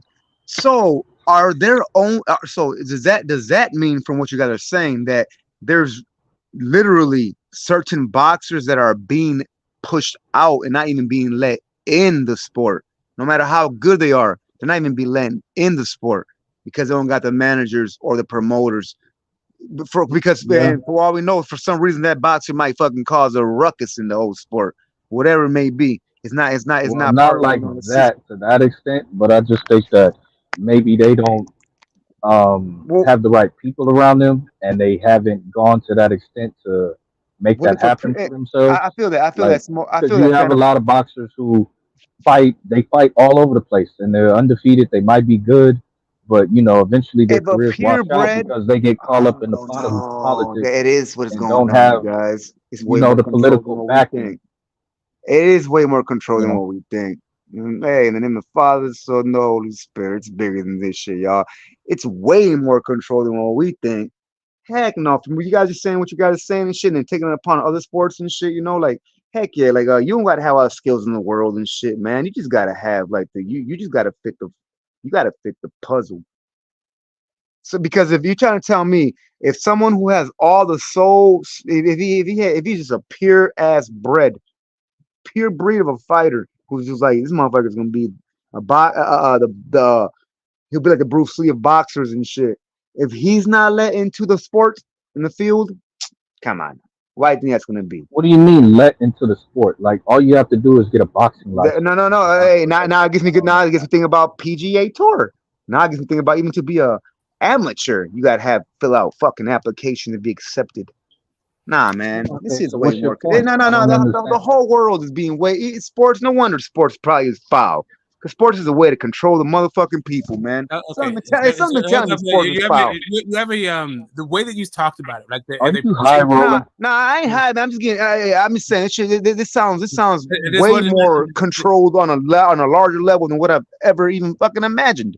Okay, so yeah, right. It is I don't even know how to approach your current understanding. It seems as though. No one can smoke, but doesn't mean it's wrong, baby. Doesn't mean it's wrong. It means right. It's worth it might be just a little bit skewed, right? Exactly. So if you can make millions of dollars for unskilled labor, that's going to be rife with all kinds of requirements and ways to get around that those requirements, right? That's just what it is. You're talking about guys who don't need college education. You don't need it's going to be hookups, relationships, ability to take pain, the ability to be exploited and exploit other people. That's like boxing in a nutshell. It's like wild, wild west. It's a little bit just capitalism, right? But then you have this idea about being pushed out of the sport. The young fighter is not being pushed out of the sport. The young fighter is trying to get into the sport, right? They're just out there at gyms working out and whooping some ass. That doesn't mean that they're in the sport.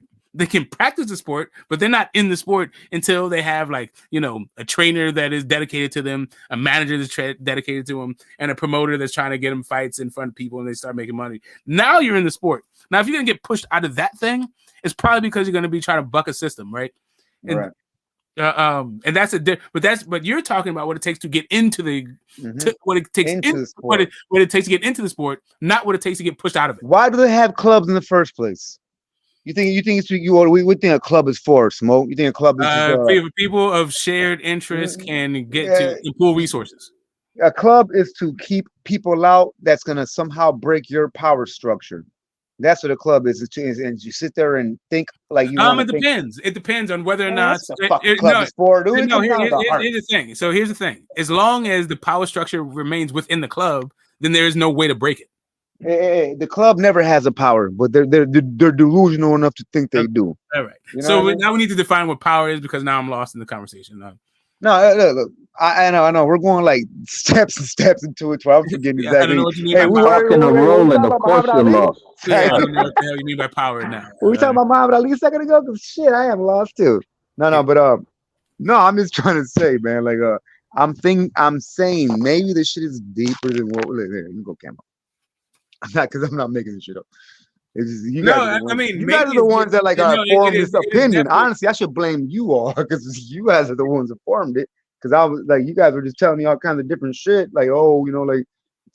Top Rank only has 24 workers or some shit like that, and the promoters' fees and all kinds of shit. I'm saying 25 is probably generous. I think that's a lot for what they probably have closer to 10 or 15. Well, that don't sound right to me. Then this sounds. That's why. Why I think I assumed for 150. What do you think is the biggest 150 to give them room for error? But if you got fucking 24 workers in Europe, it's lazy. I'm thinking it's more like 10 or 15. But let me ask you this: what department do you think has the most people at Top Rank?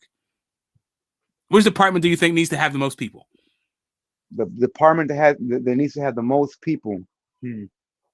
What are you trying to do though? Hold on, wait. I'm not trying to answer. I'm just saying it's Top Rank. No, I'm just saying question. Not to answer the question with the question and shit, but I would have to go with the shaman, the healer amongst the tribe.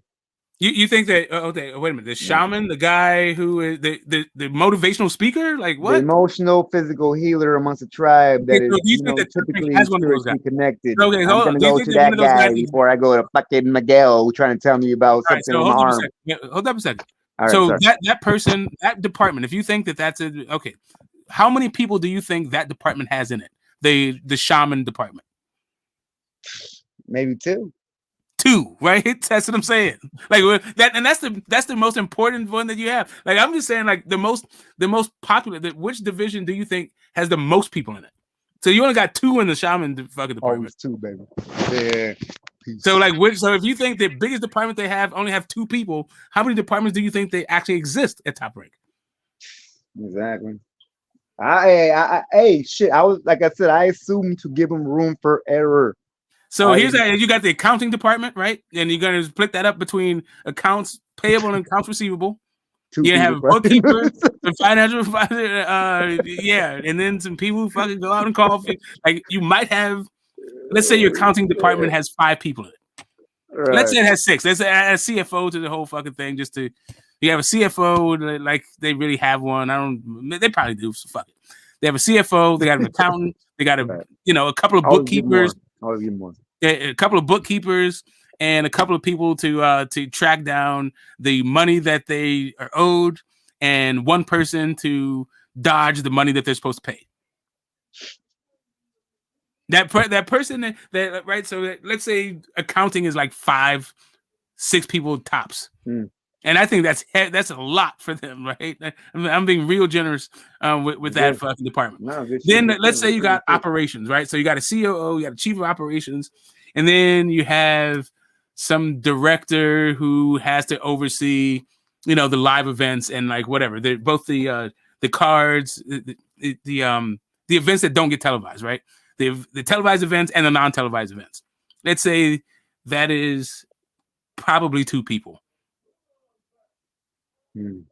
Right, for the fucking logistics. We're 8 now. We're 8.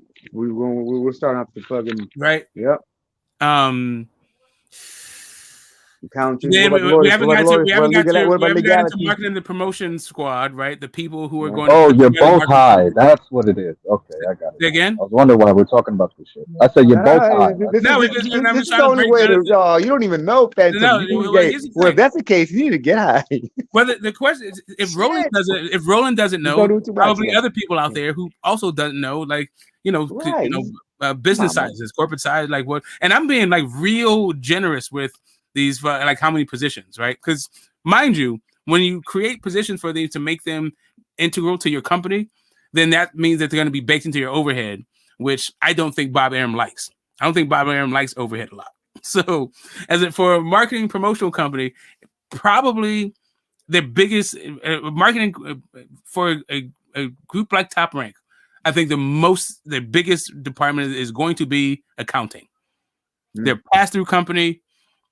And 6, 8. We're they at deal 8. with a bunch of sponsors and networks budgets. Yeah, it's going to be legality. We're on legality now. How about that? Legal is about a compliance and what that's a different thing. So the legal department is probably one agency which has a bunch of different lawyers. No, yeah, fudge. And don't forget, Bob is a lawyer, a former lawyer himself. I mean, but he's not. Yeah, but he's not going to be like like Bob's 90-something years old. He's not going to sit there. I mean, he probably understands boilerplate and he sits on the thing. But I'm just saying, like when it comes right down to it, they probably outsource most of their legal shit to a firm which has like a bunch of attorneys on it, and it's a one-stop shop. All right, so now I just wanted to add something very quick. Because he keeps mentioning that he doesn't understand how they can have so few employees and stuff, and be worth so much money. You see, in business, when you understand business, you understand that you don't have to hire people. You can just get contractors, general contractors, outsource, like you said. So all this stuff could be outsourced. And you can just get contractors, like the fighters. They're contractors. I'm sure there's a lot of like positions in that company that he doesn't have employees in there because they're contractors. You understand? Yeah, I don't like for a marketing promotion company, right? That's what they do. I think that's probably one of the smallest departments at Top Rank. Right? Is marketing promotion. I think they outsource most of that shit. It's outsourced as a marketing agency. Yeah, the other marketing agency. I think the thing that they don't want anybody to see is their books. They make sure that information don't go nowhere. It's not going to a third. Hey, the time needs to come to an end, and it will soon. I guarantee you. You can see it. Hey, you see what happened when the senators was about to go into his books about that Hagler situation. You see what he did, right? Oh yeah, they made that fight. They made that fight happen. Okay, no, we ain't showing you nothing. Okay, you want to see my books? No, sir. Get him a title shot. The only person books we've seen is we've heard about the Al Heyman's books. We haven't really seen them. We saw fucking Oscar's books because when they sued Al Heyman, but that's about it. They're not. As a matter of fact, once that discovery starts coming about the books, that's when lawsuits drop. So how come we ain't seen Bob's books? Why ain't no Bob's books? Because Bob was settled on your ass. Yes. When Bob sued PBC, Bob won. Bob didn't know what Bob. He didn't win. He settled. Yeah, they gave him a settlement. That's what happens. They settled. They offered him a settlement that he was happy with, and he took it. Correct. They got to, and that's what happens. Like Oscar was like, "No, I'm winning this shit. Here's my books." But Bob wasn't on that shit. Bob was like, "You know what? It's going to cost you X amount of dollars to fight this thing. Let me charge you Y amount of dollars to make me go the fuck away." Damn. Well, I think like asking to see a Jew's books is like asking to see the inside of his soul. Like I don't think that's like something they willingly will give up to you. You know Right. what I mean? That's what I'm saying. That's what you don't outsource. That's what a company like Top Rank is not outsourcing. They are working with an accountant and some bookkeepers that are at least that are on payroll. At the very fucking least, the bookkeepers are on payroll, but probably the accountant is. And maybe they'll go. And they probably been there for years. Yeah, exactly.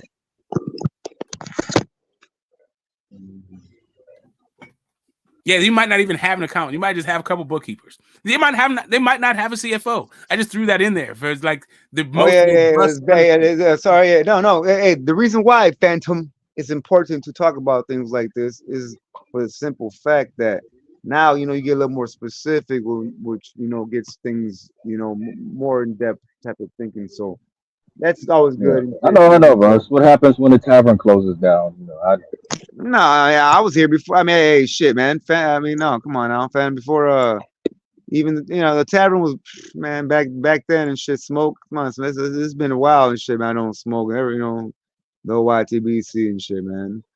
But I mean, much love to tavern and shit, man. Chad's the best. We've been chopping up long before this attack. But I'm saying, like, nah, come on now. Listen, I used to call Roland the highest dude on camera. As I was. So what's your thoughts, fellas, on this fight tomorrow night? What'd you say? What's your thoughts on this fight tomorrow night, fellas? What is the fight tomorrow night? Munguia and Ryder. That is good. That is me classic, y'all. Watch. It's me classic. I'm telling you. I think that's gonna be a classic fight. I don't think that John Ryder is capable of being classic fights. Nah, man, that Ryder Canelo fight is either. Actually, I don't think either one of them are capable of producing a classic fight. Man, hey, see, look. He's a boxer in there, going in there, man. Look at him. He's a boxer, another man going into a fight where he can get beat the fuck up, knocked out, everything, man. And especially going into another country, especially how he went through with 12 of Canelo and shit. Last, he looked fucking very good and shit. Come on now, like, who looked very good? Ryder looked good versus Canelo, man. What? I seen that. I just seen that fight. Like Ryder looked good, man. Like, I'm saying, like, come on. Okay. Did you think Edwin De Los Santos looked good against Shakur?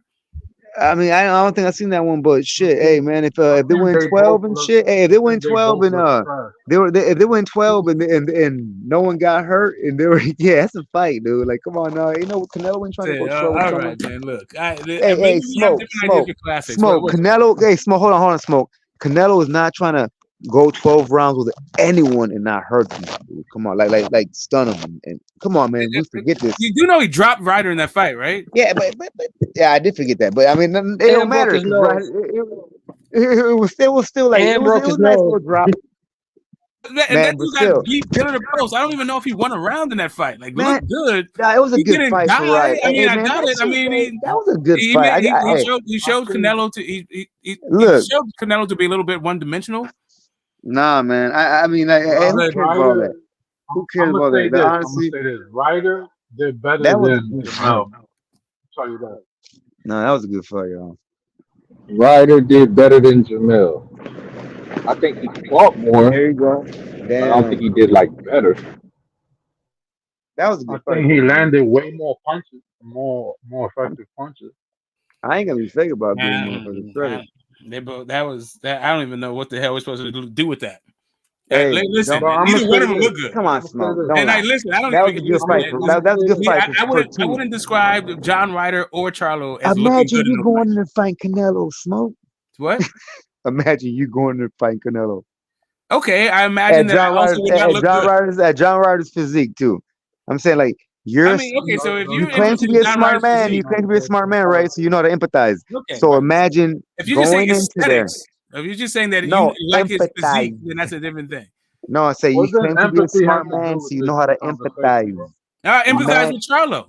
That's No, the I'm guy. saying imagine jumping in Ryder's shoes. There's no empathy in Right, I boxing, got you. bro. I'm What are you stepping talking into about? Ryder's shoes, no matter how it is, whatever He did perspective. his So thing, far, dude. He did his thing. He laughed. I don't know that he looked good. If you thought that was him doing his thing, his thing is getting his ass. You don't like blue collar workers, huh? What? You don't like blue collar workers, Smoke? What does that have to do with getting your ass whooped from pillar to post? Nah, and the fact that he went 12 and shouldn't get knocked out, that's dope, dude. Okay, is it for the Charlo? In my opinion, I don't think No. It was. I know what you're saying, though. I feel you, but you're right. I mean, honestly, you're right though, because Charlo was way smaller. I think Ryder's bigger for sure. But we just all expected more from Mel, man. Come on. I mean, but you just saying that they look good. To me, they both of them got their ass whooped. Did not win a round. Ryder's fight. Who had a better fight, Ryder or Mel? I don't even know what fucking this dog hair you're trying to spit. This is the worst. You didn't watch that fight then. That's why I watch. You didn't go watch that fight. Hold up a second. What you like is stray fucking mutt dog, mangy fucking mutts in the alleyway and try to take them home to be pets. Like, I don't give a damn about these mangy ass motherfuckers. Like, yo, that you talking about the worst kind of fucking fights that I would like to forget, and you're telling me what's the best of the worst? Who gives a fuck? Who's the better fight, Ryder or Who gives a Canelo? fuck? I don't care about your best of the worst. Your list of best of the worst. You know it, man. I literally don't. I Check it couldn't out. tell care less. You're the one saying that one guy looked good. Who No, neither one of those guys look good. All right, so who do you think? Neither one of those guys look good. Who's gonna win, Munguia or Ryder? Okay, probably Munguia. Ryder doesn't throw enough shots. No, probably now. I'm talking all that stuff. Well, I'm If just you're saying, probably, serious I don't about really have boxing, any. hey, don't you forget, I know my boxing, Smoke. Okay, so let's but say, you just asked I know my punches. So I'm okay, saying, so that's what I'm saying. I think that it's probably going to be Munguia because he's more active. Ryder is like, okay, he's a tough dude, but he don't throw a lot of shots. Hey, Roland, what if your ex fought Clarissa Shields? You think she'd win, bro? my ex would probably. Would she look good doing it? I mean, I don't mean like her, but my ex would probably honestly break your heart at the end of the day and turn you into a crackhead. From what I see. Yeah, I know. I see what happened. What the hell was that about Clarissa Shields in fight? What the hell? I'm saying like oh wow! You need to go to a confessional. This is not it. We're talking about boxing. No, I didn't ask a question. Did I ask a question? No, Phantom did. He asked you a question, and then you answered something totally different. No, that was. He said, "Who's going to win in a fight? Who's going to win in a fight?" No, and I asked him. I told him. I said, "Well, you said that his ex is going to turn him out and turn him to a crackhead. You probably He's going to turn him into a trick. What's that got to do with Clarissa Shields, though? Like, who's going to win the fight? Okay, so she meets Phantom. She turns him into a crackhead, and whatever breaks his heart. Who's going to win the fight?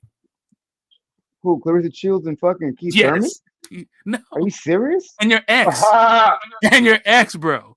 Your ex and Clarissa Shields. Who's going to win the fight? Oh, shit. Well, I don't know. Come on, man. Clarissa Shields, man. She can fight Thurman. She will lose. Thurman beat her ass. But is Keith Thurman your ex? Hold up a second. Is Keith Thurman your ex? I'm trying to say, like, why would you compare? Fuck is happening right why now? would you compare the GOAT fighting my ex? She can't fight like that. She can fight me though, and me and Clarissa will be a good fight. I'll probably put it down like quick. I'll probably do a couple little bounces on her. Like, she's probably done. I think she could probably beat you and your girlfriend. Yeah, exactly. I think Clarissa Shields could beat you and your girlfriend probably at the same time. I used to think that definitely before I started actually practicing. You know what I mean? Before I got off my ass and did something. If you put headgear on and gloves on you and your ex, I think Clarissa Shields could box both of you at the same time. I take out Clarissa Shields within 11 seconds. And she wants to be like that. Listen, the only way you're knocking out Clarissa Shields is if she all of a sudden became 7 feet tall. Nah. Otherwise, all those shots that you throw are going right over her head. Hombre, you don't understand, dude. I would just go right up to her and just just ready to take. Yeah, no, I'm telling you. She could hit me with the now you got to show the people what we're talking about. Show us them hands, Roland. Show us hit me with the hammer. Show us those hands. It's not gonna. I'm not gonna let it hurt me. You don't just look. I am not, as a man, gonna let it hurt me. All right, we got you. Fucking. So I'm gonna knock her out right after that. I'm gonna use that energy. Yeah, hey, Roberto Duquesne, get on camera and start throwing them Roberto Duquesne hands, bro. Yeah, every time it was Charles Manson. I was like, oh, I'm not crazy at all. I know what I'm talking about. Yes, let's throw those fucking shots. Let's see though. That's hilarious. But honestly, hey, now honestly, let's see some shots, man. No, let's see those hands. I would, but I can't even. Hold on. Give me a second. Yeah, show it because the people who haven't seen you throw shots don't know what we're talking about right now. They need a visual. I appreciate you thinking something. You know. Everybody that like we know we're all men here, and yeah, we'll bully the It's a fun ass and all this exercise, other man. stuff. Yeah, sure. We can just It get really on is some fun extra. exercise. You know, the man is always It's going a to be fun the exercise, no matter what. You better be doing it. Hey, listen, I'm not the one out here talking about I'm gonna knock out Clarissa Shields in 11 seconds. That's you. Well, I'm saying she knows. She knows. I think she outweighs you. How much you weigh? Clarissa, I wouldn't even fight her. I'd be like, yeah, hold up a second. Aren't you like a $140? Aren't you aren't you a junior welter? Huh? Aren't you a junior welter right now? Aren't you like 140? I don't know. I haven't weighed, but I don't know. But it's fun though. Like getting look, check it out. It's different. It's better, man. Without I can't. Yeah, see, like, but wait, only because I feel like you're serious about the whole. Nah, I appreciate it. You're not of course.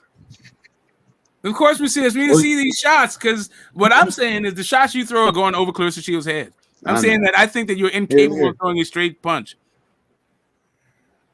Because I have to. I don't know what you're gonna do punching someone, fighting somebody who's shorter than you. Like it's gonna be worse. Too, though, man. Look, listen. So what's the hands of stone, bro? I'm not punching high, you guys. Okay, here you go. I'm trying to extend my arm. I can't really do that, I feel. When I'm going like, I mean, I can extend it, but I'm saying like my body or some shit. Like I don't feel like my body's like kind of extending, like flexing more. If I'm like put more of an arc on it. You know what I mean? Like, but if I'm like, I feel like I'm more like, you know, and that feels it feels better. You know, you know what I mean? So that's why I do that. I ain't gonna do that shit, man. I'm fighting somebody a little shit. Come on now, you know what I mean? Like, but I mean, it ain't about fighting this shit. But like, all right, guys, man, you guys got me excited. But that is going in long in 11 seconds, and I got motherfuckers think I can't punch this shit, man. Fucking ass. No, I don't think you can punch down. I think if a taller guy's got some problems, you're gonna do that tetherball ass punch, and he's not gonna move out the way, and then you're gonna admire your work. You're gonna watch him drop and all that shit. You see, look, all right. Mr. Shields, though. I feel like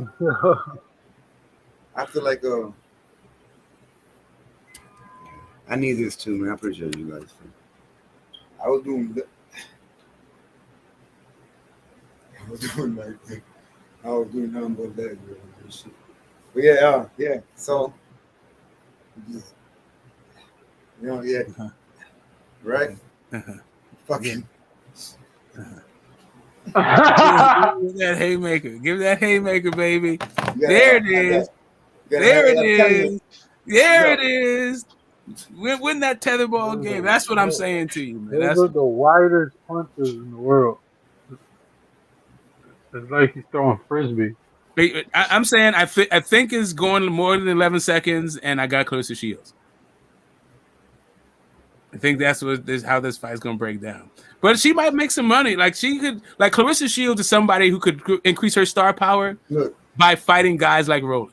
Like all these dudes on the internet that thinks he's just something sweet because he's a chick and all this other thing. I knock out now all the Charlie Z's of the world. She's go get a Deontay Wilder on and start knocking these dudes the fuck out. And then yes, that would increase her star power. So Clarissa got to fight a man in order to become a star? I mean, fighting women ain't doing it, is it? I mean, she beat all the women she could fight. Like, yeah, kind of true. Yeah. Who's a better candidate than Roland? Who's a better Keith Thurman? But Keith Thurman's a whole load. But like, yeah, you know, Keith Thurman's gonna not. I think he's gonna knock that wig loose. Candidate, bro. Look at that hook, bro. I'm saying, I'm he's swiping right, swiping left, and he's got the back fist on you. He's got quadruple up that hook. Your man windmilling, bro. And I was, man, those are what you call elbow punches. You heard arm punches before? You never heard them elbow punches before, have you? And I don't mean hitting somebody with your elbow. It's just you just use the rotation on your elbow to throw a shot.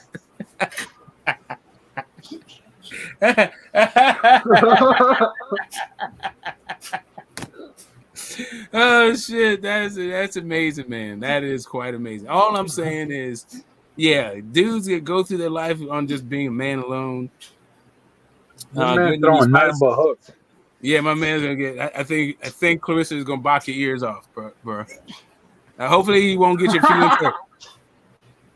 I don't even think you need her. I think who's that? Bumgardner. I think Bumgardner got you. I think Katie Taylor got you. Yo, to throw a right, throw a left and a right, bro. Straight punches, bro. Let me see how it looks. He's dance fighting. What the fuck is going on right now, bro? He's dancing and fighting at the same time, Roland. Throw a few straight punches, Roland. Fucking god damn, really? Munguia versus John Ryder? Oof. Well, you gotta have a common opponent with Canelo to sell Munguia, right? See, Chap is picking up what I'm putting down. I don't like against a big ass dude, you're good. But I think Clarissa Shields, without having to bend her knees, I think she can go in there Frankenstein leg, and all your shots are gonna go over her head. Your man is tired. Told you, I'm telling you. He's sparring for 3 minutes. I'm telling you, Air is always beating your ass. I want to fight her. See, you fighting Air a lot, and Air is constantly winning. I want to fight Clarissa. That's my best of goal. It's my baby. Well, I mean, if you go in there and talk about you're the GOAT, you're my baby, I got you in 11 seconds. I'll knock you out in 11 seconds. I think that she's like, hey, nah, come on, she like, we can fight and shit. She like, I think she's gonna turn up on you. I think you're gonna find out what Detroit's all about. Nah, I love GOAT. Nah, that's my baby. I would never.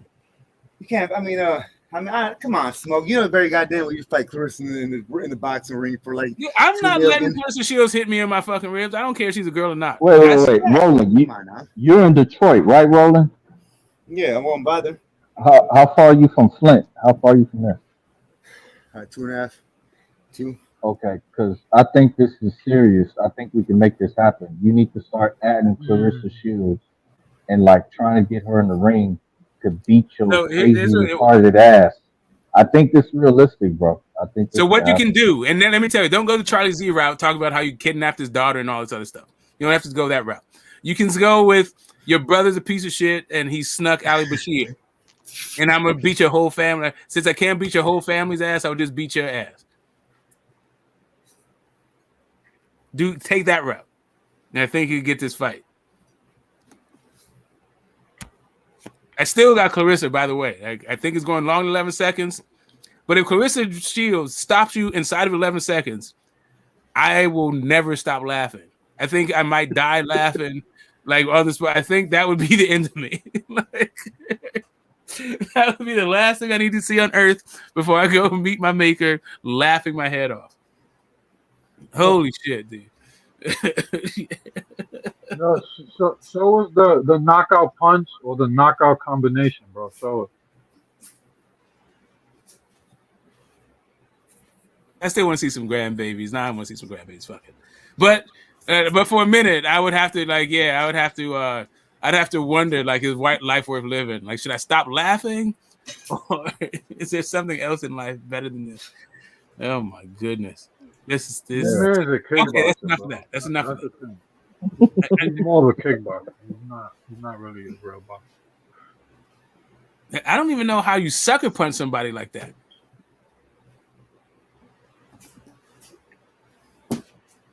You know you want to jump and punch somebody. You totally want to do the Superman punch. You know you want to. You're not quite tall enough.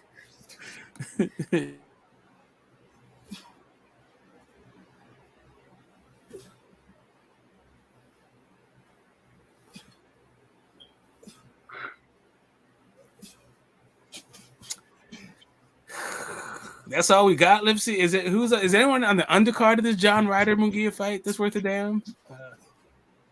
Sebastian Fundora's sister's fighting. She looks just like him, poor baby. Like, what's up with contact lenses? Like, why they come in there coming to fights looking like Kareem Abdul-Jabbar? Fucking James Worthy. Man. But yeah, it is what it is. She's good. I think she's actually better than you guys were the one who got me started. It's your fault. She's a better boxer. Yeah. Right there earlier. Shit. Oh shit. All right. That's enough of that. Okay.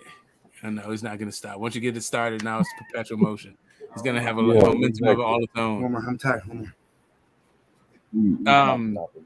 So I think that at this point we've talked about everything we can talk about when it comes to boxing. If we've gone to Roland versus Clarissa Shields, I think he's starting to crip walk now.